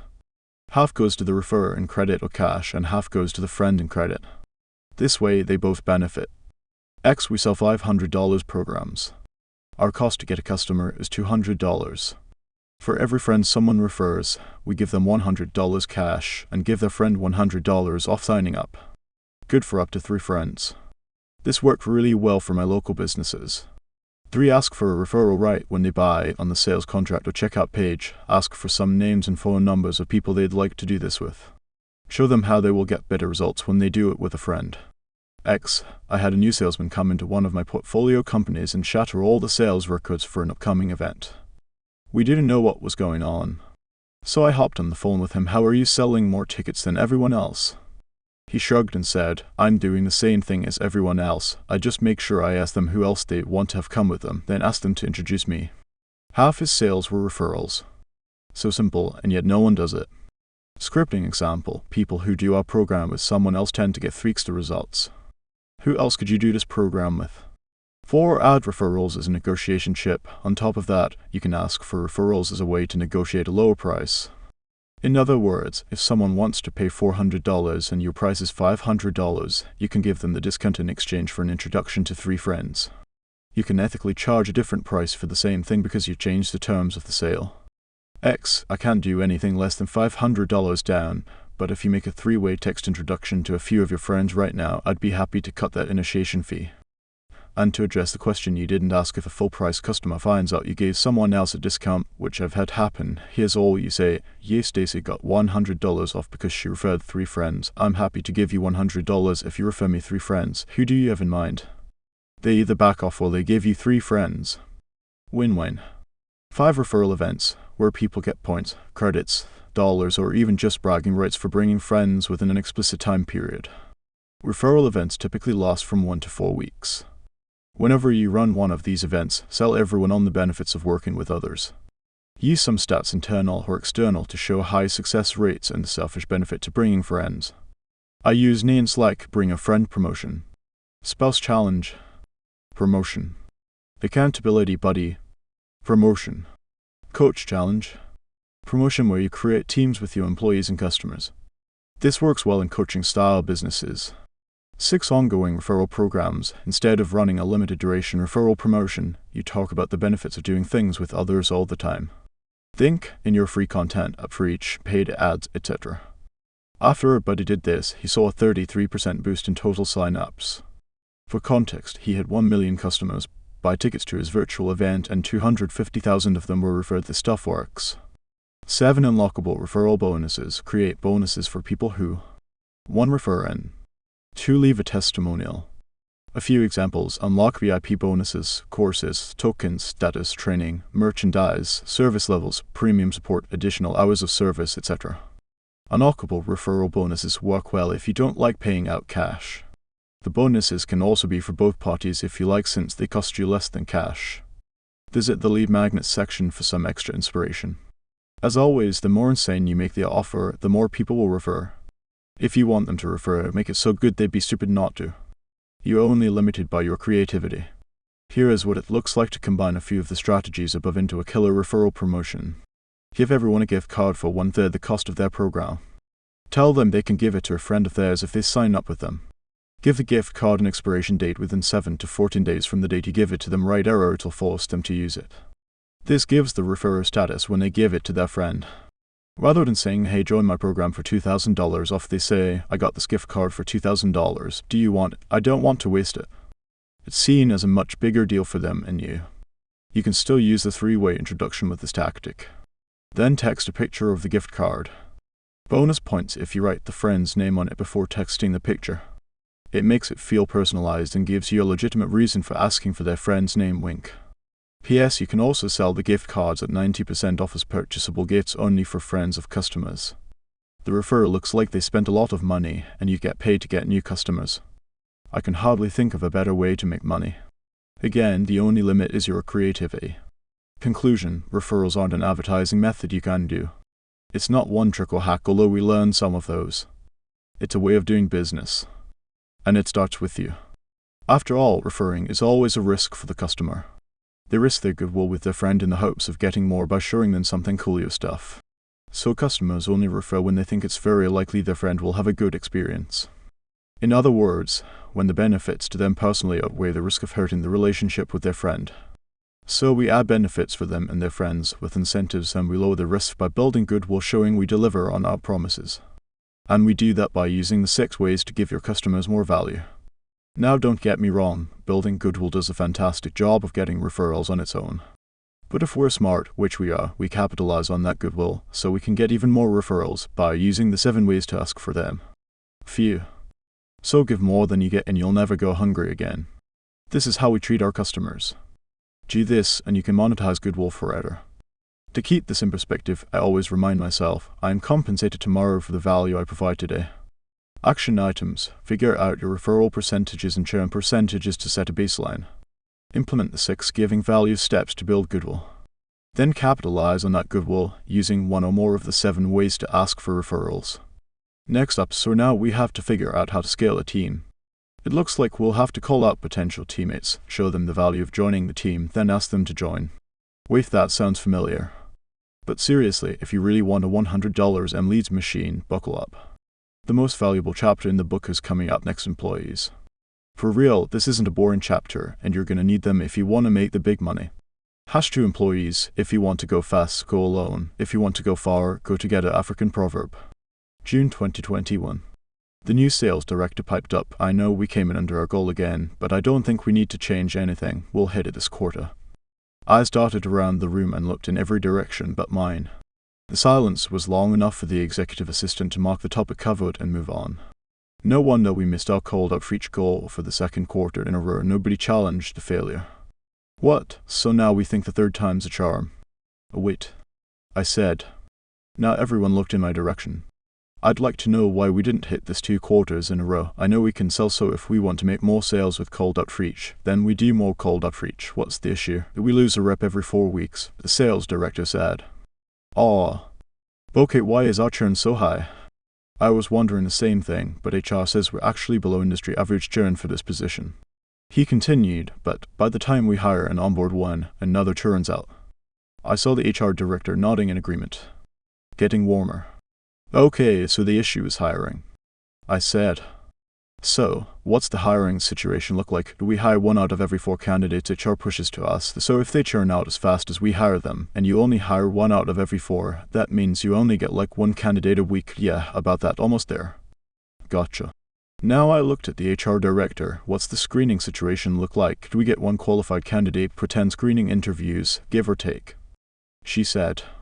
So it takes 40 interviews to get a single, low-skill frontline worker. I guess so. Bingo. Alright, we need to change things up. I said. We bottlenecked at the one-on-one screening, start interviewing in groups and look for crazies there, push everyone else with a good work ethic and basic social skills over to sales. We can teach the rest. Agreed. The team nodded. Within 6 weeks, hiring outpaced churn. Our cold outreach sales increased in lockstep. By the end of the quarter, cold outreach sales had doubled and made up more than half our total sales. The issue wasn't our cold outreach method, skills, or offer at all. We just didn't have enough people doing cold outreach. Asterisk. If you use the methods in this book, you will see more engaged leads flow into your business. More engaged leads means more customers. But as you grow, so does your workload. In due time, it will take more work than any single person can handle. And you can solve the problem of too much work for 1 person by having more people work. In short, to advertise more, you'll need more workers. And this chapter will show you how employees work, why they make you wealthy, how to get them, and the method I use to turn them into lead getters. How employees work. Lead getting. Employees are people working in your business that you train to get you leads. They get you leads the exact same way you got your own leads in the beginning. They can run ads, they can make and post content, and they can do outreach. They can do any advertising you train them to do. So more lead-getting employees means more engaged leads for your business. It also means less work you have to do to get the leads. More leads and less work. Sign me up. But wait, not so fast. Don't get me wrong, employees take work. They just take less time and work than doing everything on your own. In my experience, if you trade 40 hours of doing for 4 hours of managing, you work 36 hours less. Brilliant. And the best part is, you can make that trade over and over. You can swap 200 hours of work per week for 20 hours of management. Then, you trade the 20 hours of managing for a manager who costs you 4 hours per week to lead. What remains is 4 hours of work for 200 hours of lead getting. Dim. Bottom line, employees make a fully functioning enterprise that grows without you. Why employees make you wealthy? Scenario #1. Imagine you have a business that makes $5 million per year in revenue and $2 million in profit. And to make that profit, you have to work around the clock. In this situation, you basically have a high-paying job. But let's say you're okay with working all hours and knowing your business would burn down if you took a vacation. Vacations are for losers anyways, kidding, asterisk, cough, asterisk, sort of. We still have another important thing to look at. Sure, you make a bit of money, but your business isn't worth much. If the business only makes money with you in it, then it's a bad investment for anyone else. That may not sound like a big deal right now, but let's consider an alternative. Scenario #2, your business makes the same $5 million in revenue and $2 million in profit. But there's one big difference: the business runs without you. This does 2 very cool things. 1, it turns what used to be a risky job into a valuable asset. And 2, it makes you much wealthier. Here's how. First, you get your time back, so you can use that time to invest in your business, buy other businesses, or take your stinking vacations. Second, you become much wealthier because your business is now worth something to someone else. You turned a liability that relied on you into an asset you can rely on. If you have an asset that makes millions of dollars without you, then that means somebody else could use it to make millions of dollars without them. In other words, your business is now a good investment. Then investors looking for assets, like acquisition.com for instance, would buy some or all of it from you. And your $2 million in profit per year, especially if it's climbing, could easily be worth $10 million plus right now. So your business went from having almost zero value to having $10 million of value. So, learning how to get other people to do it for you makes a $10 million difference to your net worth. I'd say it's worth learning how to do it. Reminder, you get rich from what you make. You become wealthy from what you own. And it took me years to realize this because not that long ago, everything I thought I knew about employees was wrong. Have you ever heard if you want it done right, you got to do it yourself? No one can do it like I do it. Nobody can replace me, I have. I said all this stuff. I lived all that stuff. For years, every time I hired somebody, I would compare what they could to what I could do. In my head, I felt like it was me against them. To somehow prove I was the more able one. With my own team. And this belief, this way of leading people, never made me more money. For business, nobody can do it but me, and if you want something done right, you gotta do it yourself. Aren't facts, they're false. Somebody did similar stuff before you were around. And somebody will continue doing some version of it after you're gone. In one way or another, everyone is replaceable. It might be by multiple people, technology, or later in time, but everyone can be replaced. My suggestion, replace yourself as soon as you can. Then, you can make yourself useful somewhere else. Many other people figured this out. And so can you. In the early days, whenever I started a business, I could do stuff better than the people I hired. My entire workforce always ended up looking like a ragtag group of misfits who could kind of do one of the many things I could do. This got me up and running at first, but I fell into the trap of believing I was better than everyone else. I would go back and forth between gloating because I was better than them and complaining because they weren't as good as me. And for whatever reason, it never occurred to me I was the one who hired and trained them. Who was I kidding? The reality was twofold. First, I didn't have the skills to train or lead a team properly. Second, I was too poor, and then when I had a little money, too cheap to hire anyone better. In other words, it was my fault they sucked. Oops. The more I tried to outcompete my employees, the more distracted I became, and the worse my business got. Sure, at the time, maybe I could do anything better than any of my employees. But I couldn't do everything better than all my employees. And when I finally realized this, I started adopting better beliefs about talent. If you want it done right, get someone to spend all their time doing it. If I can do it, someone else can do it better. Everyone is replaceable, especially me. These new beliefs about talent not only made a much healthier culture in my businesses, but also came with very profitable side effects. Trusting my employees to succeed made my time and attention far more valuable. If somebody else can do it, why would I? If somebody else could train them, why would I? If I could learn other stuff to grow the business while my team held the fort down, it makes way more sense to do that. So let's do that. How to get employee leads, the internal core four. Remember the core four. Well, they work for getting employees too. Imagine that. By changing the frame from letting potential customers know about your stuff to letting potential employees know about your stuff, it immediately turns into something you already know how to do. But some people also have the opposite problem. They already know how to get employees just fine, but still struggle to get customers. Employees are just other people you let know about your stuff. So you do the same thing. Line up the actions to get employees with actions to get customers. It's the same stuff. Customers write error employees. Warm up reach write error asking your network. Cold up reach write error recruiting. Post content write error posting job openings. Paid ads write error promoting job postings. Customer referrals write error employee referrals. Affiliates write error associations, guilds, listservs, etc. Employees write error employees unchanged. The ways you get employee leads and their lead getters have equivalents to the ways you get customer leads and their lead getters.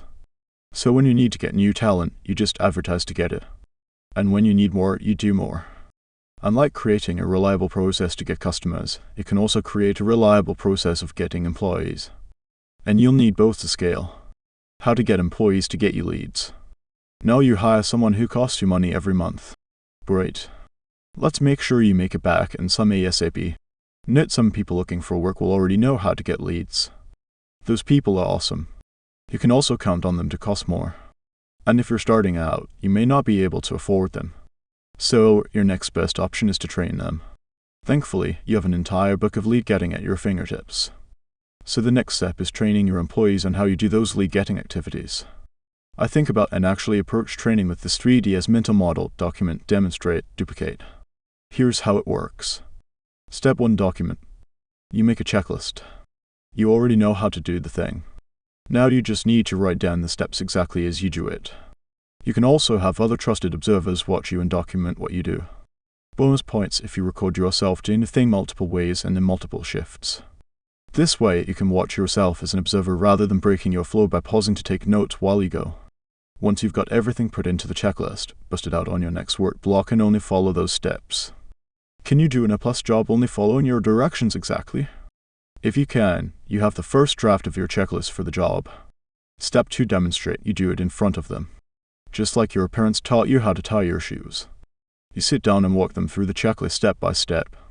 This may take a while depending on how many steps it takes to complete the thing. If they stop you or slow you down to understand something, adjust your checklist for that. Now you have the second draft ready for them to try. Step 3: duplicate. They do it in front of you. Now it's their turn. They follow the same checklist you followed. Except this time, they're the one doing and you're the one observing. We just want them to duplicate what we did. So if the checklist is right, the outcome will be the same. And if the checklist is off, you'll find out fast. Fix your checklist until it's right. Then, have them follow it until they get it right. And once they nail it, you now have a bona fide lead getter on your payroll. Congratulations! After you train your first few employees this way, you'll have worked out the kinks for that job and it's pretty smooth sailing from there. At least the training part anyways. Think about it this way: if you vanish tomorrow, could a stranger get the results you get if they only followed your checklist? That's the level of clarity to shoot for.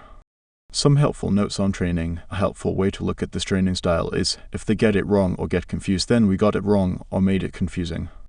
If we have to explain what a step means, then a step is too complicated. Or, more likely, we tried to put multiple steps into one. If they only appear to get it after a longish explanation or multiple demonstrations, then, again, we've got some work to do.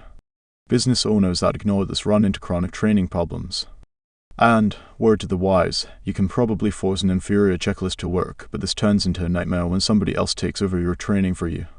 There is a difference between competence and performance. In other words, they can know exactly what to do and not be that good at it yet. If that's the case, then your instructions are fine and they just need practice. Using an analogy from the fitness world, think slow then smooth then fast. You don't need to change anything, they just need more reps. Focus on your employees' ability to follow directions more than whether they get the right result. This is super important because if you train your employees to follow directions, then they will follow directions. And if they follow directions and get the wrong results, then you know it's the directions. That's good. You have a lot more control over that. Every time they do a step successfully, let them know they did it right. And if they respond to praise, praise them. And if they goof, that's okay too. That's what training is for. Don't take over for them when they mess up. Simply pause, take a step back, and let them try it again. Fast feedback cycles to get people to learn faster. If they follow your directions exactly and get the wrong result, still praise them for following the directions. Praise them, then make the corrections to your checklist on the spot. Avoid punishment or penalties at any type for doing stuff wrong during training. As a rule of thumb, reward the good stuff you want them to do more of and they'll do more of it. Learning a new skill is punishing enough, we don't need to add to it. It's hard to fix multiple things when you've never done something before.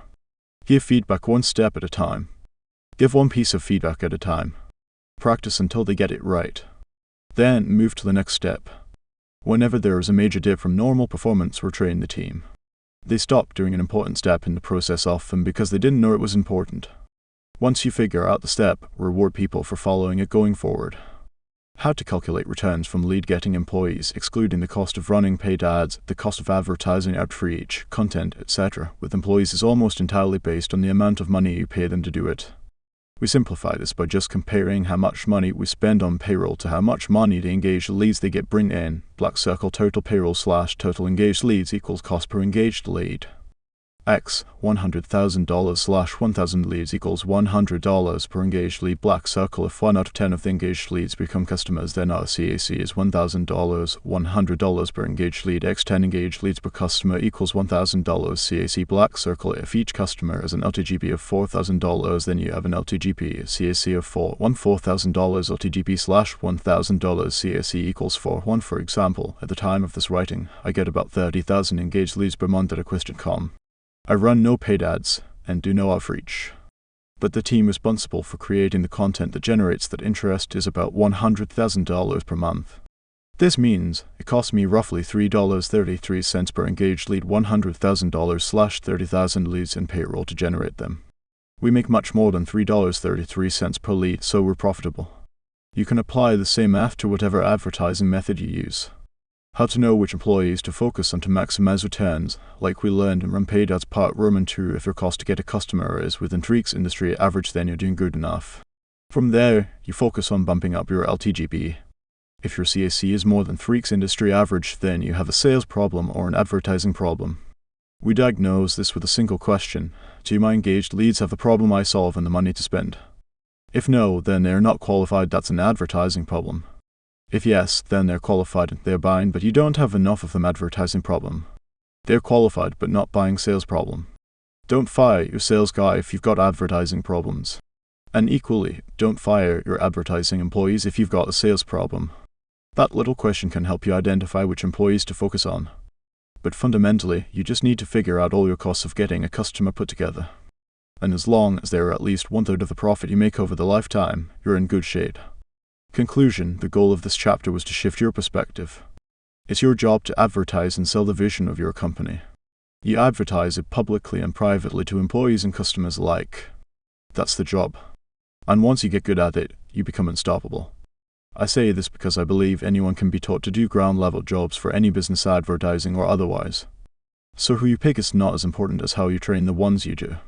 Like I've said throughout the book and will say again here, it doesn't take a genius to advertise. I'd even say it hurts. We've got plenty more iron wills than brainiacs anyways. Remember, this isn't about brains, it's about guts. And although some people might be born geniuses, nobody is born with an iron will. After all, we all come out crybabies. All this to say, having guts is a skill. And that means anyone can have the guts if they learn how. So if you have an iron will, and as an entrepreneur you probably do, it won't take long for you to figure out that you got it from your life experiences. You can pass those experiences on as lessons to anyone who cares enough to listen. Then they can stand on your shoulders and have a better chance at succeeding in life. And you can't really know anything anyway until you train them well and give them a fighting chance to succeed out in the field. Plus, for low-level jobs, you'll never have a shortage of labor. Get picky when you have to make massive investments in hyper-specific multiple six-figure C-suite employees. Fancy employees, I find at this current stage, it's actually a better use of time to hire and train anyone willing. Then, when you find winners, and with this method you will, treat them well, don't burn them out, and give them what they deserve. In the land of overflowing leads, you'll need allies. Employees are among the most powerful of these allies. We talked about how they make you wealthy, how they work, how getting them works, how to get them getting you leads, how to keep them getting you leads, and how to know you're doing a good job. And once you've built a system for getting people who get you leads during the core 4 on your behalf, you just need to do more. The next lead getter, the next stop on our advertising journey leads us to agencies. Yes, you can pay people to shortcut your path. I have paid zillions of dollars to agencies, and I believe I've finally cracked the code on how to create a win for all parties. For us, so we're not dependent on them forever.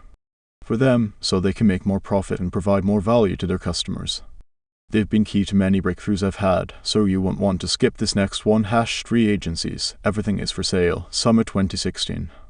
I wasn't a tech guy. I was a fitness guy who had learned a few marketing and sales tricks building my gyms. But now I had 5 and was launching my 6th. It was time to level up. Facebook had just released some new features, retargeting, interest groups, pixels, etc. And I didn't understand any of it. I bought a few courses but ended up more confused than when I started. I asked a few friends if they knew anyone who could help. I got 2 referrals. Both were agencies. I was scared. I had never used one before. I had only ever heard horror stories about advertising agencies. Mostly that they cost a ton and never work. But then I realized that even if they did work, I'd need them forever. They'd have my business by the balls. It turns out my expectations weren't far off. They offered to run my ads all right for an arm and a leg. Money I couldn't justify spending with my low margins. But then again, my advertising costs were killing me. And at this rate, in a few months, I wouldn't be able to keep my doors open. Stressful. I refused the first agency because I couldn't afford it at the time. The second call started going the same way. I began to panic. How am I going to fix this? In what felt like a last-ditch effort to stay in business, I asked the second agency owner for what I really wanted. Can you just show me in a few hours how you would run ads on my account? No. He fired back. My time's not for sale. Worried but still hopeful, what sort of arrangement could we come to? He thought for a moment. Then his eyebrow shot up and a smirk appeared. Fine, $750 an hour. Gulp. His intimidation tactic worked. But at least I knew his time was for sale, so I wanted to find out more. And for $750 per hour you will sit down with me and show me how you would run my ads? Yes, and I'd be the one doing everything. Like, you'll walk me through what to do and look over my shoulder as I do it. Then you'll explain why you do it that way. Yeah, and you're confident you can make my ads more profitable and show me the more advanced stuff too, right? Yeah, I mean, if you want to pay me $750 an hour, we can do whatever you want. It's your money, he said, half laughing. It sounded more like it's your funeral. I paused. All right. I'll do it. We'll meet 1 hour a week. You give me homework and I'll study between calls. Fair enough, it works for me. But you got to pay for the first 4 hours up front, so that's what I did. I placed a $3,000 bet on this guy's word that he knew what he was doing. Yikes. But every week thereafter, I showed up. Unlike a good student, I came with notes and questions ready. I also recorded and rewatched every call because I didn't want to miss anything. The first 2 calls, he took the wheel and I watched. Calls 3 and 4, he put me in the driver's seat. By calls 5 and 6, it clicked. I got how he made decisions and what data he tracked. At 7 and 8, I realized I didn't need his help anymore. I had learned how to run paid ads, at least on Facebook, like a pro. And, if I had to make a guess, it was because I learned it from a pro. In this chapter, we explore a not so obvious but much better way to use agencies to get more leads. Let's get cranking. How agencies want you to think they work. Advertising agencies are lead-getting service businesses. You pay them to run paid ads, do outreach, or package and distribute content. For example, let's say you want to post free video content, but you know nothing about making video content or how to distribute it. You'd need to learn how to pick video topics, record videos, edit videos, make thumbnail images, and write headlines. Or you'd need to hire the people who do. Enter the agency. They say they've hired and trained people to do that stuff already. So they promise faster, better, and more cost-efficient results than you could get on your own. And as soon as I had enough money, it felt compelling enough. After my first experience with an agency that I mentioned earlier and went quite well, I decided to use more. But my experience with the next 10+ agencies was different because I used them the right way. Each went something like this. Step 1, they got me excited about all the new leads they would bring. Step 2, I go through an onboarding process that felt valuable and sometimes was. Step 3, they assigned their best senior rep to my account. Step 4, I saw some results. Step 5, they moved my senior rep to the newest customer. Step 6, a junior rep starts managing my account. My results suffered. Step 7, I complained. Step 8, the senior rep would come back once in a while to make me feel better. Step 9, results still suffered. And I'd eventually cancel. Step 10, I'd search for another agency and repeat the cycle of insanity. Step 11, for the zillionth time, start wondering why I wasn't getting results like the first time. To be clear, like the introduction to this chapter shows, agencies can play a valuable role in business growth. But not the way they want you to. I don't want anyone else falling into the same trap. In fact, I hope all the money I wasted goes towards paying down your ignorance tax too. So keep reading. It's frankly ridiculous that it took me so many years to figure out that I actually used an agency the right way the first time. But now, after playing their game so many times, I feel I cracked the how to use an agency code. And it doesn't come from playing their game at all. It comes from playing a different one. And this chapter breaks it all down in 3 steps. 1. Hiring an agency versus doing it yourself. 2. How I use agencies now. And how you can't too. 3. How to pick the right agency hiring an agency versus doing it yourself. First, let's get this out of the way. Good agencies cost money. So if you have no money, then agencies are out of the question. You've got to learn through trial and error. And that's no big deal. We all start that way. But if you do have some money, I suggest using agencies for 2 things, learning new methods and learning new platforms. If I want to learn new ways to do content, outreach, or paid ads, then I hire agencies offering new ways to do them. They've already made the big mistakes. So instead of wasting time figuring it out myself, I skip straight to the make money part. I like the make money part. I also use agencies when I want to start advertising on a platform I don't understand. I make money faster because they do the early setup and maintenance for me and because I get them to teach me how to do it. Hiring an agency is all about investing in important skills you can't really learn anywhere else. That is, unless you go through all the trial and error to learn it yourself.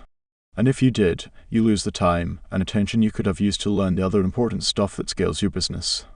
And scaling your business is the whole point. Action step: as soon as you have enough money for a good agency, start poking around. If you follow the rest of the steps in this chapter, you'll make it all back and then some. How I use agencies now. And how you can too. I've become a little more sophisticated than the story I told at the beginning. Here's how I use agencies now. Rather than believe the lie that I'll never have to learn this stuff because they can do it, I start every agency relationship with a purpose and a deadline to fulfill it. I open by saying, I want to do what you do in my business, but I don't know how. I'd like to work with you for 6 months so I can learn how you do it. Plus, I'll pay extra for you to break down why you make the decisions you do and the steps you take to make them. Then, after I get a good idea of how it all works, I'll start training my team on it, and once they can do it well enough, I'd like to change to a lower cost consulting arrangement. This way, you can still help us if we run into problems, though you're opposed to this. In my experience, most agencies are not opposed to this. And if it doesn't work for them, that's perfectly fine. Just move on to the next agency. But, before you start kicking everyone to the curb, be willing to negotiate. At some price, it's worth it for both of you. Viva capitalism. This is how I use agencies now. Like when I wanted to learn YouTube, I actually hired 2 agencies. The first I hired to keep me committed to making videos while they did some legwork on the platform itself. The second I hired at forks the price to really teach us the in-depth ideas behind making the best content possible. And once our videos beat their videos, we dropped down to consulting only. I've used this method again and again. I hire one good enough agency to learn the ropes of a new platform. Then, I hire a more elite agency to learn how to maximize it, and I cannot recommend this strategy enough. If you are upfront about your intentions and the agency agrees, you get the best of both worlds. You get better short-term results because they probably know more than you. And you get better long-term results because you learn how to do it yourself while your team learns to do it for you. You also spend the maximum amount of time with the best reps. Remember, you only get a fraction of the agency's attention, so results get worse whenever they get new clients. Meanwhile, your team gets better and better because they stay focused on you full-time. So compare your team's results to the agency's until you beat them. Then cancel the relationship and put the money into scaling everything you just learned. Action step: when you find an agency to work with, next step, set terms with them and deadlines for yourself. Use the template above as your guide. And feel okay with negotiating a bit to make it work. How to pick the right agency: after working with tons of bad agencies and a handful of good ones, I created a list of what all the good ones had in common. Now it isn't the last word on what makes a good agency, but it is useful stuff that's worked for me. Here's what I look for. 1. Somebody I know got good results working with them. If you only know about an agency from their paid ads or called up reach, they probably aren't as good as the ones who rely solely on word of mouth, and the best ones too. 2. Prominent companies got good results working with them. I may not know the companies personally, but if I recognize them, it's a good sign. 3. A waiting list. When demand for a service exceeds the supply, they are probably pretty good. 4. A clear sales process that makes a point to set realistic expectations. No funny business. 5. No short-term hacks. They keep the talk on long-term strategy. They also give clear timelines for setup, scaling, and results. 6. They tell me exactly what they need from me, when they need it, and how they use it. 7. They suggest a regular schedule of meetings and offer several ways to update me on their progress. 8. They give updates in simple terms and have clear ways to track so I know how costs compare with results. 9. They make a good offer. A. Dream outcome is what they promise, what I want. B. Perceived likelihood of achievement. How many other people like me have they gotten there? C. Time delay. How long will it take? D. Effort and sacrifice. What do they require me to do when working with them? What will I have to give up? Can I stick with those for a long time? 10. They are expensive. All good agencies are expensive, but not all expensive agencies are good. So talk with as many as it takes. And use this list as a guide to find the good ones. If an agency checks those boxes, they are worth considering. Action step: even if an agency agrees to your terms, talk with a few more before you make a decision. Compare them using the checklist above, and then pick the best one for you. Conclusion: even though this isn't the traditional agency model, both businesses benefit. They get a customer they otherwise wouldn't have. And we get a money-making skill for life. In a story at the beginning of the chapter, it cost me 8 hours and $6,000 to learn a skill that's made me millions. Does that seem worth it to you? It better. And to make this agency method work at scale, you have to count on a good amount of time where you pay the agency and your team to do the same stuff. You've got to give yourself some breathing room to get results from the agency, learn what they do, and train your team on it, all at once. Yes, it costs a lot of money. And yes, it's totally worth it when you get it right. And get it right you can. After agencies put a low-level employee on my account for the millionth time, it finally clicked. This can't be that hard. At first, it took about a year to get my team better than an agency. As I got better, it went down to 10 months, then 8. And now I've got it down. I can get my team as good or better than the agency in less than 6 months or less. And every time I want to learn a new method or platform, I repeat the process. The better you get, the cheaper it becomes, and the more money you make. Funny, that sounds a lot like advertising. Next steps. 1. Decide if using an agency makes sense for you right now. 2. Talk to a lot of agencies to get a feel for the market. Don't be cheap. 3. Use the agreement framework I outlined.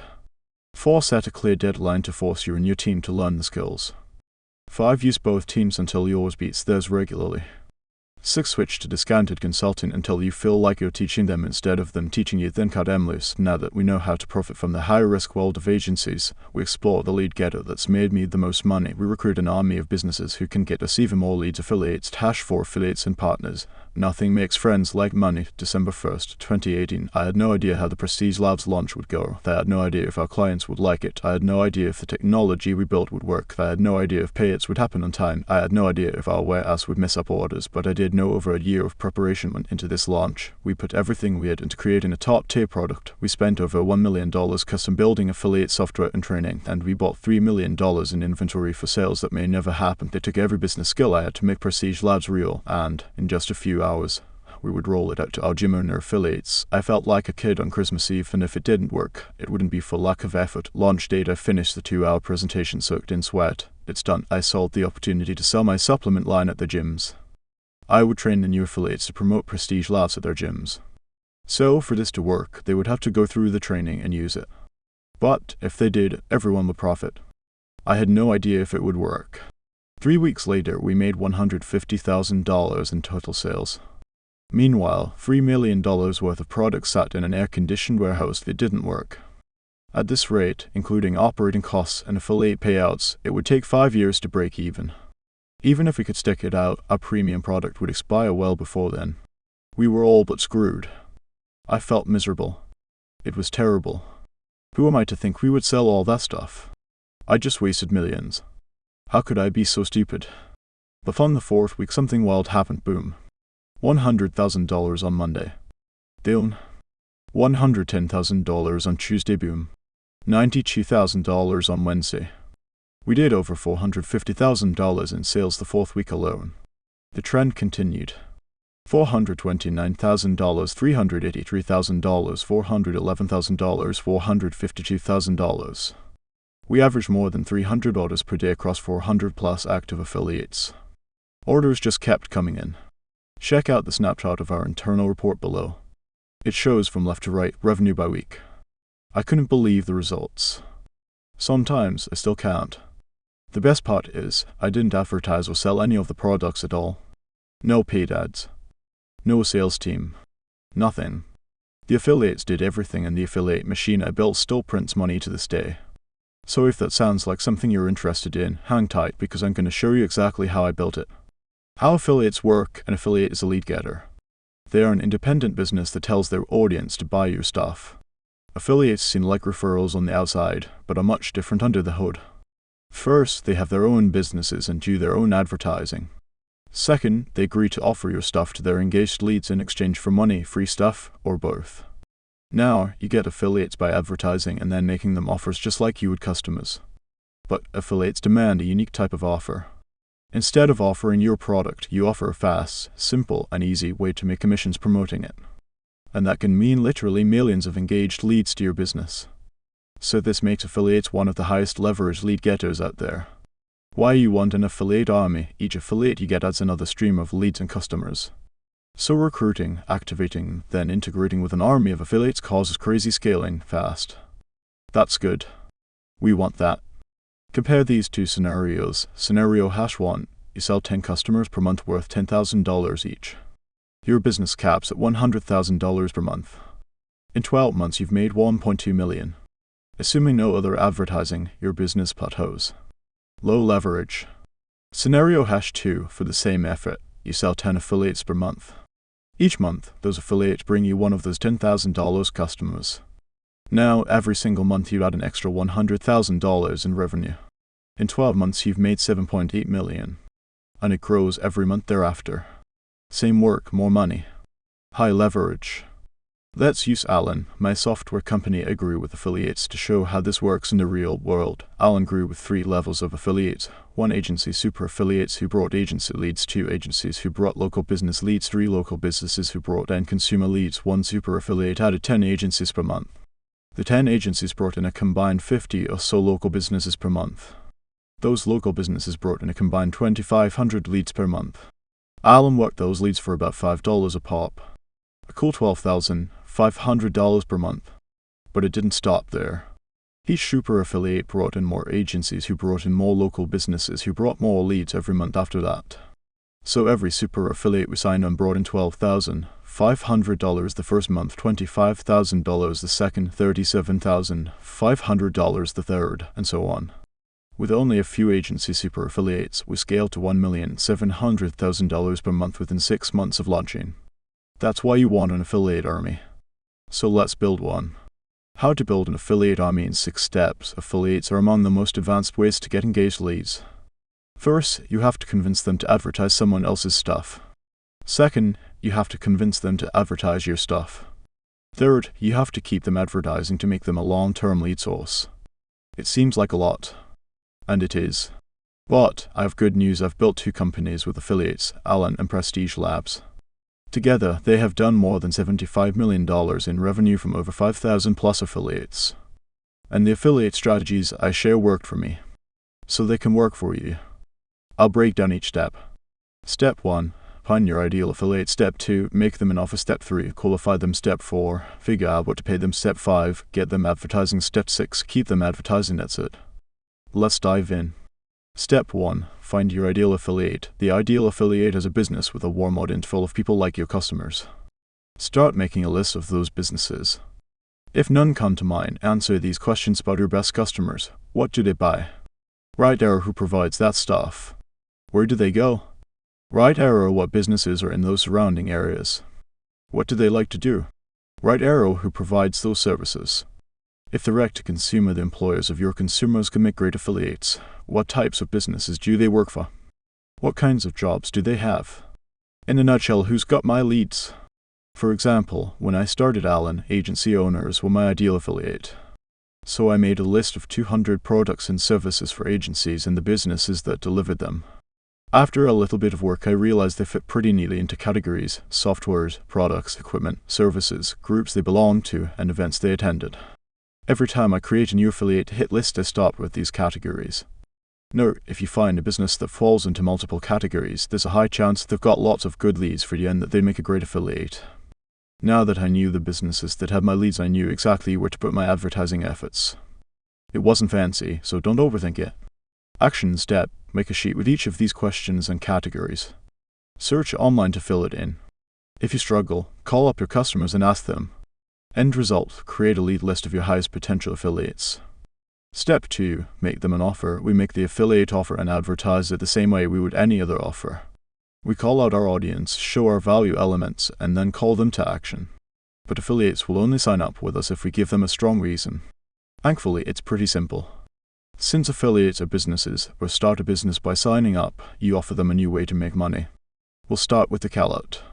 Call-outs for potential affiliates often include the affiliate business owners themselves. Attention SPA owners, the affiliate's customers. Do you work with busy professionals who spend all day in meetings? Results, the affiliate businesses promise to the heroes who heal the stress of others' products and services. The affiliates deliver. If you sell lotions or scented oils, this is for you. To our own customers, do you know anyone who owns a spa? Now that we can grab a potential affiliate's attention, let's make it worth their while. Elements of value. There's an unlimited number of ways to show value, but all money-making offers follow a similar structure. That's good news. We don't need to reinvent the wheel.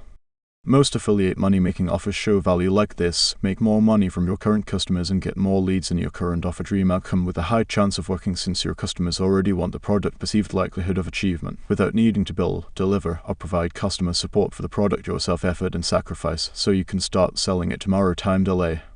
Action step: explore the different value elements and fill in the blanks. I won't go deeper on this since we've covered it already.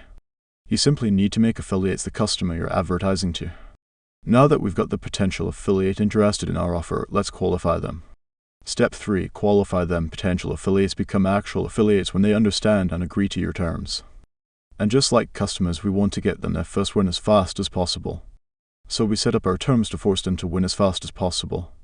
I do that by getting them to invest. I prefer they invest their time, their money, than in the product itself. Any can work. But 9 times out of 10, if they pay, they'll pay attention. Here are the 2 ways I get my affiliates invested in winning: make them a customer and make them an expert. Let's dive into each. Way hash 1. Make them a customer, make them buy and preferably use the product to keep affiliate status. This is the lowest barrier investment that's worked for me. I found the more money an affiliate invests in your product, the more money they make. This should make sense. If they don't believe in your stuff enough to buy it, they probably shouldn't sell it. You can tell them I said so. Way hash 2. Make them an expert. I make them pay for the onboarding and training that certifies them as a product expert. If you have them buy a product to become an affiliate, you can have them use that as credit towards a certification. As in, the certification comes with the products they bought. Now, aside from actually making the affiliate useful, certifying them does 2 things. First, it covers some of the costs of advertising. Second, it means I can afford proper onboarding and training of every single affiliate. How much do I charge? I recommend 10-20% of what the average active affiliate makes in the first 12 months. So if your average affiliate makes $40,000 per year selling your stuff, then charge $4,000 minus $8,000 to onboard and train them. Too low and you won't get them invested. Too high and you won't get enough affiliates. I find 10-20% maximizes the number of people who become active affiliates. If you're just getting started and have physical products, then use the bulk purchasing strategy from the pro tip. Otherwise, you can use the strategy from the warm reach out chapter and raise the minimum investment every 5 signups until you hit the sweet spot. Action step: make your affiliates customers, experts, or both. My favorite way. If you don't get enough people to start, lower the commitment. If you don't get enough people to follow through, raise it. Step 4. Figure out what to pay them. The first biggest problem to solve with affiliates is getting them bought in. But the second biggest problem is how to keep them bought in. And no matter how you slice it, keeping your affiliates bought in depends on how you reward them for advertising your stuff. I prefer to reward people that do things I like with money and free stuff, especially if they make me money first. So let's talk about that. When I figure out ways to pay affiliates, I look at 2 basic things. 1. What they get paid for. 2. How much they get paid. 1. What they get paid for. Before I do any affiliate payout money math, I ask myself a simple question. What exactly do I want the affiliate to do? Once I figure that out, that is what I pay them for. Then, more often than not, how much they get paid and how often they get paid nearly solve themselves. I pay affiliates for 2 basic things: new customers and repeat customers. Over time, if you track your metrics better, you can pay them for steps before someone becomes a customer. Like for the lead magnets downloaded, appointment set, or anything else you know reliably turns into sales for you. To how much they get paid, I suggest paying affiliates based on your maximum allowable cost to acquire a customer CAC. Example, choosing your maximum allowable CAC. Let's say we sell a single-use product for $200 and it costs $40 to fulfill. This gives us $160 to pay the affiliate and run the business. If we want an LTGP CAC ratio of 3:1, then 3 parts goes to the business, $120. And 1 part, $40, goes to the affiliate. This means we will pay up to $40 for an affiliate to get a new customer. But here's where things get interesting. I used to give away the farm the whole CAC. I suppose I still do, but I've gotten pickier about who I give it to. Not all affiliates are created equal. So I suggest having a 3-tier payout structure. Using the example above, with a $40 maximum allowable CAC, a 3-tier payout structure might look something like this. Block circle tier 1. 25% CAC equals $10 payout. Anyone who agrees to my initial terms qualifies. Example, they sign up and buy products or a certification. Black circle tier 2, 50% CAC equals $20 payout once they activate. Example, actually finishing the certification they bought, doing a specific number of posts in outreach, doing a launch, etc. This gives them a nice reward twice the pay for activating. Black Circle Tier 3, 100% CAC equals $40 payout once they sustain a level of performance. Example, they maintain 5 customers per month on subscription. This tiered method also has a hidden and very profitable side effect. The average payout is much less than your maximum allowable CAC. This means if we leave the maximum payouts for top affiliates, then we get to keep the leftover profit. We can use the leftover money to run huge contests, advertise to get more affiliates, incentivize rising stars, etc. Or, I suppose, we can just plain pocket it. For example, if 20% of sales come from Tier 1, 20% from Tier 2, and 60% from Tier 3, your blended payout is $30 instead of your maximum allowable CAC of $40. This means your LTGP-CAC ratio just improved from 3:1 to 4:1. And often, cutting marketing costs by 33% can translate into 10% to 20% more net profit at the end of the year. A massive jump. Action step. Figure out what you want to pay your affiliates for so that you can plan out how much to pay them, with what, and how often. Step 5. Get them advertising launch. Like refers, how much value affiliates get from you determines how much they advertise your stuff. So treat them like customers. Give them something good fast. And nothing does that for affiliates like big launches and lots of cash. Here's how launches work. Affiliates advertise your lead magnet or core offer to their audience before they can buy it. They post. They do warm outreach. They run paid ads. They may even do cold outreach. They do as much advertising as they can until the day of launch. When the product is available, they sell it to all the engaged leads they assembled. Some sell one-on-one, some pitch to the whole group. And others simply make the product available. So if you're going to do launches to activate your affiliates, which you should, you may as well do them right. I use the whisper tease shout method. I can't remember where I first heard this, but the name stuck. Let's launch. Before we get launching, remember, good launches have the work done ahead of time. So do all the work for them. Then they can plug and play. Let's break down each launch phase. And I'll give an example of my book launch to drive each point home. Note, this is how you launch anything, not just affiliates. I put it in the affiliates section because I haven't found a better way to activate affiliates than launches. Whisper, think callouts. Like an ad, the key to the whisper phase is curiosity. Keep the product itself mysterious and hint at how big of a deal it is. Keep whispers short. And bonus points if you show behind the scenes of making your product. If you have something in the works, you can start the whisper phase a few years out. The further out you start whispering, the bigger deal it becomes to your audience. We start this early because the longer something appears to take, the more an audience will value it. For example, all other things being equal, an audience will value a product that took 10 years to make more than one that took 10 days. So show your work. Remember, curiosity comes from wanting to know what happens next. So embed questions about the product in their minds. We need to tell them about something they want to know more about, then say not yet. For example, during the whisper phase of my book launch, I posted content, reached out to friends, emailed my list, and told potential affiliates about major updates to the book. I showed what draft I was on. I took pictures behind the scenes of me printing out drafts. I showed the many versions of the frameworks I drew. I shared videos of myself editing the book early in the morning and late at night, etc. All of it made people who want leads get curious and pay attention. Action step, start whispering every 4 to 6 weeks until you get 60 days out. Then whisper every 2 to 3 weeks until you get 30 days out. Then start teasing. Tease, think elements of value. It's time to start satisfying all the curiosity you created during the whisper phase. Reveal your product, make the date of the launch public, and start showing the elements of value. Use the what, who, and framework from the paid ads chapter. For example, during my book launch, the tease phase, I was more specific and revealed more hard information about the book. I started advertising how the book satisfied the dream outcome of limitless leads, of doing less work and getting it done faster than they could imagine. I also showed dozens of examples using the book to its potential.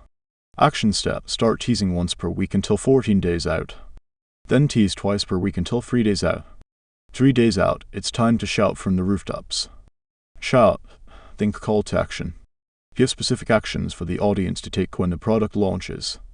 Now you start pounding the audience with bonuses, scarcity, urgency, and guarantees around being the first ones. You shout to get as many people exposed to your offer as you can. For example, during my book launch, the shout phase, I gave specific calls to action. Short, sweet, clear reminders to register for the book launch. I reminded everyone of the exclusive bonuses only for people who bought during the launch. Action step: shout at least twice a day starting 3 days out. On the day of, start shouting every few hours until 2 hours out. Then shout every 30 minutes until you launch the product. Action step: get your affiliates to launch. Set them up with everything they need to do the whisper T shout right. They do the advertising. You get the engaged leads. Everyone gets paid. Step 6. Keep them advertising. The strategy we use to start them advertising differs from the one we use to keep them advertising. In an ideal world, you sell an affiliate once and they send engaged leads for life. Integration gets us there. I've got 3 ways you can integrate your product into their offer. I order these from easiest to hardest. First, you can get them to give away your lead magnet with every purchase of their stuff. Second, you can get them to sell your lead magnet separately to their audience. Third, you can get them to directly sell your core offer. They give away your lead magnet for free, which makes the core offer more valuable for no extra cost. Then, you upsell your core offer in every offer thereafter. One, affiliates give your lead magnet away when somebody buys their stuff. The idea here is for your lead magnet to make the affiliate's offer more valuable. This allows them to charge more for it and get more leads than they could without it. Remember, the best lead magnets give away a free trial or sample of your thing, reveal a problem, or offer a single step of a multi-step solution. Here are examples of each. Samples and trials: say I sell massages and recruit the personal training studio next door as an affiliate. Now everyone who buys personal training from them gets a free massage from me. The personal training studio now has a stronger offer they can charge more for, and we get more massage leads. Everybody wins.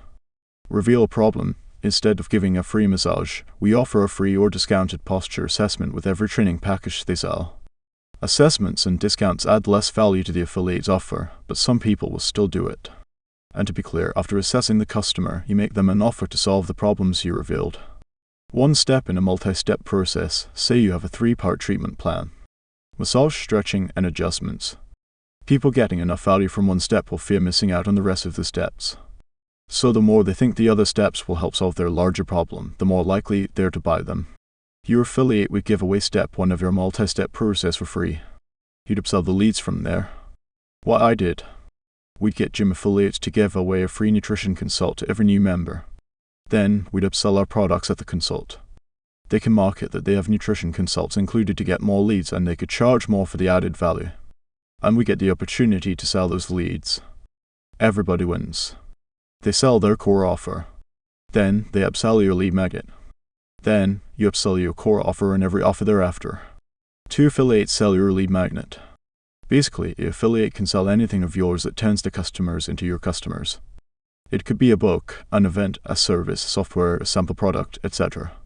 Also, giving affiliates all the cash from selling a lead magnet you fulfill becomes all profit and no work for them, an attractive proposition for any business. Your money comes by selling your main thing for more than it costs you to deliver your lead magnet. And if you do it this way, you don't need to split any money with them on your core offer. Another win-win. Example: they sell each of those things we gave away for free in the step above. They sell your massage at a discounted price. They sell your assessment, which you could do 1 minute, one or in a group format like a workshop. They sell part 1 of your multi-step solution. What I did: the gyms would sell a nutrition consult with us and keep the money. They'd maybe charge $99 or $199 to sell an hour of our time. If we were clever, we'd let them keep all the money. If we do, they'll send us even more leads. Then, we'd upsell our products during the consult. Then you split the money. Either you split the upfront cash, all cash for a certain period of time, or all cash forever. I prefer to pay forever so my affiliates stay motivated to keep my customers forever. And I never cap payouts. 3 affiliates sell your core offer. An affiliate sells your core offer directly to their customers and adds another source of income without extra work. For some affiliates, this is their entire source of income. Many companies offer this structure as either a new business opportunity or a bolt-on to the affiliate's existing business. Either way, anything you sell, they can sell. When you do it this way, the affiliate will get a higher percentage of your lifetime gross profit, but you won't have to do anything but deliver. Example: they sell your entire massage package. They sell your entire program or services. They bundle their services with your paid services and charge an even higher price. What I did: we taught gyms to hold nutrition consultations with white label products. Then we taught them to upsell our supplements right to their members and we split the money. All three strategies work. They're just different. After testing, we continue to do strategy 1 twice per year as a big event and strategy 3 on an ongoing basis. That being said, many similar businesses in our portfolio use strategy 2. I'm just sharing what worked for us. Bottom line, integration is the long-term strategy for using affiliates to get enduring lead flow.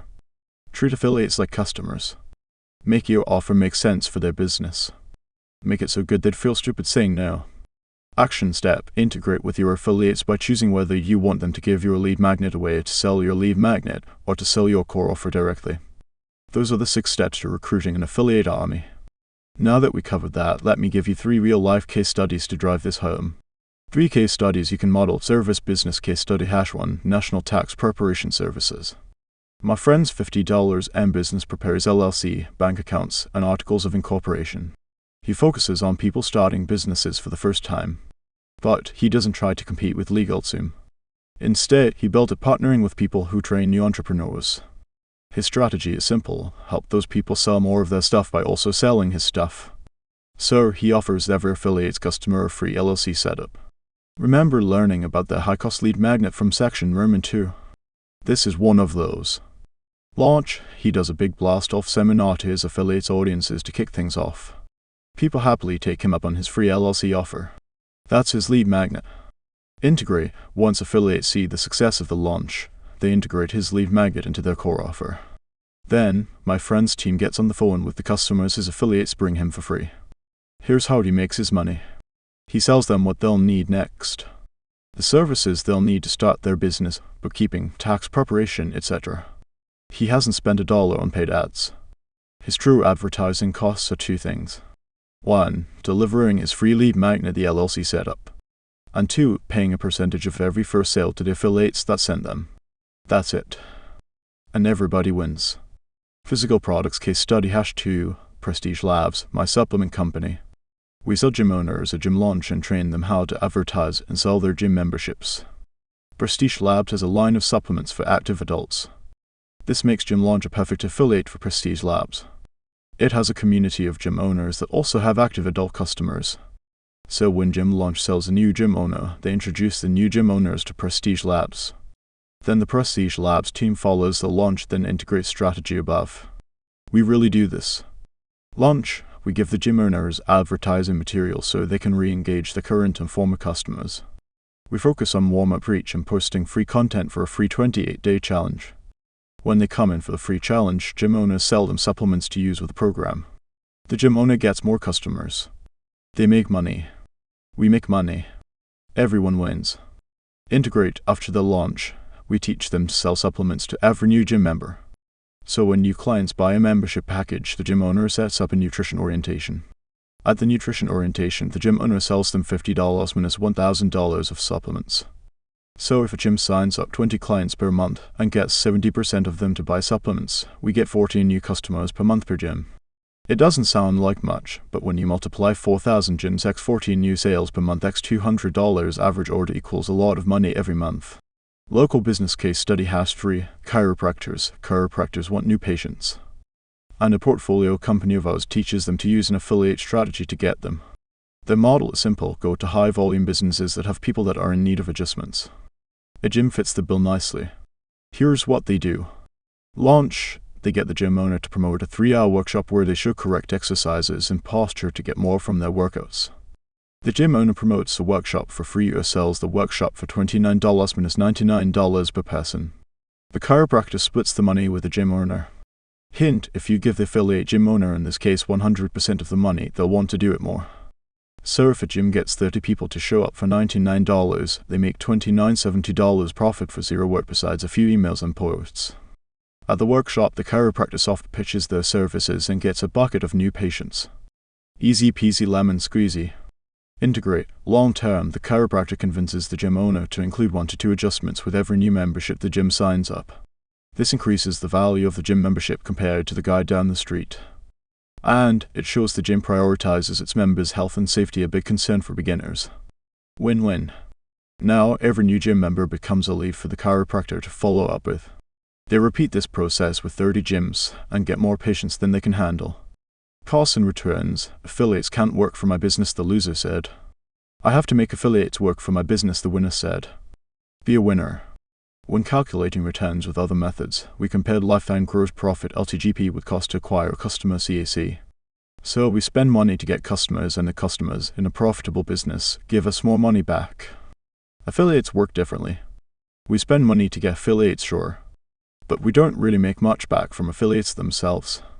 Instead, the money we spend to get an affiliate comes back from the customers they bring us. So to calculate returns, we compare how much it costs us to get an affiliate with the gross profit of all the customers they send to our business. Example, let's say we own a widget company that grows with affiliates.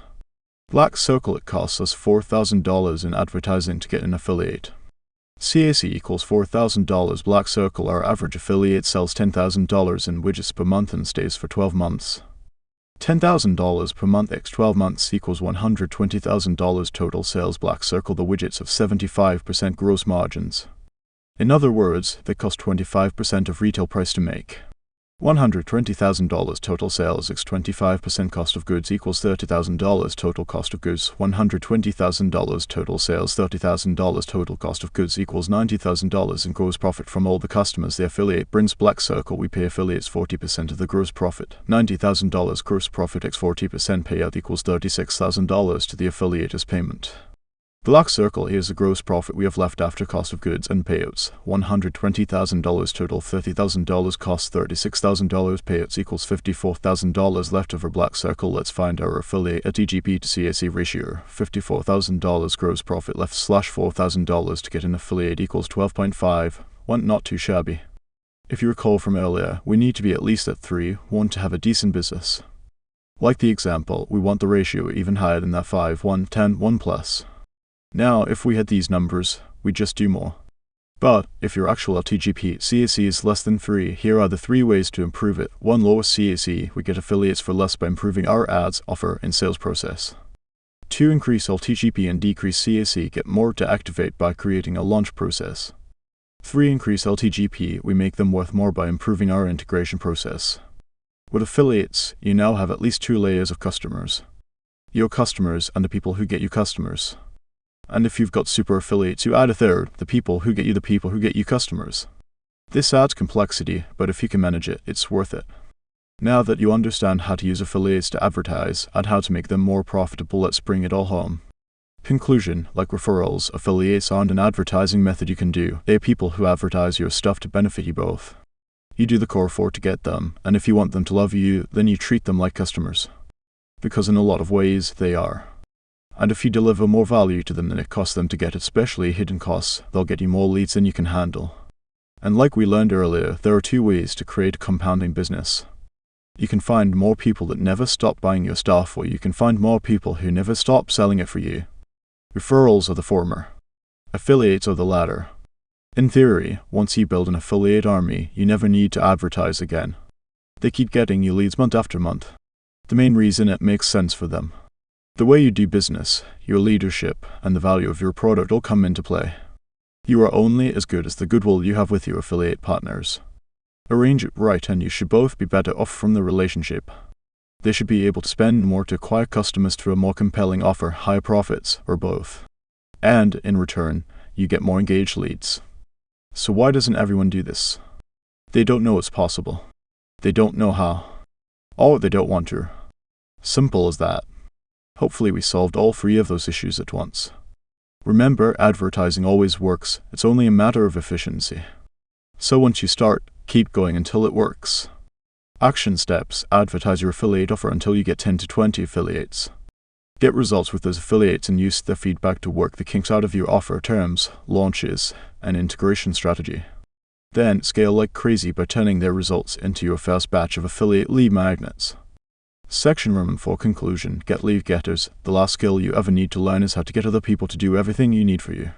We do the core 4 to get engaged leads, warm up for each, post content, cold up for each, and paid ads.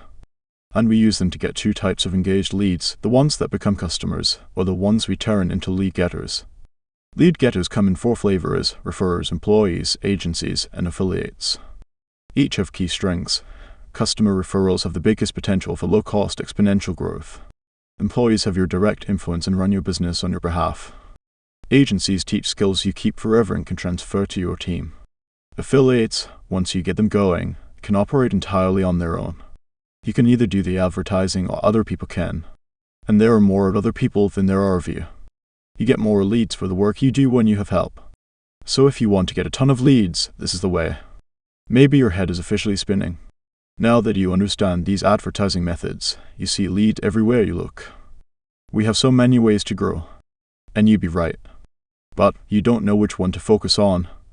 Any or all of these lead methods can underpin a successful lead generating strategy, and I put them in the order of what happens naturally.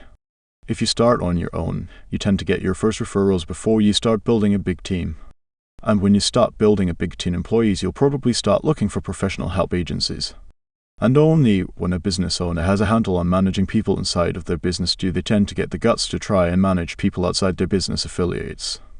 In any case, you have to forget the idea that everything is going to work out the first time. If you think you're going to become a millionaire the first year you go out on your own, you're probably wrong. It's very unlikely. And an obsession with getting rich quick will likely ensure it never happens. People try shortcuts for a decade until they realize they should have picked a strategy and stuck with it for a decade. If you do that, success is inevitable. Once you find something that works for you, stick to what you pick. Those are the best words of encouragement I can offer. The longer you play the game, the better you will get, and the more success you will have. Just don't quit or switch methods after seeing a few losses. It's normal to lose in the beginning. In fact, I expect to crack a new lead source in 3 to 6 months, and this isn't my first rodeo. So if your expectations are faster than that, do you think your expectations are reasonable? We covered a lot here. This section was how you scale. You get other people to help you. They are the missing link. Each has their own strategy and best practices. Use what applies to you now. This leads us to section V, get started. I want to put everything together for you in a nice bow so you know exactly what to do next. Together, we'll eliminate leads as the bottleneck in your business forever. Onward. Section V, get started. It's not the end. It's not even the beginning of the end, but it is, perhaps, the end of the beginning. Winston Churchill. June 2017. 3 months after we lost it all again and switched from launch to licensing. Hey Layla, what do you make of this? I asked. What's up? I gave her my phone. Mr. and Mrs. Hormozi, we cordially invite you to a private event for entrepreneurs earning 8 figures and up. Let me know if you're interested. Seems cool, she said. But we're not making 8 figures. I pretended not to hear her. You want to go? Sure. Is it included in our mentorship dues? 1 sec, I'll ask. An email response came a moment later. No, this is an additional fee. It is a 2-day event limited to 10 people at a private resort. Nope. I said. Huh? Can we afford to go? Ouch. Who cares? We can afford not to go. 10 days, a long flight, and a short drive later, we made it. The cool kids meet up. I have one goal, to add as much value as I could to everyone else in the room. But the moment I walked in, I knew I was out of my league. I recognized almost everyone there. They were famous in the advertising world. They all spoke at huge events, signed autographs, made millions. Then there was me. I wasn't an 8-figure entrepreneur. I was a kid from Baltimore just paying to breathe everyone else's air. Once everyone settled, we had a short housekeeping discussion and then got down to business. This way of doing things was a sharp contrast to the big stages, booming sound systems, flashing lights, and other theatrics that real events have. The first speaker was ready to go. He had a man bun and loose yogish clothing. He looked like a hippie. But then, he opened with how he was only doing $3 million per month. Is this for real? I felt like a fraud. The numbers he shared with such a casual attitude blew my mind. How is this possible? He continued on with his talk using all sorts of business, advertising, and tech jargon. He pointed to dizzying charts and graphs. I came here to learn more about advertising but felt dumber by the second. I recognized enough of the words to realize I knew nothing useful about them. His presentation went way over my head. I started sweating bullets. Lil grabbed my hand. We both felt stressed and out of our depths. He finished and finally opened up for Q&A. Excellent. But the questions were still at the same level as his presentation. Nope, I'm still doomed. Then an awkward voice cracked. So what courses are you taking to learn all this stuff? Now we're talking. I leaned in, pen in hand.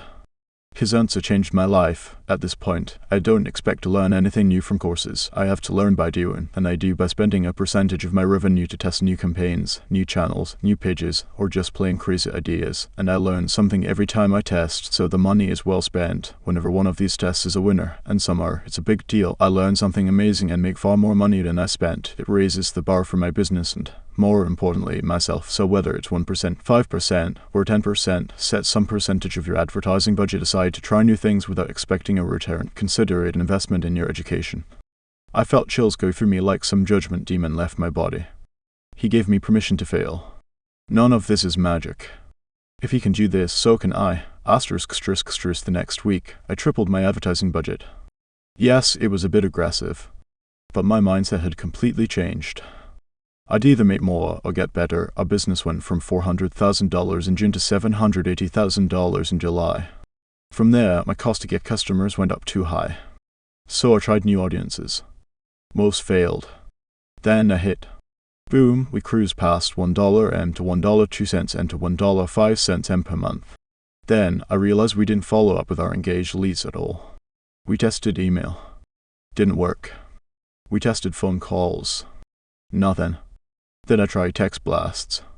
Wham! We zoomed to $1.08 the next month. From there, we tested paid ads like crazy. We made way more of them and put more focus on their production value. Boom.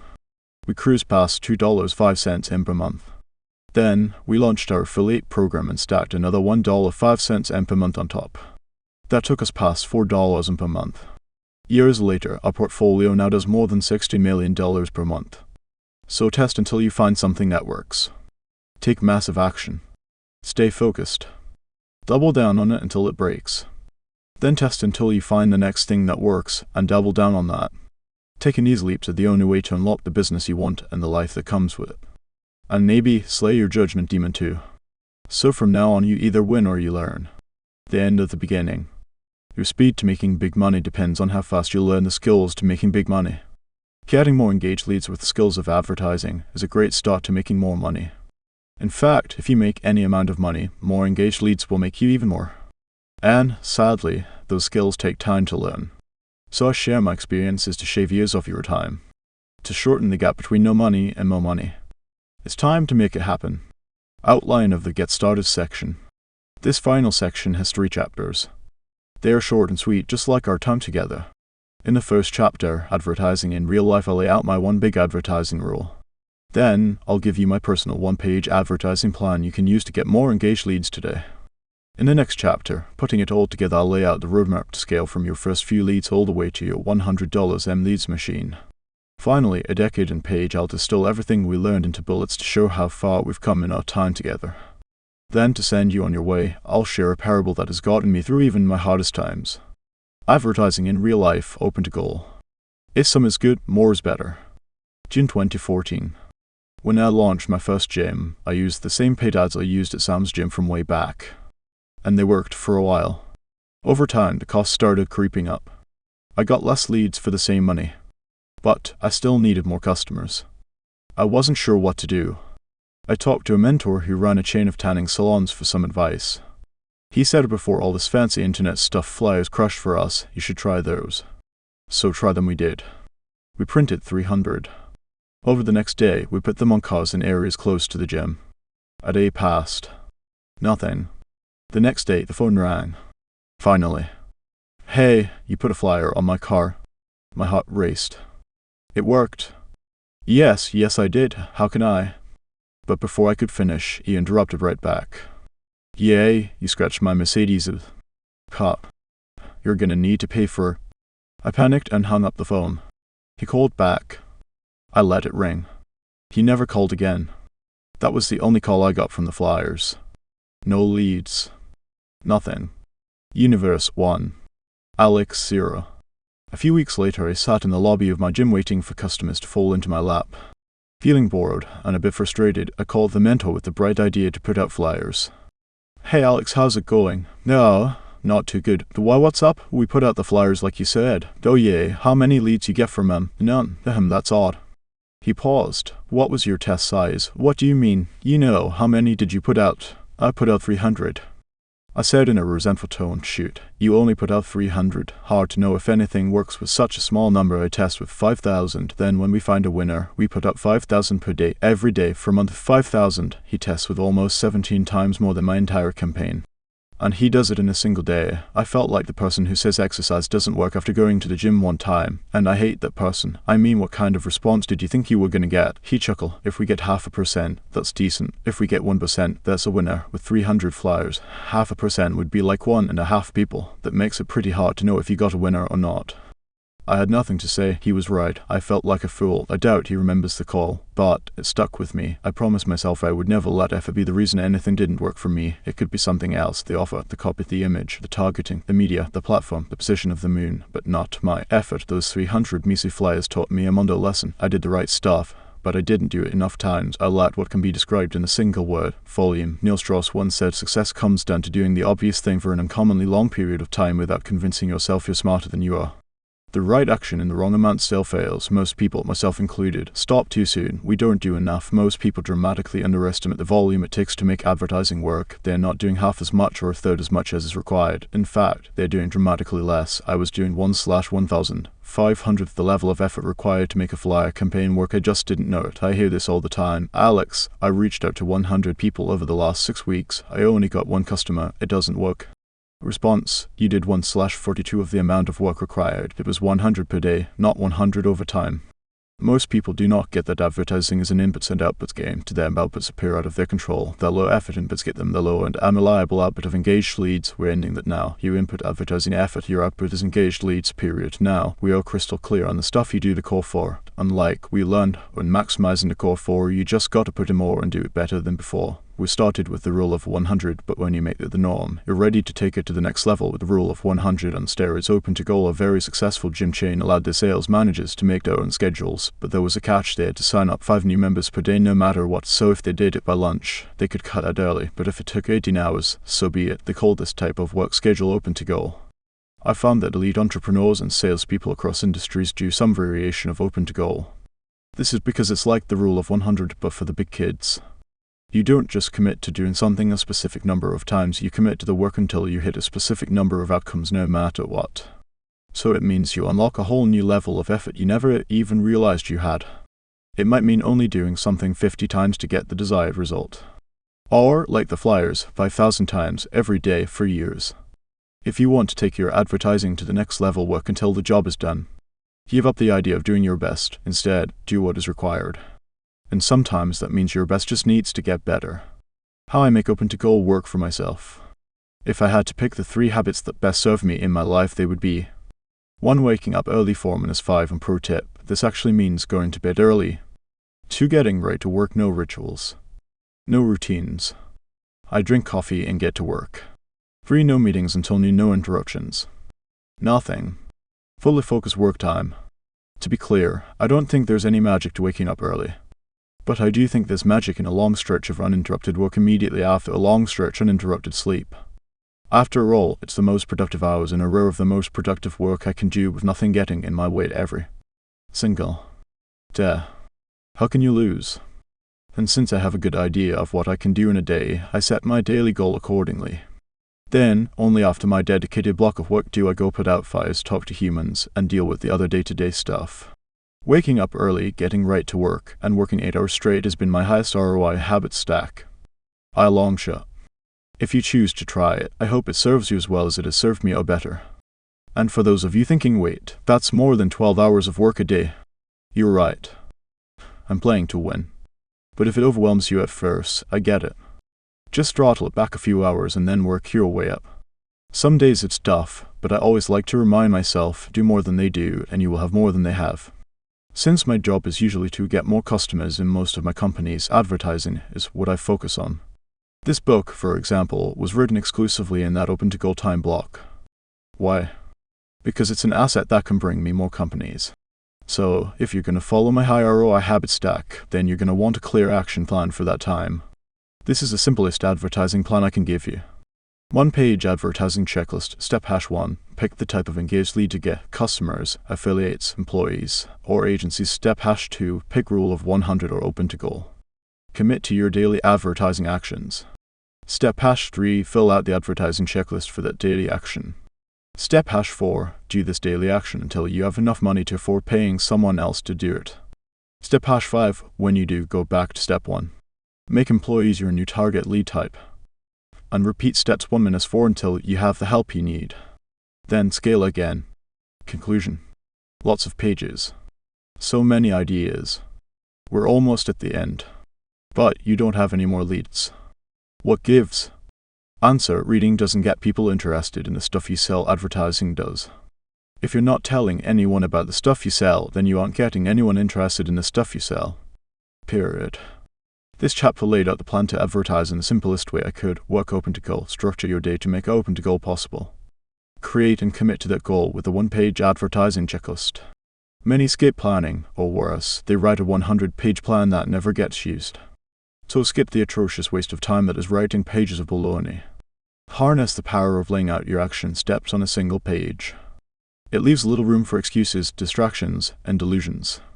You either did the stuff or you didn't. You can fill out your 1-page advertising checklist in about 5 minutes. And once the naked truth stares back at you, all you have left is to do it. The roadmap putting it all together, $0 to $100 million. A leader must aim high, see big, judge widely, thus setting himself apart from the ordinary people who debate in narrow confines. Charles de Gaulle, French president during World War II. To get to where you want to go, it pays to know what lies ahead. So in this chapter, I describe the phases you will go through as you scale your advertising. Acquisition.com uses this roadmap to scale our portfolio companies from a few million a year all the way to $100 million plus. These levels will help you identify where you're on the advertising totem pole so you know what to do to get to the next level. Level 1. Your friends know about the stuff you sell. To start getting engaged leads, you make one offer to one avatar on one platform. The moment you get engaged leads is the moment you can start making money. For me, this started with reaching out to everyone I knew. Primary action, warm outreach. Level 2. You consistently let everyone you know about the stuff you sell. You know the exact inputs to get an engaged lead with your chosen advertising method. And, by scaling those inputs, you get consistent customers with it. But the consistent customers come from maximizing your personal work capacity. For me, on top of warm reach outs, I maximized my personal work capacity with paid ads, using a case study as my lead magnet. But looking back, I wish I would have started with posting free content. So I suggest that. Primary actions. Do as much warm outreach and post as much content as you can consistently. Level 3. You get employees to help you do more advertising. You've maxed your personal advertising inputs, but not the platform. And if you want more engaged leads, that can only mean one thing. Doing more. For me, I hired a videographer and a media buyer to take most of the paid ads work off my plate. Primary action. You hire people to advertise profitably on your behalf. Level 4. Your product is good enough to get consistent referrals. You continue building Goodwill and shoot for getting 25% or more of your customers from referrals. Now you've set yourself up to ramp your advertising again. But to make that work, you have to get more serious about hiring a team to make it happen. This is when I realized that my ads were shut off, but I was still getting referrals every week. So, I doubled down on referrals. I built Goodwill using customer feedback to update my product every 2 weeks. I also started a strong referral program with big incentives at the same time.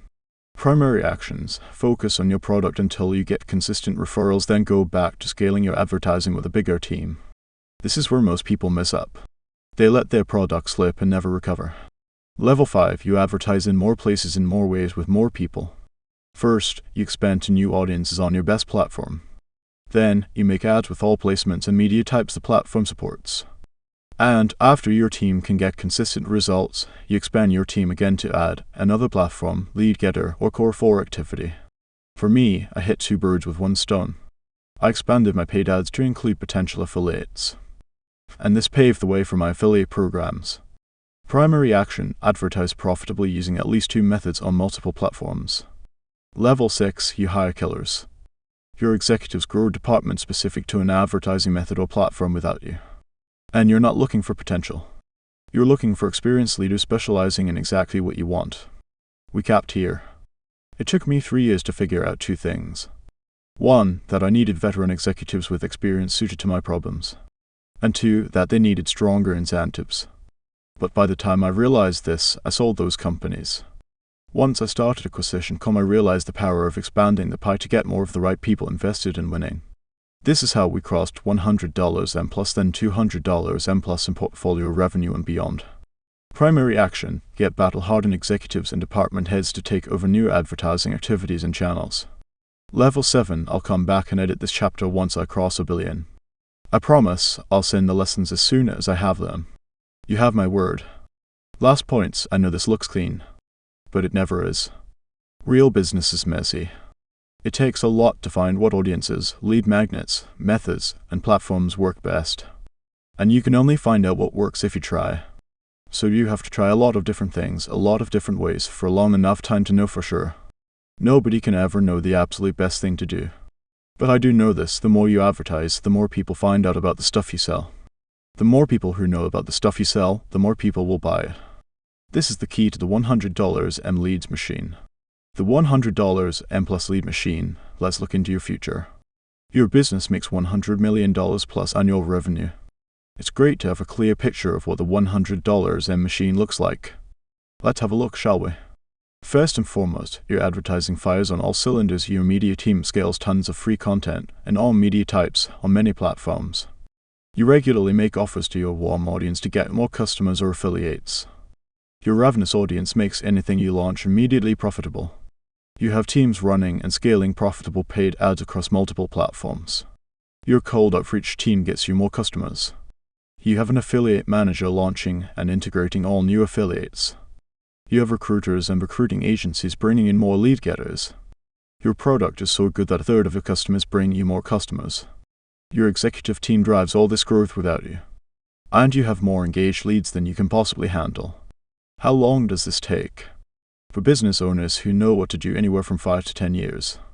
Building something great, even if you know exactly what to do, takes time. And so many like to trumpet overnight success, but looking behind the curtain tells a different story. It took my wife and I more than 10 years of our best effort to cross the first $100 M in net worth.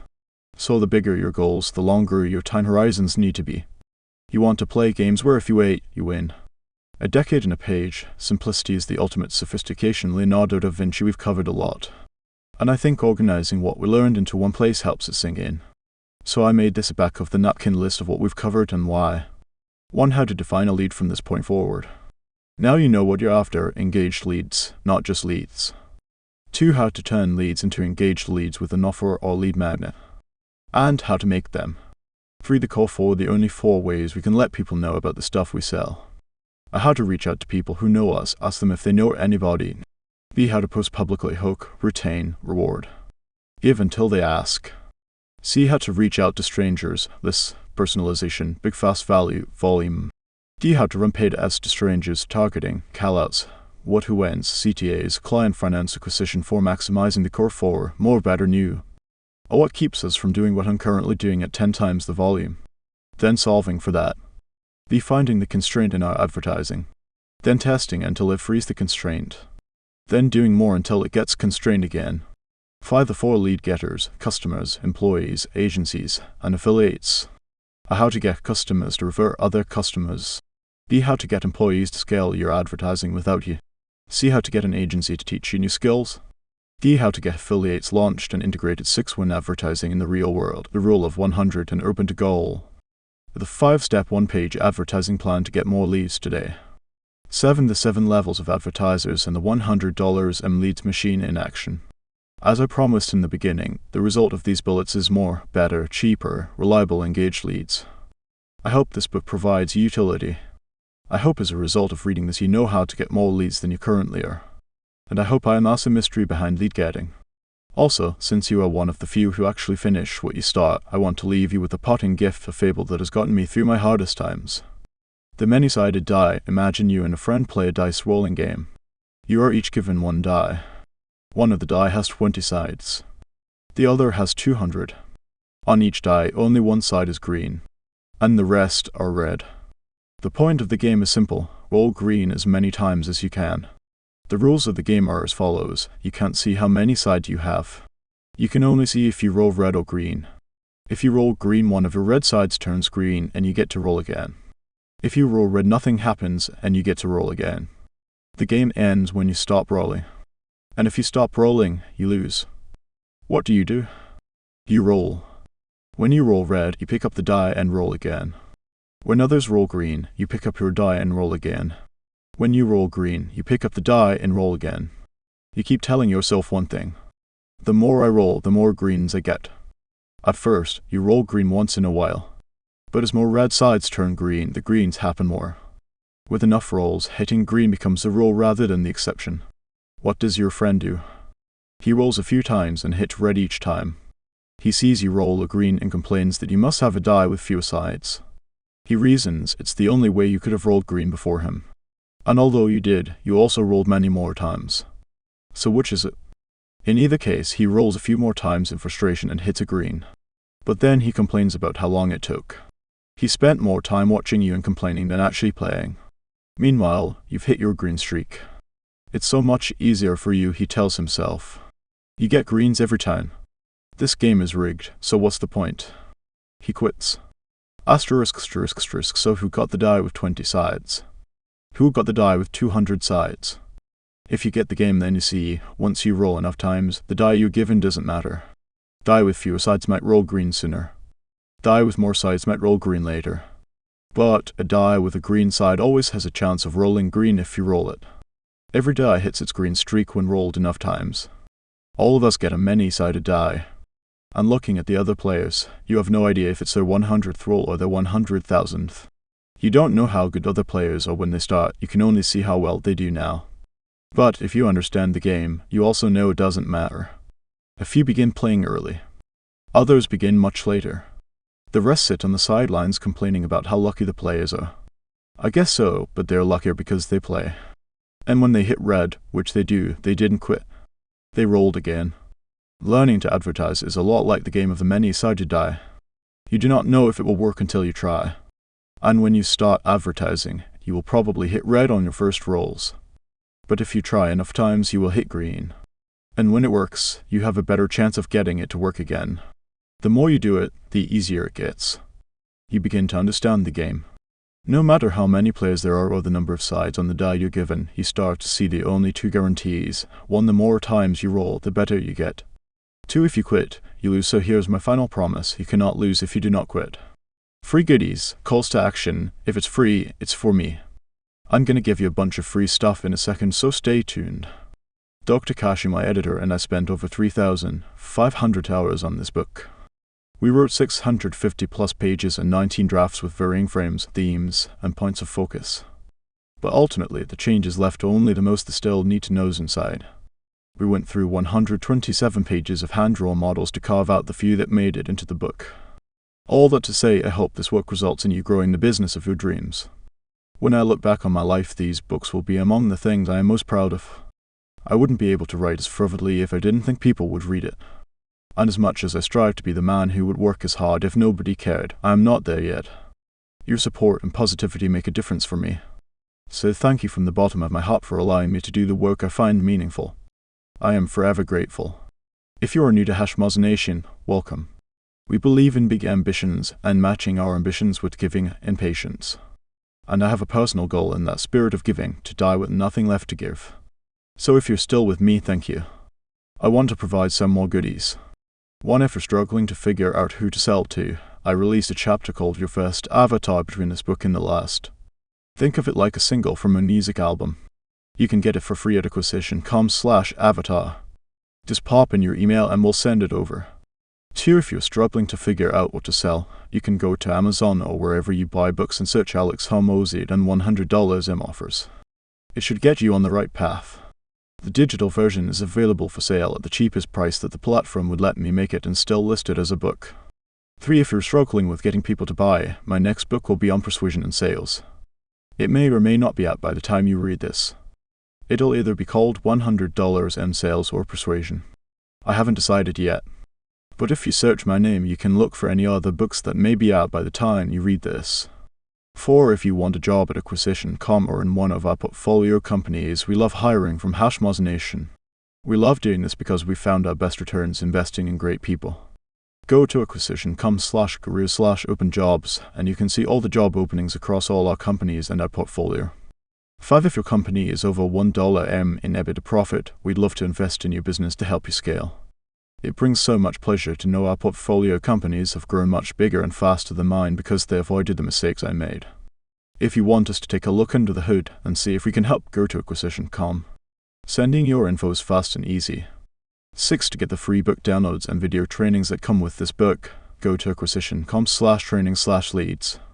7. If you like listening to podcasts and want to hear more, my podcast at the time of this writing is top 5 in entrepreneurship and top 15 in business in the US. You can get there by searching Alex Hormozi wherever you listen, or by going to acquisition.com/podcast. I share useful and interesting stories, valuable lessons, and the essential mental models I rely on every day. 8. If you like to watch videos, we put a lot of resources into our free training, available for everyone. We intend on making it better than any paid stuff out there and let you decide if we succeeded. You can find our videos on YouTube or wherever you watch videos by searching Alex Hormozi. 9. And if you like short-form videos, check out the bite-sized content we pump out on the daily at acquisition.com/media. You'll see all the places we post and you can pick the ones you like the most. And last, thank you again. Please be one of those givers and share this with other entrepreneurs by leaving a review. It would mean the world to me. I'm sending you business building vibes from my desk. I spend a lot of time there, so it's a lot of vibes. May your desire be greater than your obstacles. Hope to meet you in your company soon. Ad Astra. Alex Hormozi, founder, acquisition.com. And that's the end of this book. Thank you so much for listening and sharing your time with this story. If you'd like to hear more, subscribing to the channel is the best way to stay updated. Your support means the world.